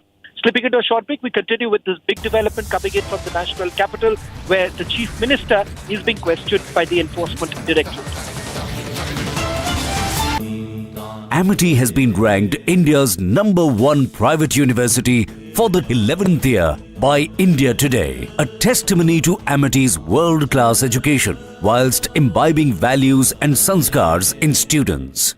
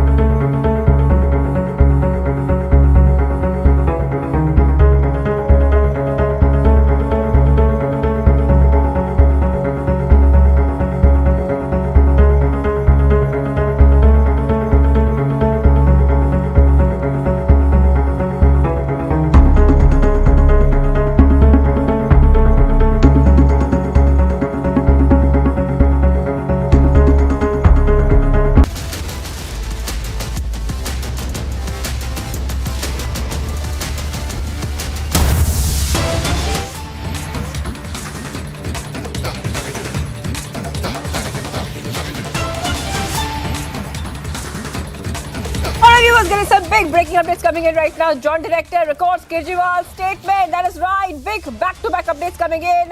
Lot of hectic activity outside Kejriwal's residence, and we're flashing the latest for you on the screens. And not just that, what you see on your screen is the latest coming in. There's a lot of sloganeering outside Kejriwal's residence. I repeat, a lot of sloganeering outside Kejriwal's residence. And those are the visuals coming in. Those are the visuals coming in, viewers, of what is happening outside Kejriwal's residence. And a very, very big update coming in, because we just told a short while back that after Delhi High Court, just hours after that, had refused to grant relief to Delhi CM Arvind Kejriwal in the liquor case, the ED had officials there have reached his residence, and their searches being carried out. The team also informed the staff at the CM's residence that it had a search warrant. The Kejriwal's legal team has a petition in the Supreme Court challenging the High Court's order. Meanwhile, what you see on your screens is a huge deployment at the CM's residence at the time of filing. In fact, what we see right now, a lot of police presence is right outside, and Republic TV was the first one to be on ground and to get you the fastest updates. I just want to go to Madhurima right now. Madhurima, you know, Republic TV was the first to get all our viewers the first and exclusive images. What is happening where you are? We see that the police deployment and the security deployment is getting bigger and bigger by the minute. Well, absolutely, Shivangi. Republic TV was the only channel to be on the ground at the time the Enforcement Directorate reached here at the residence of Delhi Chief Minister Arvind Kejriwal. And in fact, we are the only channel here on the ground as well at the present as well, because all others have been denied entry. And we are bringing these exclusive visuals for our viewers in front of the residence of Delhi Chief Minister, where the Enforcement Directorate officials are conducting searches, and what our sources are telling us that the investigating officer in this entire matter, there are two senior officials, what our sources are telling us, are inside the residence of Delhi Chief Minister Arvind Kejriwal, and he is also being questioned. Remember, Mr. Saurabh Bharadwaj, the Delhi minister had told us in that exclusive conversation that he had, where he said that Mr. Kejriwal's the cell phone of his OSD advisor, his family, all of their cell phones who all are inside the residence are switched off and are not reachable. So they are apprehensive of the fact that there could be a coercive action and Mr. Kejriwal could be arrested. But for that, we'll have to wait and watch. But yes, that could be on the cards. But as of now, what our sources are confirming us that yes, questioning of Mr. Kejriwal is happening. There are two senior officials that are doing so. Search warrants, they had search warrants as well. And these are the visuals that we are bringing you from outside the residence of Delhi Chief Minister Arvind Kejriwal. You can see that these are the exclusive visuals, how the entire area has been enveloped with the heavy deployment of the Delhi police officials. The entire area has been barricaded and cordoned off. Delhi Minister Saurabh Bharadwaj was here. He continued to speak to multiple officials over here, but then he was denied entry. He spoke to the media twice, asserting that this is nothing but vendetta. But we've seen that it's been a long battle and multiple arrests have been made in this liquor gate. But these are the visuals. I'll go back once again to the visuals over here, because Shivangi, we are the only channel on the spot bringing the exclusive visual. We've been there since the time the Delhi police officials came back some an hour and a half, almost 2 hours back, and ever since then the officials have been inside. It took them a couple of minutes to go after a brief discussion with the security over here at the Chief Minister's residence. The Enforcement Directorate officials went inside, and ever since then they have been there. And what our sources are telling us that the Chief Minister is being questioned by the investigating officer. There are two senior officials present in the pack of the Enforcement Directorate officials that are inside. Let me take you back to the visuals. As Republic TV only has... Bear with me. I'm getting in some breaking news right now. Getting in some more breaking news right now that the Enforcement Directorate wants to take Kejriwal to Enforcement Directorate office. ED wants to take Kejriwal to the Enforcement Directorate office. Kejriwal says, no, question me at the Chief Minister's residence. That's the breaking news update coming in.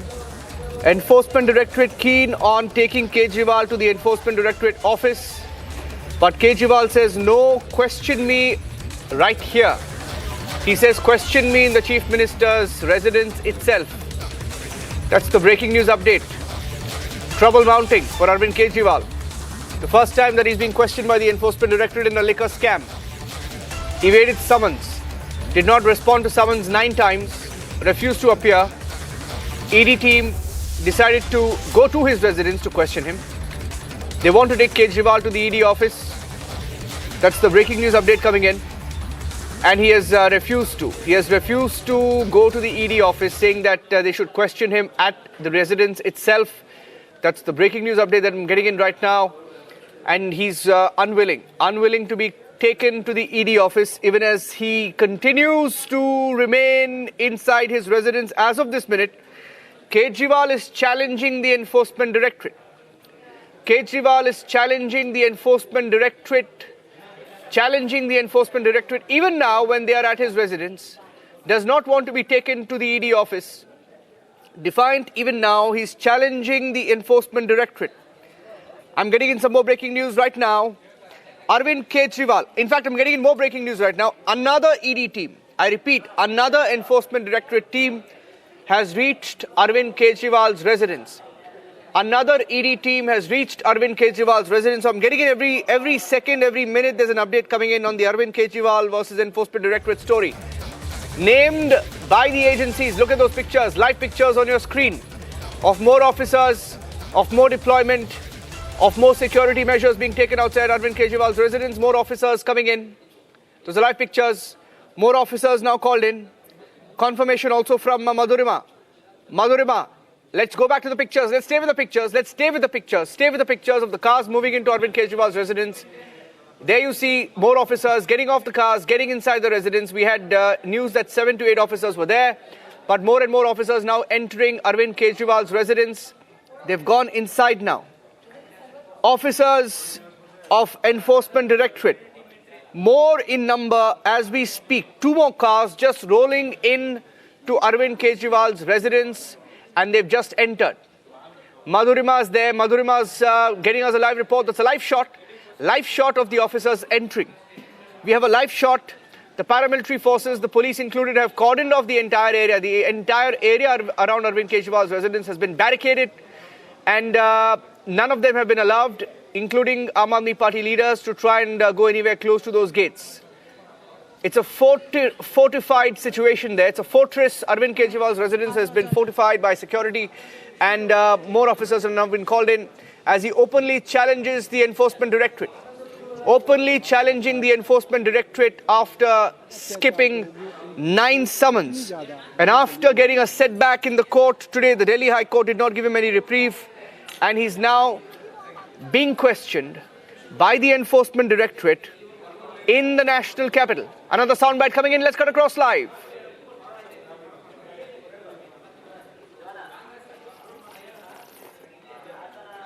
Saurabh Bharadwaj there. Saurabh Bharadwaj of the Aam Aadmi Party, Delhi Minister. Delhi Minister, Aam Aadmi Party leader Saurabh Bharadwaj just giving a one-line response there. What did he say there, Madhurima? Quickly, what did he say there? Well, Niranjan, he said that Arvind Kejriwal is not a person but a thought, and this is nothing but vendetta. Once again, the Minister of the Delhi government, Saurabh Bharadwaj, crying foul after 2 more cars loaded with ED officials and paramilitary forces. These are the exclusive visuals that we are bringing. You can see that paramilitary forces there in front of the residence of Mr. Arvind Kejriwal over here. Security deployment has been beefed up even more, Niranjan. So now this has really tensed the minister who is inside here waiting outside in his car, Mr. Saurabh Bharadwaj. And as soon as those 2 cars filled with the ED officials visuals arrived here at the residence of the Chief Minister. He came and spoke to the media and said that Mr. Arvind Kejriwal is invincible and they are going to continue the fight. So we'll have to wait and watch as what really happens, Niranjan. But as of now, the ED is upping the ante. More officials over here along with the paramilitary forces outside Mr. Arvind Kejriwal's residence. We see more Delhi officials. You're looking at the rapid action force. Be with me, Madhurima. Be with me. Rapid action force, the RAF, present outside the residence of Arvind Kejriwal, the Delhi Chief Minister. Those are live pictures. You look at them there. Even the security presence outside Delhi Chief Minister's residence has increased in the last few minutes. It's increased in the last few minutes. Paramilitary forces outside Arvind Kejriwal's home. And more and more Aam Aadmi Party leaders speaking to the media. You saw Saurabh Bharadwaj there. Saurabh Bharadwaj has been camping there. Aam Aadmi Party leaders have been asked to come to Arvind Kejriwal's residence. By the way, Madhurima said that, and our correspondent Madhurima, who's outside the residence of Arvind Kejriwal, said that Saurabh Bharadwaj said that Kejriwal is not a person, he's a thought. Kejriwal is not a person, but he's a thought. I've heard that before. Kejriwal is not a person, he's a thought. He's still a mortal. He's still an Indian citizen who will have to face the law like any other Indian citizen. Summoned 9 times, has challenged, evaded, been defiant in front of the agencies which have said on record, by the way, they've said on record that he was a beneficiary of a kickback in the liquor scam. It's a 100 crore kickback that agencies have put on paper in their response to the courts. And Atishi also spoke to the media. We have more and more Aam Aadmi Party leaders speaking from different vantage points. Atishi saying a few minutes back that within an hour of the court issuing notice, they arrived at the residence of Arvind Kejriwal, and that it shows that ED is not an independent investigative agency, it's a political weapon of the BJP. Stated, lines repeated, each and every time he's received a summon from the Enforcement Directorate. In other news, Aam Aadmi Party workers also staging protests outside the residence of Delhi Chief Minister Arvind Kejriwal. Enforcement Directorate teams, we just saw more officers coming in outside the residence, rolling in, more cars rolled in. Outside the residence of Arvind Kejriwal, we have some of our panelists also ready on the debate. Vineet Goenka, who's a political analyst, leans towards the BJP. Ravi Srivastava leans towards Aam Aadmi Party. Hakeem Rizwan Ilahi leans towards the Aam Aadmi Party. Vineet Goenka is ready. Vineet Goenka is connected with us right now. Vineet Goenka, he could have evaded all of this. I mean, it's election season. This was not required. They called you 9 times.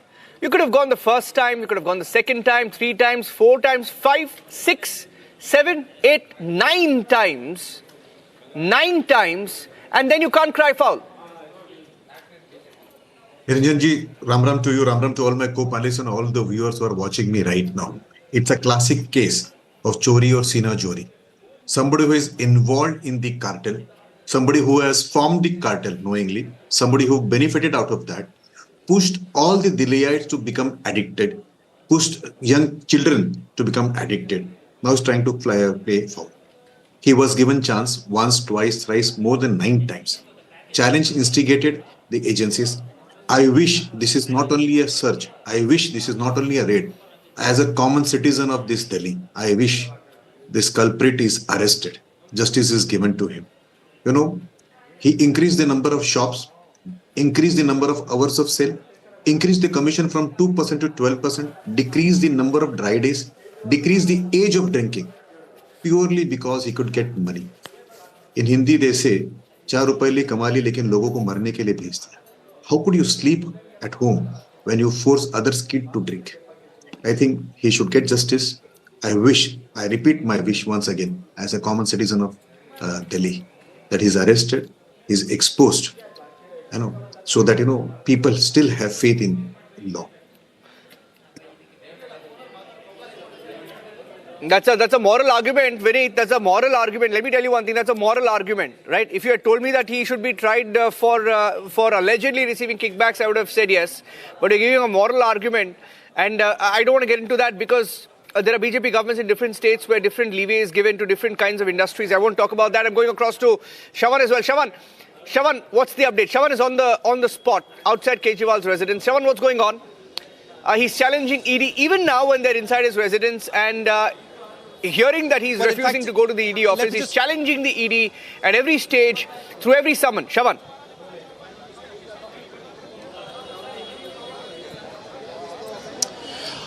Well, in fact, let me just quickly give you a sense of what's really happening outside the residence of the Chief Minister. Now, there's two layers of security that has been brought in. Right now, you can see this is the barricading that has essentially been done outside his residence. That's the first layer of security brought in. And thereafter, what you see through the back gate, the black gate right now, on the other side is where the Chief Minister's residence is. That area has been completely cordoned off.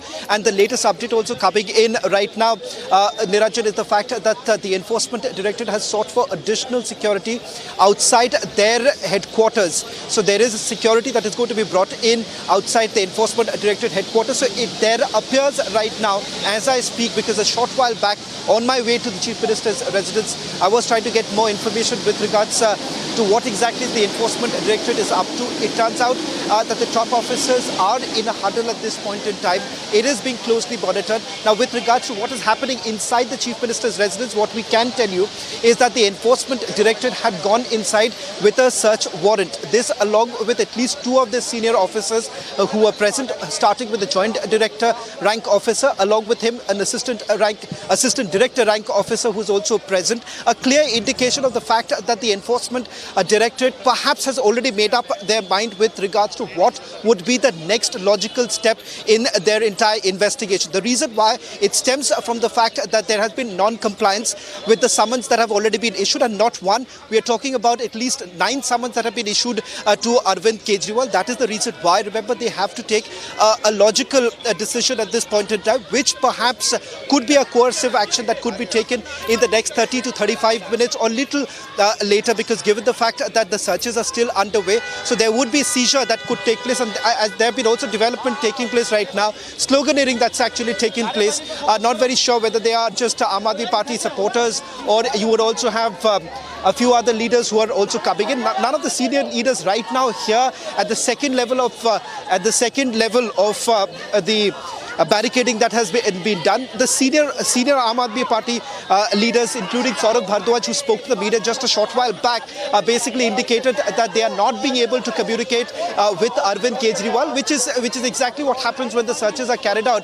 Because remember, what would essentially happen is that the seizure would take place, including the electronic devices. That's exactly what has happened.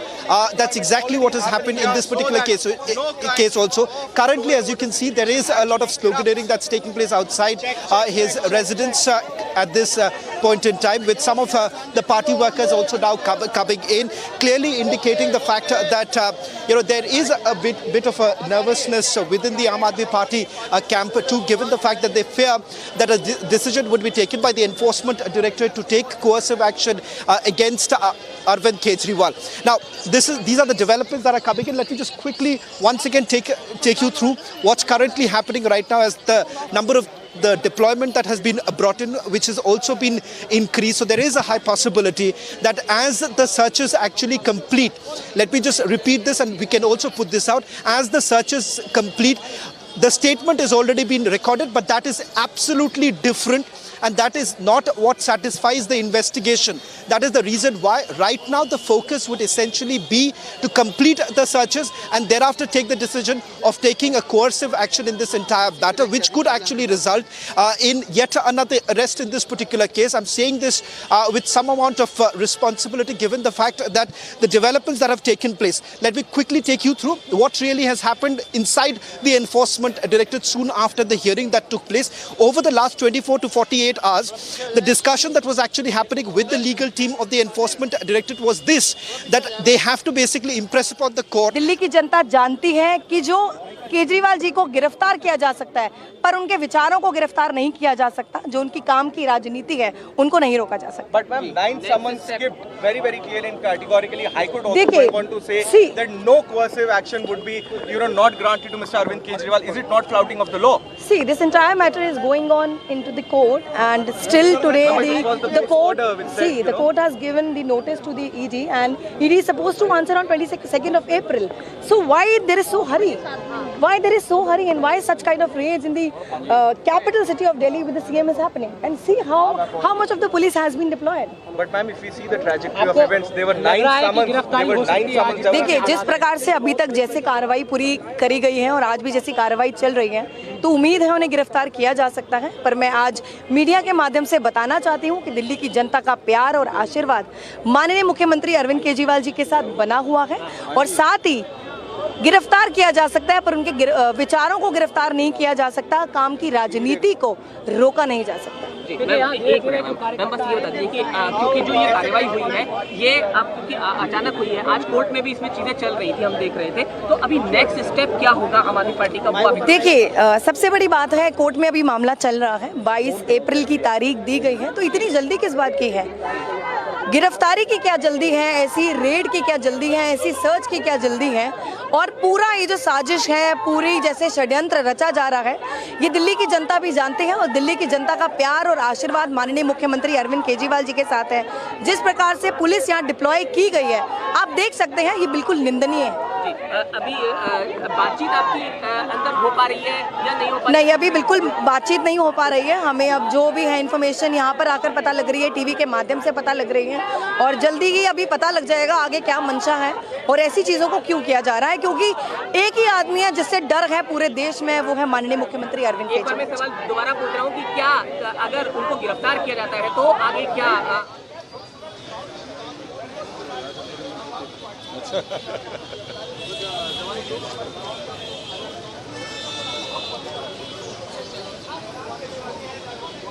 Updates coming in right now. Special director has reached the Enforcement Directorate headquarters.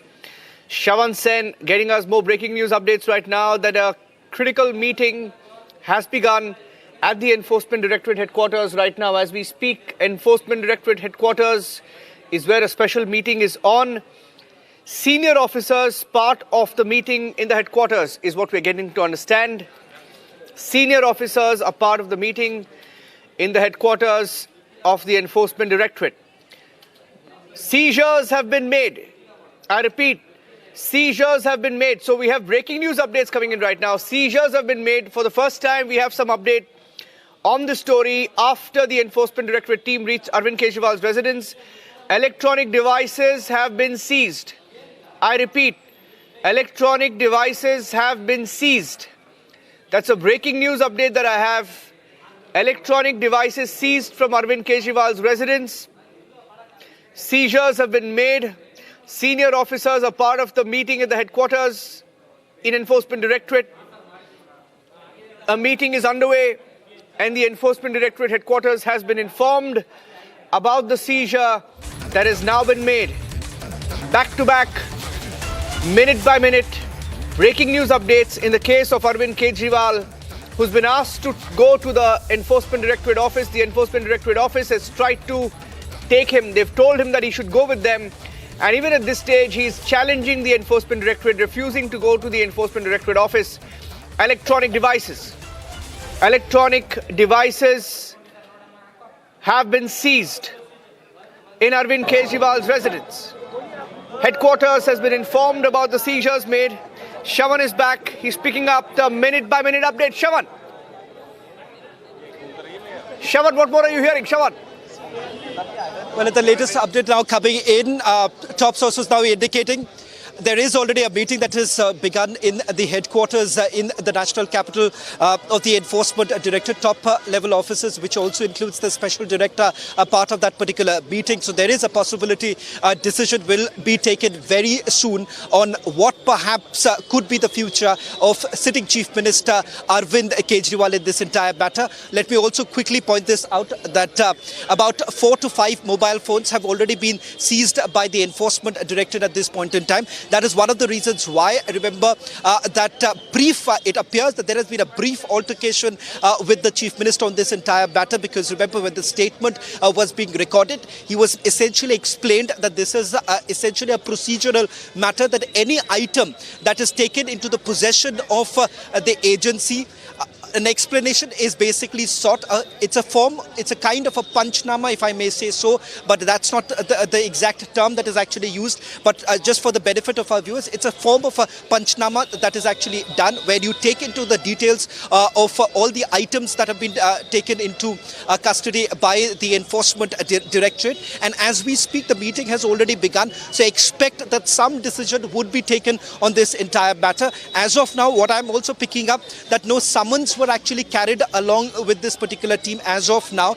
Remember, those summons can, if at all the Enforcement Directorate after this meeting actually takes the call of sending out a summon, that can be actually issued, at the very spot itself. But as of now, there appears to be, the focus right now appears to be on the searches that are being carried out, because right now behind me, what you're essentially seeing is that the searches are basically underway. You have roughly over a dozen members of the Enforcement Directorate team. They were headed by the Joint Director and Assistant Director who have basically entered. I'm told that BJP is reacting. किस विचार की बात करें अरविंद के ये सौरभ भारद्वाज कि विचार नहीं मरता? ये विचार है कि आप शराब नीति बदलोगे, करोड़ों रुपए का घोटाला करोगे, करोड़ों रुपए का नुकसान दिल्ली के राजस्व को दोगे, ये आपका विचार है? कि आप अस्पतालों में नकली दवाइयाँ दोगे, ये आपका विचार है?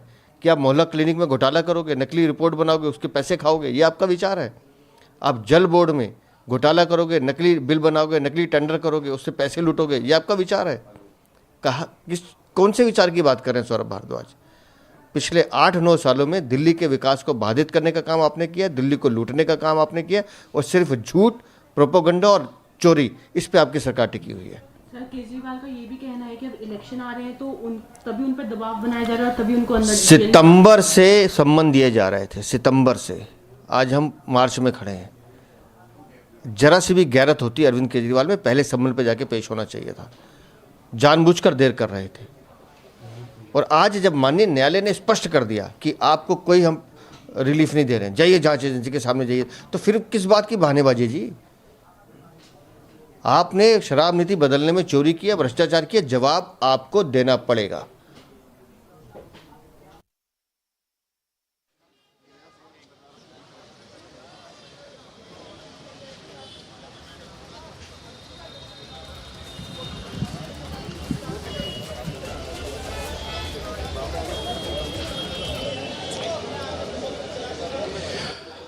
Well, in fact, that's the latest now coming in. BJP sharply reacting on the statements that have been made by Aam Aadmi Party leader Saurabh Bhardwaj a short while back, has already declared that the Aam Aadmi Party essentially believes that Arvind Kejriwal would be arrested. And in fact, they've gone a step ahead, saying that the government of Delhi will actually operate from inside the prison. Now, remember, that's the claim that has been made by the Aam Aadmi Party at this stage. But let me quickly stick to the facts of this entire matter. The reason why, ladies and gentlemen, you're essentially looking at this kind of an action being taken by the Enforcement Directorate is only after about 9 summons that were actually issued to the sitting Chief Minister.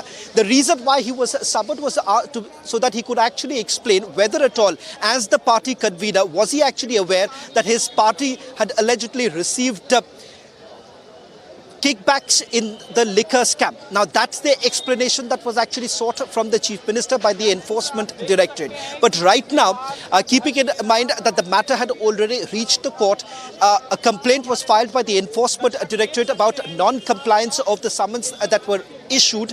And thereafter, remember, the court had basically asked Arvind Kejriwal to appear in person. And that's the appearance that was actually made, not before the agency, but before the court.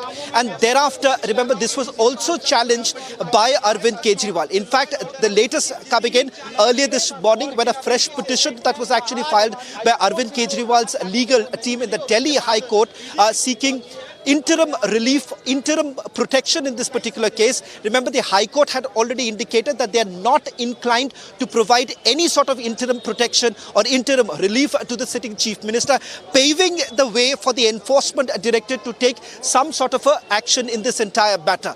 This is for the first time that you're essentially looking at the Enforcement Directorate perhaps carrying out searches. What you see just behind me, I'll just step aside and just give you a quick look.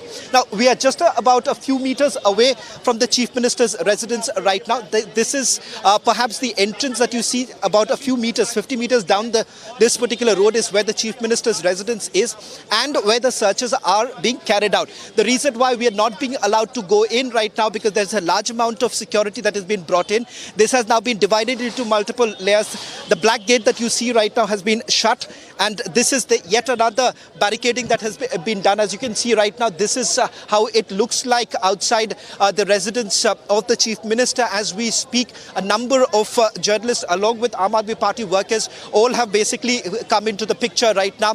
What's important to point out here is that the Aam Aadmi Party has essentially declared.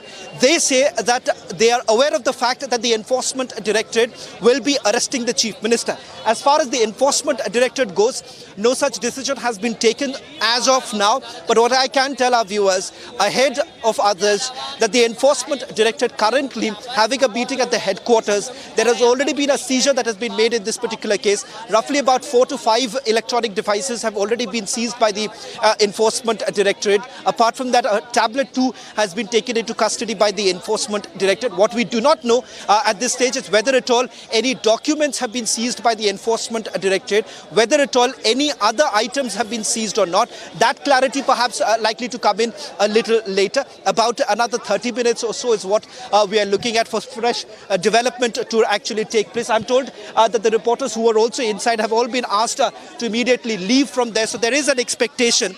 There is an expectation right now that perhaps the Enforcement Directorate could actually take some sort of an action in a short while from now is what we are picking up. So we are closely monitoring what's really happening. Niranjan, if you can also perhaps take over for a few minutes as I could also get in some more information from my sources with regards to what has really happened, because this is the crucial meeting that is basically underway right now in the national capital at the Enforcement Directorate's headquarters, where we are given to understand that the current director along with the other senior officers, which includes the special director, all are currently in a huddle. And remember, that's where the decision is essentially made. And just take a look at what's the mood right now outside the residence of the Chief Minister.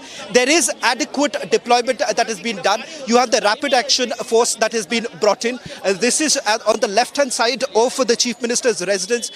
This is the kind, what you see right now, this is the kind of deployment that has been done. I must say that this kind of a deployment is certainly an indicator. This is certainly an indicator of the kind of preparations that have gone into, and something that the Enforcement Directorate has already looked into. As I understand, roughly around 7:30 this evening is when I did manage to speak to one of my sources within the Enforcement Directorate, where they said that yes, the future course of action has already been decided.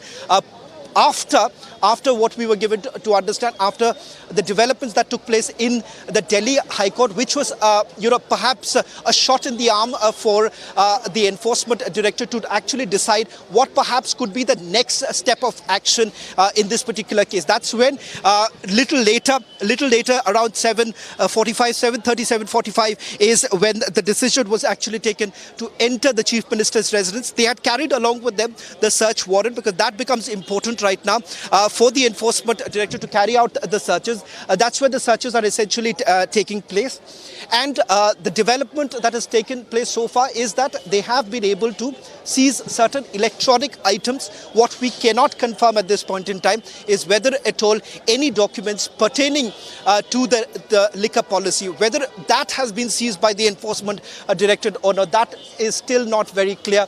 We'll still stay with those a quick glimpse of what's really happening there, and then perhaps we could also go back to Niranjan for a short while so that I can also get you some more updates that are coming in. Fast-paced developments actually taking place right now here outside the Chief Minister's residence.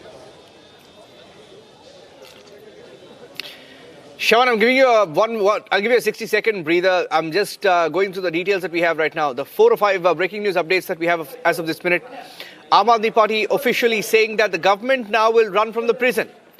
Aam Aadmi Party saying that the government of Delhi will now run from prison if required. Anticipating the arrest of Arvind Kejriwal, Aam Aadmi Party saying that even if he's arrested, the government will continue to run from prison. And we have some movement there in the national capital, some movement outside Kejriwal's house. Shawan, some movement. Are those cars going in or out? All right, those were cars coming in earlier, we are told. Those are cars coming in earlier with more officers of the Enforcement Directorate who came to Arvind Kejriwal's residence a few minutes back. In all likelihood, Arvind Kejriwal, from what we are given to understand, the Enforcement Directorate wants to take him to the Enforcement Directorate office where senior officers are already present. Special Director of the Enforcement Directorate is at the headquarters of ED. As we speak, meeting has begun in the Enforcement Directorate headquarters. Senior officers are part of the meeting in the headquarters. Seizures have been made. These are electronic seizures. Electronic devices have been seized from the residence of Arvind Kejriwal. These are some details that we have and about the electronic devices being seized. The headquarters of Enforcement Directorate has been informed about the seizures made. We don't have the exact details. Arvind Kejriwal, even at this minute, challenging the Enforcement Directorate, which wanted to take him to the ED office. Kejriwal insisting that he wants to be questioned at his residence itself. I'm not sure he can have his way this time around. He's had his way for 9 times when they summoned him. He did not respond to those summons, did not present himself for questioning. So technically, this is the first time that the Enforcement Directorate is questioning the Delhi Chief Minister and the liquor scam in which they claim that kickbacks of 100 crore were given to Arvind Kejriwal, who he was a recipient or the beneficiary of that kickback, in the words of the Enforcement Directorate, as claimed in court on a written piece of paper. That's the story so far. A sitting Chief Minister whose party says he's not a person but a thought. He's not a person but a thought, but even that person, as a citizen of India, will have to face the law. Arvind Kejriwal, even as we speak, is being questioned. He's being questioned inside his residence. 7 to 8 officers entered initially with a search warrant, followed by more officers who came in 2 additional cars. They too are inside. We don't have the exact number of officers inside, but given to understand that anywhere between 15, at least 10 to 15 officers could be present inside the residence of Arvind Kejriwal. These are senior officers. 2 senior officers are part of the investigation at Chief Minister's residence. A joint director rank officer is also at Kejriwal's residence. Questioning is being done by the investigative officer in the liquor scam case. Searches and questioning taking place simultaneously, and some devices have also been seized. These are electronic devices, perhaps, which will be investigated further. And the headquarters of the Enforcement Directorate has been informed of the seizures that have been made. I have Deepak also joining us from the newsroom in Delhi. And I also have Shavan joining me live from outside the residence of Arvind Kejriwal. Getting in an update from Deepak. Deepak, any more updates before I go across to Shavan? Right, Arnab, right now I'm outside Delhi Chief Minister's residence here. As you can see around, and if I could tell my camera person to pan and show you how the security has been ramped up here completely. There are police teams deployed here, and also an empty bus has also been stationed here just to prevent any untoward incident. And if there is any breakout of protest, these protesters will be detained and they will be taken over to the station in those buses. And also, if you could see, there's a lot of police cover as well at the entrance of civil lines leading up to the Chief Minister's residence. And right now, what we have given to understand is that 7 to 8 officers of the Enforcement Directorate, a second team has also reached the Chief Minister's residence. And as we speak, the questioning is currently underway. A senior investigating officer has also reached inside. And here, as you can see, there is a double line of police barricading here, and also, just behind us, there's also a lot of sloganeering going on here. As you can see, this is clearly outside the Chief Minister's residence. There's a lot of action happening here, and there's a lot of sloganeering also going on, and most of them are Aam Aadmi Party supporters. If I could tell our video journalist to show us, ma'am आपको क्या हो रहा है अंदर? क्या ये केजरीवाल को गिरफ्तार कर हम नहीं करने देंगे, बिल्कुल भी नहीं जाने, हम लेट जाएंगे, हम मर जाएंगे, पर उन्हें जाने नहीं देंगे। मैम, पर आज कोर्ट ने बोला है कि आज ईडी ने कुछ नहीं होता। जब उनका कोई फरूक नहीं मिला तो किस बात का? नहीं, जब ईडी ने डॉक्यूमेंट्स दिया है कोर्ट को, और कोर्ट ने बोला है कि हम अरेस्ट करने से नहीं रोकेंगे, तो क्या मिला? उनका फरूक मिला, वो कहता है दारू बिक रही है, कहाँ टिरक खड़े, कहाँ पे पकड़ा है? तो हम बिल्कुल नहीं होने। Well, here you can see the supporters are raising slogans in support of Arvind Kejriwal, and they are here saying that so far Enforcement Directorate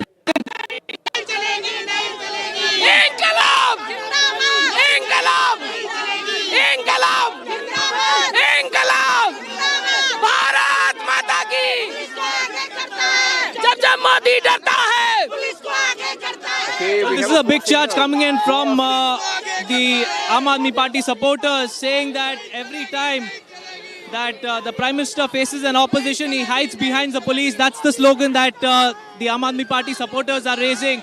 And हाँ बिल्कुल जाने नहीं देंगे हम, केजरीवाल जी को जाने नहीं देंगे, चाहे कुछ भी कर ले ईडी। आज ईडी ने आज पूरा डॉक्यूमेंट्स कोर्ट को दिया है और उनको लगता है कि केजरीवाल का इन्वॉल्वमेंट, जब कोर्ट को दे दिया है और केजरीवाल जी कोर्ट में पेश हो गए हैं तो कोर्ट डिसीजन देगी ना, ईडी कौन होती है? तो अभी तक 9 समन्स आए हैं, अभी तक एक बार भी क्यों नहीं? वो किसी के कहने से सम्मन भेज रहे हैं, केजरीवाल जी के खिलाफ कोई काम वो नहीं है। Right here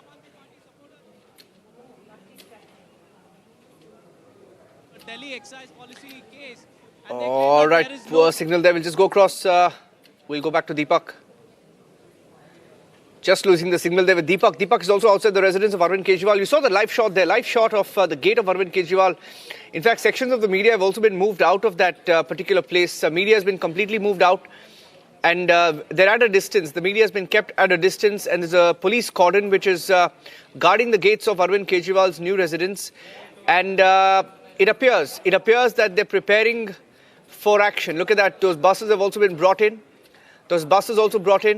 Detentions are likely if situation gets out of hand. Now, that's the indication when buses like that are brought in. In fact, some of those buses also carried in the paramilitary forces and the police.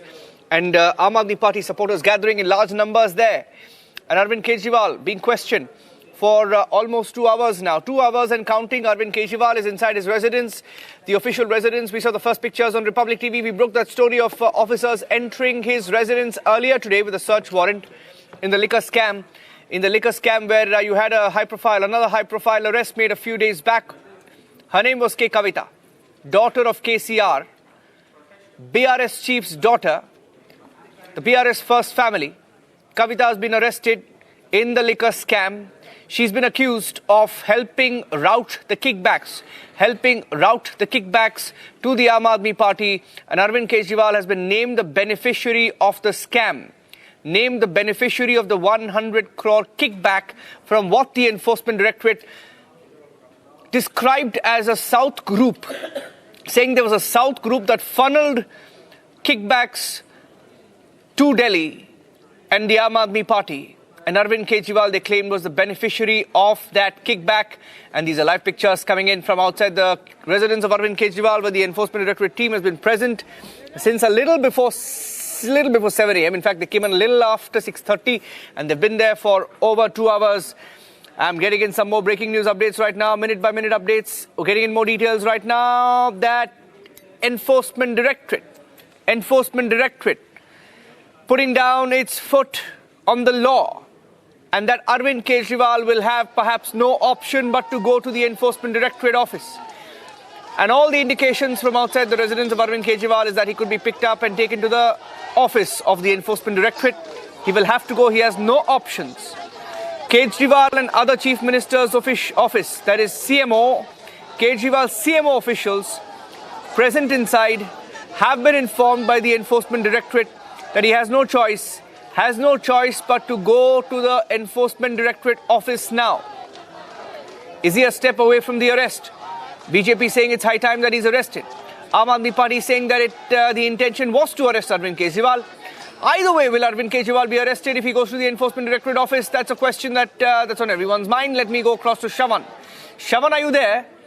Poor signal there, given all the media that's present outside Delhi Chief Minister's residence. Crunched for bandwidth. They're crunched for bandwidth as all the live broadcasting units are outside Arvind Kejriwal's residence this evening, and the protests continue as Aam Aadmi Party leaders and their workers gather outside the residence of Arvind Kejriwal, growing by the number, growing by the minute, more and more coming out there, shouting slogans in support of Kejriwal, saying that this has been one big witch hunt against the Delhi Chief Minister. So these are live pictures coming in. I'm staying with the live pictures and hoping that the signal of Shavan Sen and Deepak, both of my colleagues, are outside the Delhi Chief Minister's residence. I'm hoping that I get that signal back. More and more media, in fact, all of Delhi's media, Delhi media, is outside the residence of Delhi Chief Minister Arvind Kejriwal, and the bandwidth is crunched. and we have to rely on the units there. I'm going across, and while I do that, let me also tell you that there is more breaking news update coming in. 5 or 6 quick updates that we have. Let me see if there's an audio on that feed. If there's an audio on that feed of the protest, let's pick up that audio just to give a sense to our viewers of the mood outside the residence of Arvind Kejriwal, of the pictures that you're seeing of a leader who came to power riding on the anti-corruption plank, became the chief minister, riding the anti-corruption wave in the 2010s, 2011, and Arvind Kejriwal, who once said that corrupt people should face the law, is facing very serious charges himself, accused of getting 100 crore kickbacks. More sound bites coming in. Is there a live sound bite? Let's cut across live.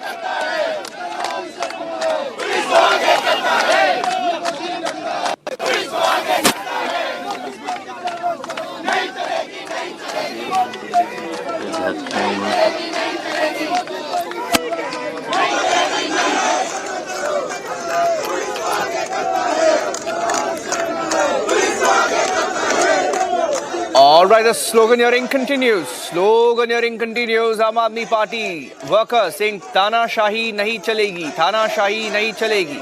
Slogan of the Aam Aadmi Party, the chosen slogan in this political season, calling it a witch hunt by the Enforcement Directorate when the agency has been trying to question him for several months together. And he's made himself unavailable. He's received setback after setback from the courts. The latest setback that came in this morning, and Arvind Kejriwal had no choice, and his party is in a fix right now, going to the Supreme Court. We had an update that came in some time back that the Aam Aadmi Party could be knocking on the doors of the Supreme Court today. We had a tweet from Saurabh Bhardwaj, minister in the Delhi government, that came in some time back that media को भी केजरीवाल जी के घर के सामने से हटाया गया है, क्यों गिरफ्तार करना है तो सामने करो, saying that media has also been asked to move out from the gates of Arvind Kejriwal's residence, asking why they've been moved out, and in fact saying that if there's going to be an arrest, let that arrest happen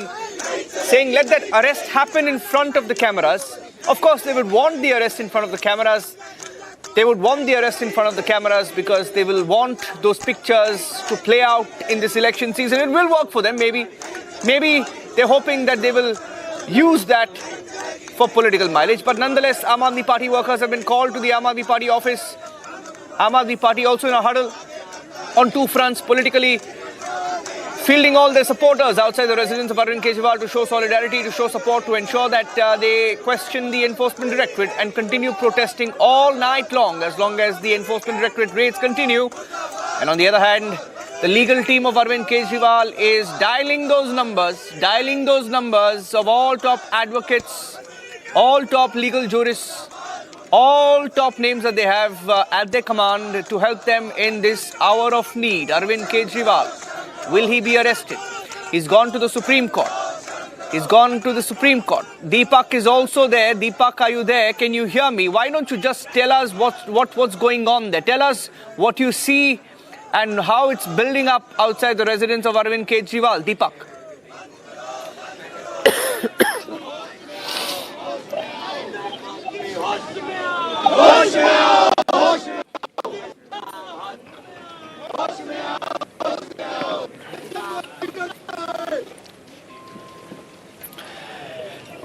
There's a breaking news update. There's a breaking news tweet from the Aam Aadmi Party.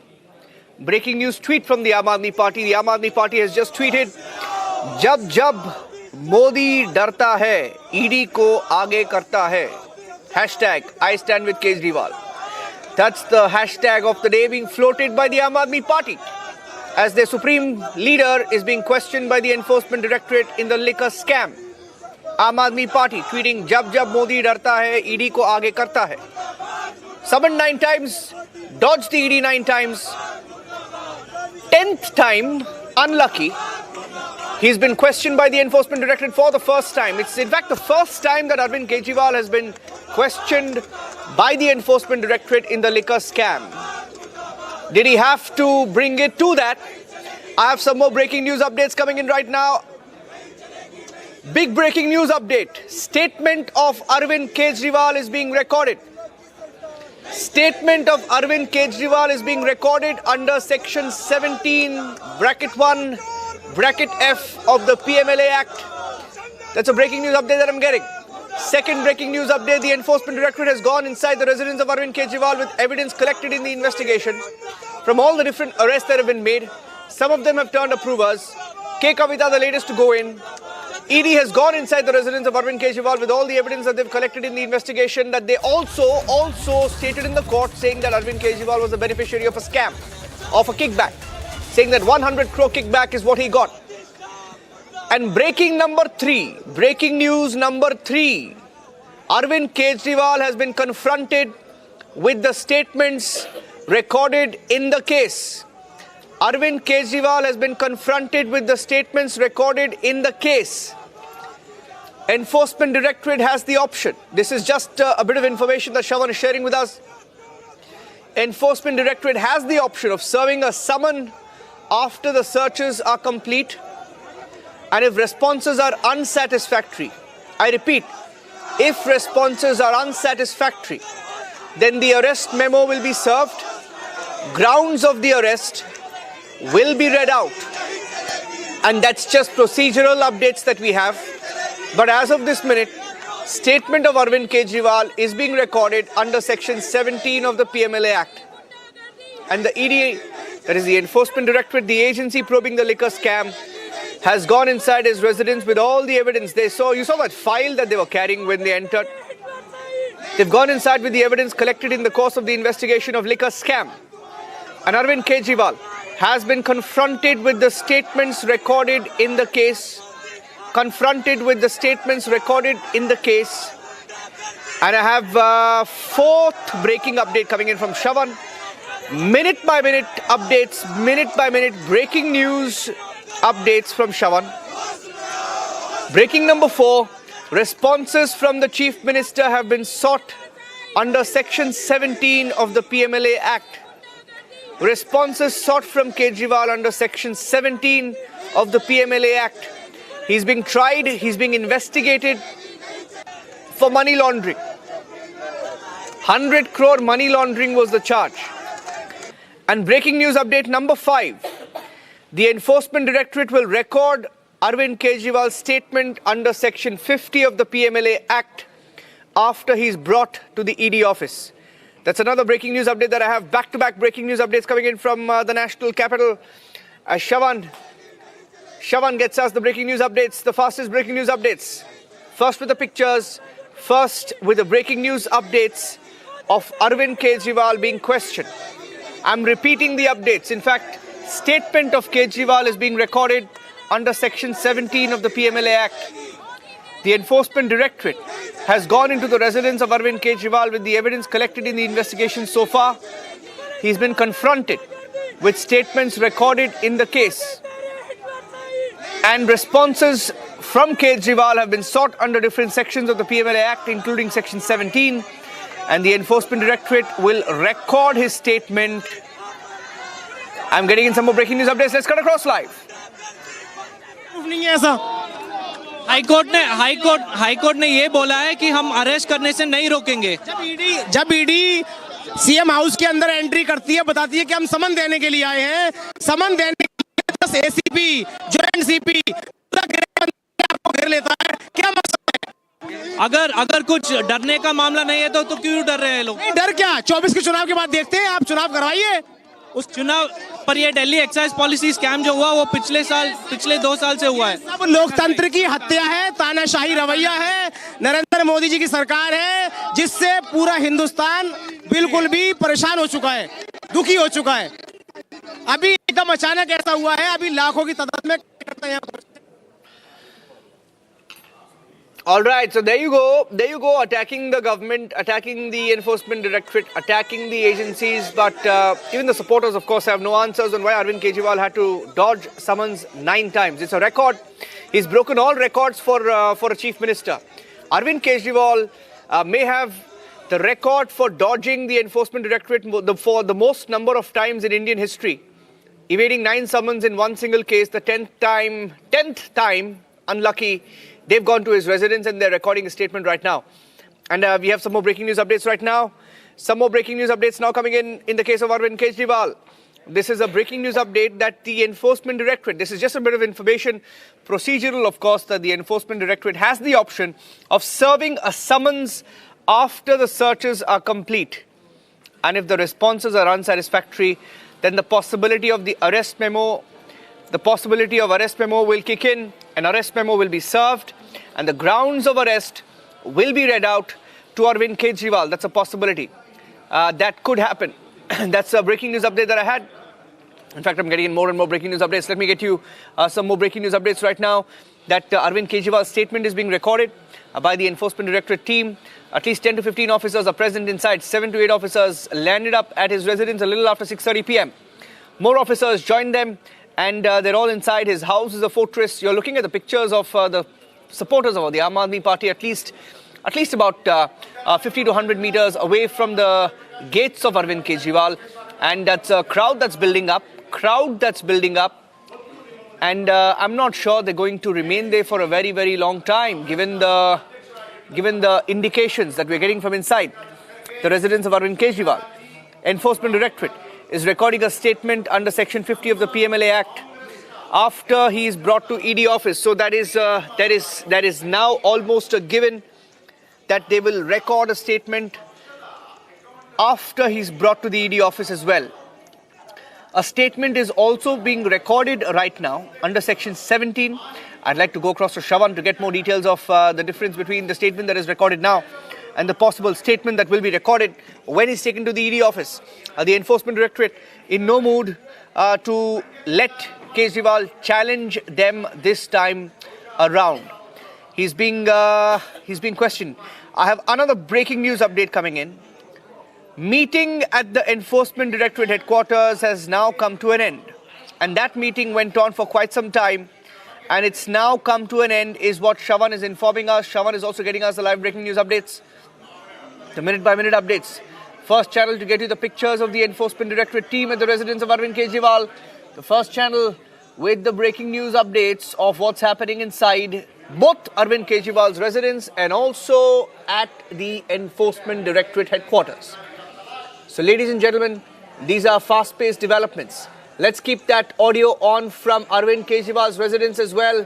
If you can pick up the ambience a bit, you'll get a sense of what's going on there as Aam Aadmi Party workers have all landed up there in the hundreds. Shravan is back with us live. Shravan, take us through each of these breaking updates that you've just shared with us. Well, in fact, the latest details, let me just quickly take you through some more that I've just picked up from my sources. There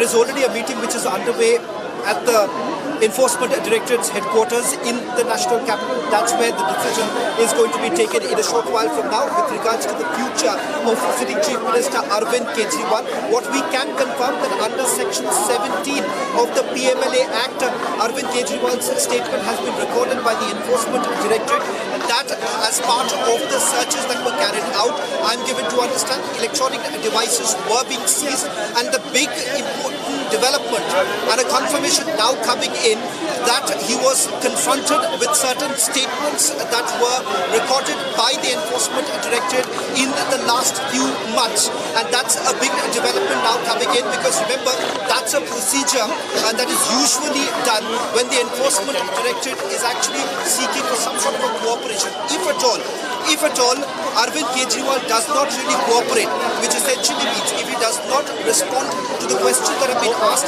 by the Enforcement Directorate and they feel that he's evasive about the questions that have been asked, there is a very, very high possibility of a punitive action to be taken.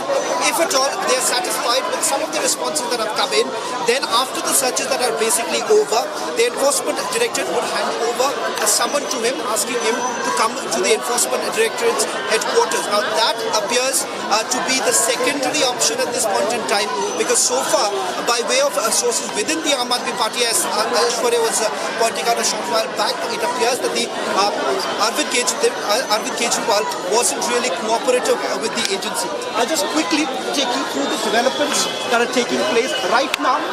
Till about a short while back, most of the reporters were allowed to report. Yes, Shawan, quickly, Shawan, if you can just switch on your mic, Shawan. I think we have a poor audio there. I'm not able to pick up the audio from your mic. I'm picking up the audio of the ambience that perhaps is the audio from the camera. If you can switch on your mic, then we can perhaps get a clearer audio of you.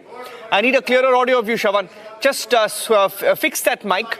And while Shawan fixes that mic, quick breaking news updates, ladies and gentlemen. There are 5 breaking news updates that we have right now. Breaking news update number 1. And by the way, Arnab is coming up live in just a few seconds. He's just getting mic'd up in the studios. He's coming live on the debate in just a few seconds. And just as Arnab mics up and Shawan fixes his mic, there are 5 breaking news updates, Shawan.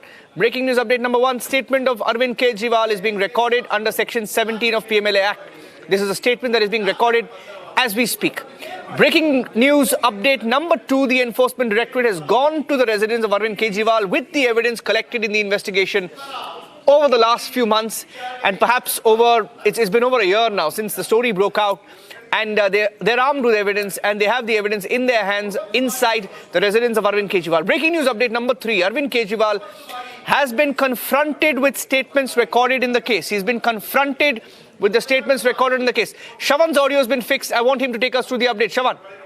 Shawan, breaking news 4 and 5. Well, four quick updates that we have got. 1, Chief Minister Arvind Kejriwal's statement has been recorded under Section 17, read by 1F, which is basically when the searches are being carried out. Searches also being carried out under Section 17 of the PMLA Act. Just a quick clarification, this is under oath.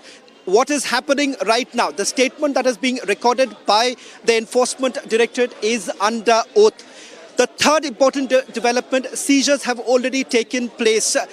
In fact, we are being told that an explanation was sought from the Chief Minister with regard to certain seizure that has been made, which also includes electronic devices that have been taken into custody by the Enforcement Directorate.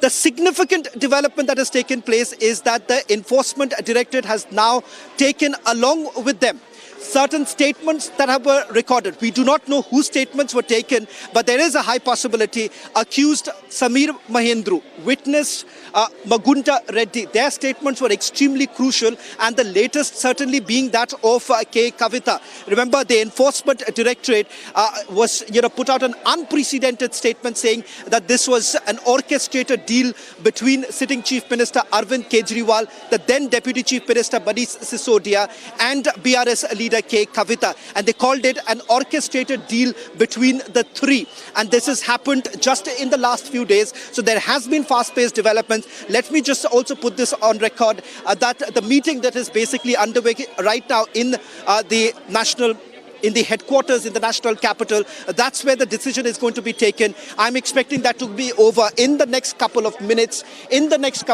Where the meeting is going to be over, communication likely to take place with senior officers who are there. But a quick check of what's really happening, a quick update. Now, we are broadcasting from outside the Chief Minister's residence. Scores of policemen now being brought in. The Rapid Action Force has also been brought in. As we speak, I'm told that the security has also been tightened outside the Enforcement Directorate's office in the national capital. If at all a punitive action is taken, that's where the Chief Minister will be taken. So the moment he is taken away from here, that is a clear indication of the fact that the Enforcement Directorate has actually decided to go ahead and place the Chief Minister under arrest. Now, that decision would be taken in a short while from now.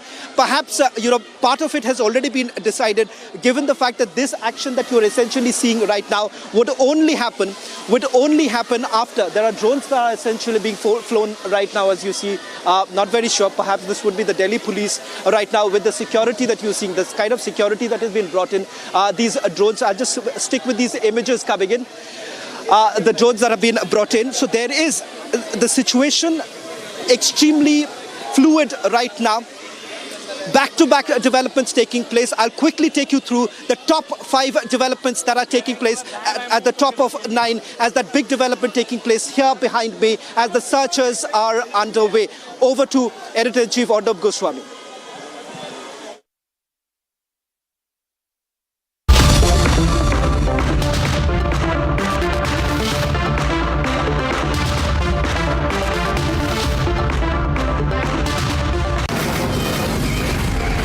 From the Delhi studios of Republic TV, it's time for Arnab Goswami on The Debate.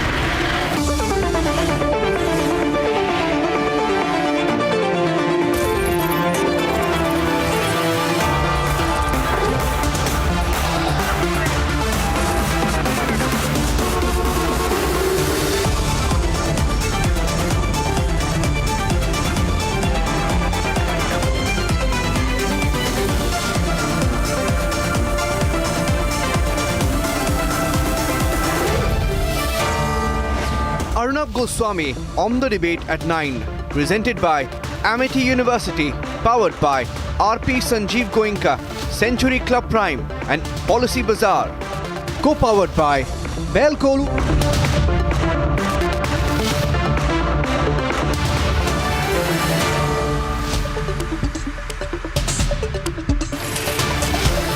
Good evening and welcome, viewers. Viewers, I had predicted yesterday that Arvind Kejriwal's arrest is very likely. You will remember we debated it in detail, and as I said, it is moving exactly in that direction. Now, there are two ways of looking at this. One, that after his arrest, Arvind Kejriwal's supporters will start a sympathy campaign for him. Secondly, that like Hemant Soren or K. Kavita, both of whom have been arrested in corruption charges, it is unlikely that Arvind Kejriwal will get any mass support given two facts. One, that the charges of Liquorgate, the corruption charges against him are very serious. And two, I have got news that Kejriwal has been arrested, ladies and gentlemen. I am breaking that right now. Shawan is with me, so I am breaking away from my lead. Ladies and gentlemen, let's carry the big grid. Kejriwal arrested. Shawan, what's the latest? Shawan, you can confirm that Kejriwal has been arrested? Shawan, Kejriwal arrested. First breaking here on Republic, yes? Much ahead, yes. Much ahead or not before anyone else. Republic TV is now confirming. We have got the 100% confirmation. Chief Minister of Delhi, Arvind Kejriwal, has now been arrested by the Enforcement Directorate. In a short while from now, Arvind Kejriwal will be taken out from here, taken to the Enforcement Directorate headquarters. And I'm confirming this. His statement has already been recorded under Section 17(1)(f) of the PMLA. Chief Minister Arvind Kejriwal hasn't cooperated with the Enforcement Directorate. A confirmation now coming in that Arvind Kejriwal has been arrested. I'm also getting some more calls from my sources. I'll just quickly take our viewers through the quick developments. He was confronted today with some of the evidence. You take a couple of calls. I'm holding it till then, ladies and gentlemen. Holding it there. Take the call. Stay on air. Mute the audio. Let him stay on air. Let him take the calls, ladies and gentlemen. The big... In fact, he has...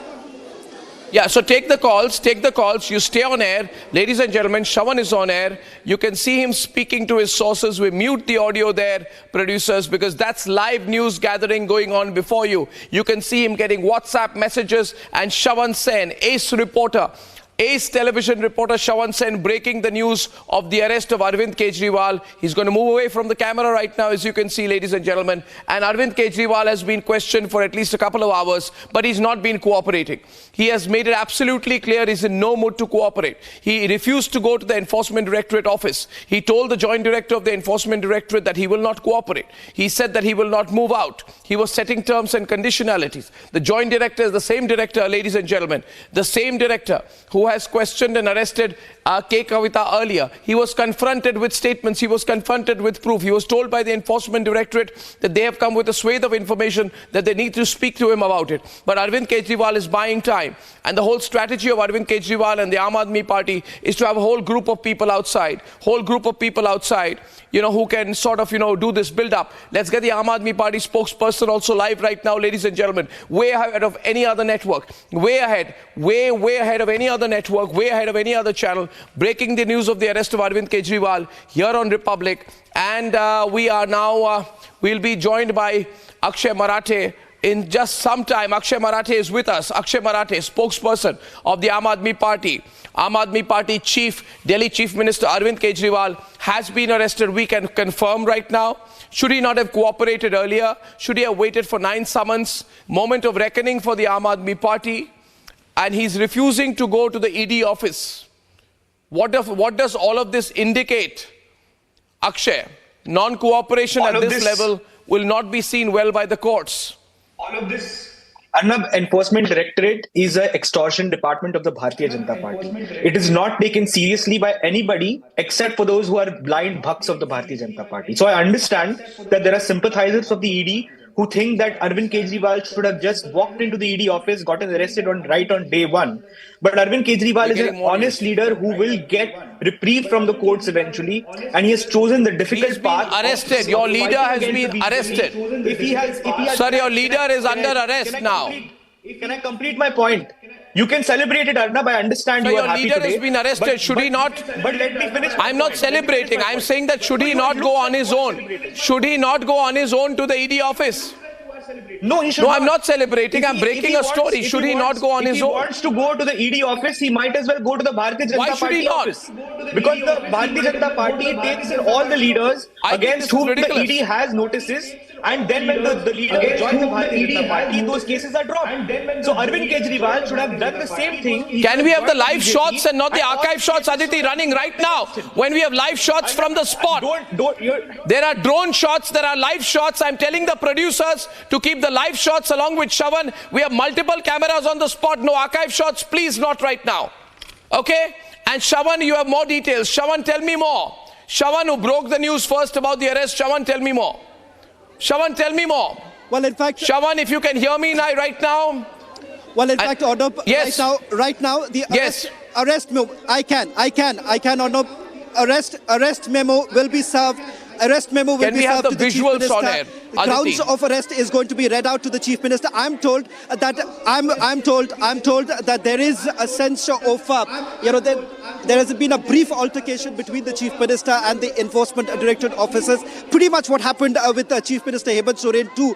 But right now, because it is going to be important that Arvind Kejriwal signs that arrest memo. The moment we that have is essentially a soundbite of Atishi coming in. एक राजनीतिक साजिश है प्रधानमंत्री नरेंद्र मोदी जी को अगर डर लगता है तो वो नेता अरविंद केजरीवाल है 2 साल में जब से इस केस का इन्वेस्टिगेशन चल रहा है 2 साल में 1 रुपए की भी रिकवरी ना ईडी ना सीबीआई कर पाई है 500 से ज्यादा अफसर इस केस में लगे हुए थे 1000 से ज्यादा रेड्स हुए आम आदमी पार्टी के नेताओं के घर मंत्रियों के घर उनके ऑफिसेज में हर जगह रेड हुई लेकिन उसके बावजूद 1 रुपया आज तक नहीं मिला है तो आज लोकसभा का चुनाव अनाउंस होने के बाद अरविंद केजरीवाल का अरेस्ट एक राजनीतिक साजिश है लेकिन मैं प्रधानमंत्री नरेंद्र मोदी जी को कहना चाहती हूं कि अरविंद केजरीवाल सिर्फ एक इंसान नहीं है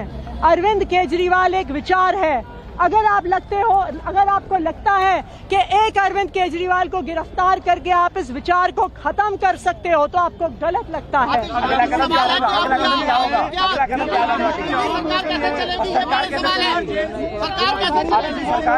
अरविंद केजरीवाल जी दिल्ली के मुख्यमंत्री थे दिल्ली के मुख्यमंत्री हैं और दिल्ली के मुख्यमंत्री रहेंगे हमने शुरू से स्पष्ट किया है कि अगर जरूरत पड़ेगी तो अरविंद केजरीवाल जी जेल से सरकार चलाएंगे कोई भी ऐसा कानून नहीं है जो उन्हें जेल से सरकार चलाने से प्रोहिबिट करता है उनका कोई कन्विक्शन नहीं हुआ है उनका कोई कन्विक्शन नहीं हुआ है वही दिल्ली के मुख्यमंत्री रहेंगे ये लड़ाई चलती रहेगी कानूनी लड़ाई यानी कि मुख्यमंत्री अपने पद से इस्तीफा नहीं देंगे ये आपने क्लियर कर दिया है अरविंद केजरीवाल जी दिल्ली के मुख्यमंत्री हैं और दिल्ली के मुख्यमंत्री रहेंगे ये बिल्कुल साफ है और ये बिल्कुल स्पष्ट है इस पे कोई दो राय नहीं है अब कानूनी लड़ाई का क्या होगा हम बिल्कुल सुप्रीम कोर्ट हमने केस फाइल कर दिया है अरविंद केजरीवाल के अरेस्ट को क्वॉश करने का केस सुप्रीम कोर्ट में फाइल कर दिया है अभी उसकी अर्जेंट मेंशनिंग के लिए हमारे वकील सुप्रीम कोर्ट जा रहे हैं हम ये डिमांड करेंगे कि आज रात को ही इस केस की सुनवाई हो political fight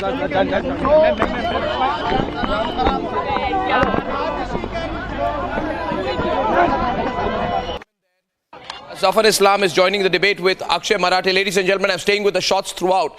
There are a lot of security personnel. Can I have the shots on the air? Maximum time of the screen on the shots, ladies and gentlemen.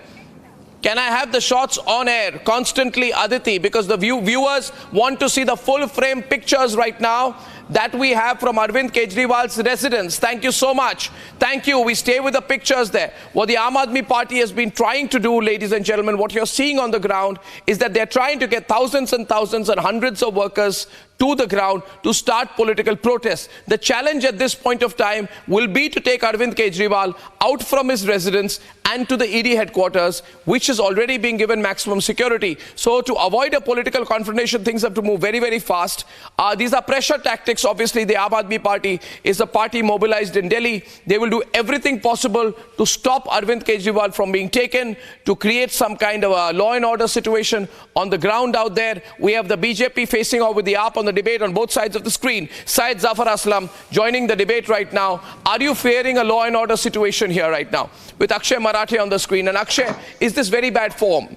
9 summons you dodge, 10 summons you've been given. You refuse to cooperate. You tell the ED you will not cooperate. You instruct them on what they should be doing. This is after the thrashing that you have got. You've got a thrashing in the High Court. The High Court has pulled you up. You lost your case there. And now you're trying to block the arrest. You're trying to block an arrested leader, Akshay Marathe, from being taken into custody. Akshay on the right. Can I respond? Can I respond now? Arnab, I think you have been misinformed that we got a thrashing in the High Court. In the High Court, the court asked the Enforcement Directorate to show even one single piece of evidence that they have against Mr. Arvind Kejriwal, and the ED was not able to show even one Your evidence interpretation is wholly and completely incorrect. In the High Court today, you went and asked them, can I have you on air on the right-hand side? And the other guests on the left, the debate is on. Now, Akshay Marathe, today in the court, Let me finish. Today in the court, you said, please issue instructions. Please issue instructions. 1 minute. I am speaking over you because I'm countering you. Can I just come in, please? Okay, and in the court today, you went and said, can I have you on the screen? I can't see you on the screen, so I can't take this debate forward. Aditi, thank you. Yeah, so the question is, today in the court, you went and said that I should not be arrested. And the court said, I am giving you no such guarantee. You demanded, you said I should not be arrested. The court did not give you any such guarantee. Did you ask for protection from arrest and not get it? Am I right or wrong there?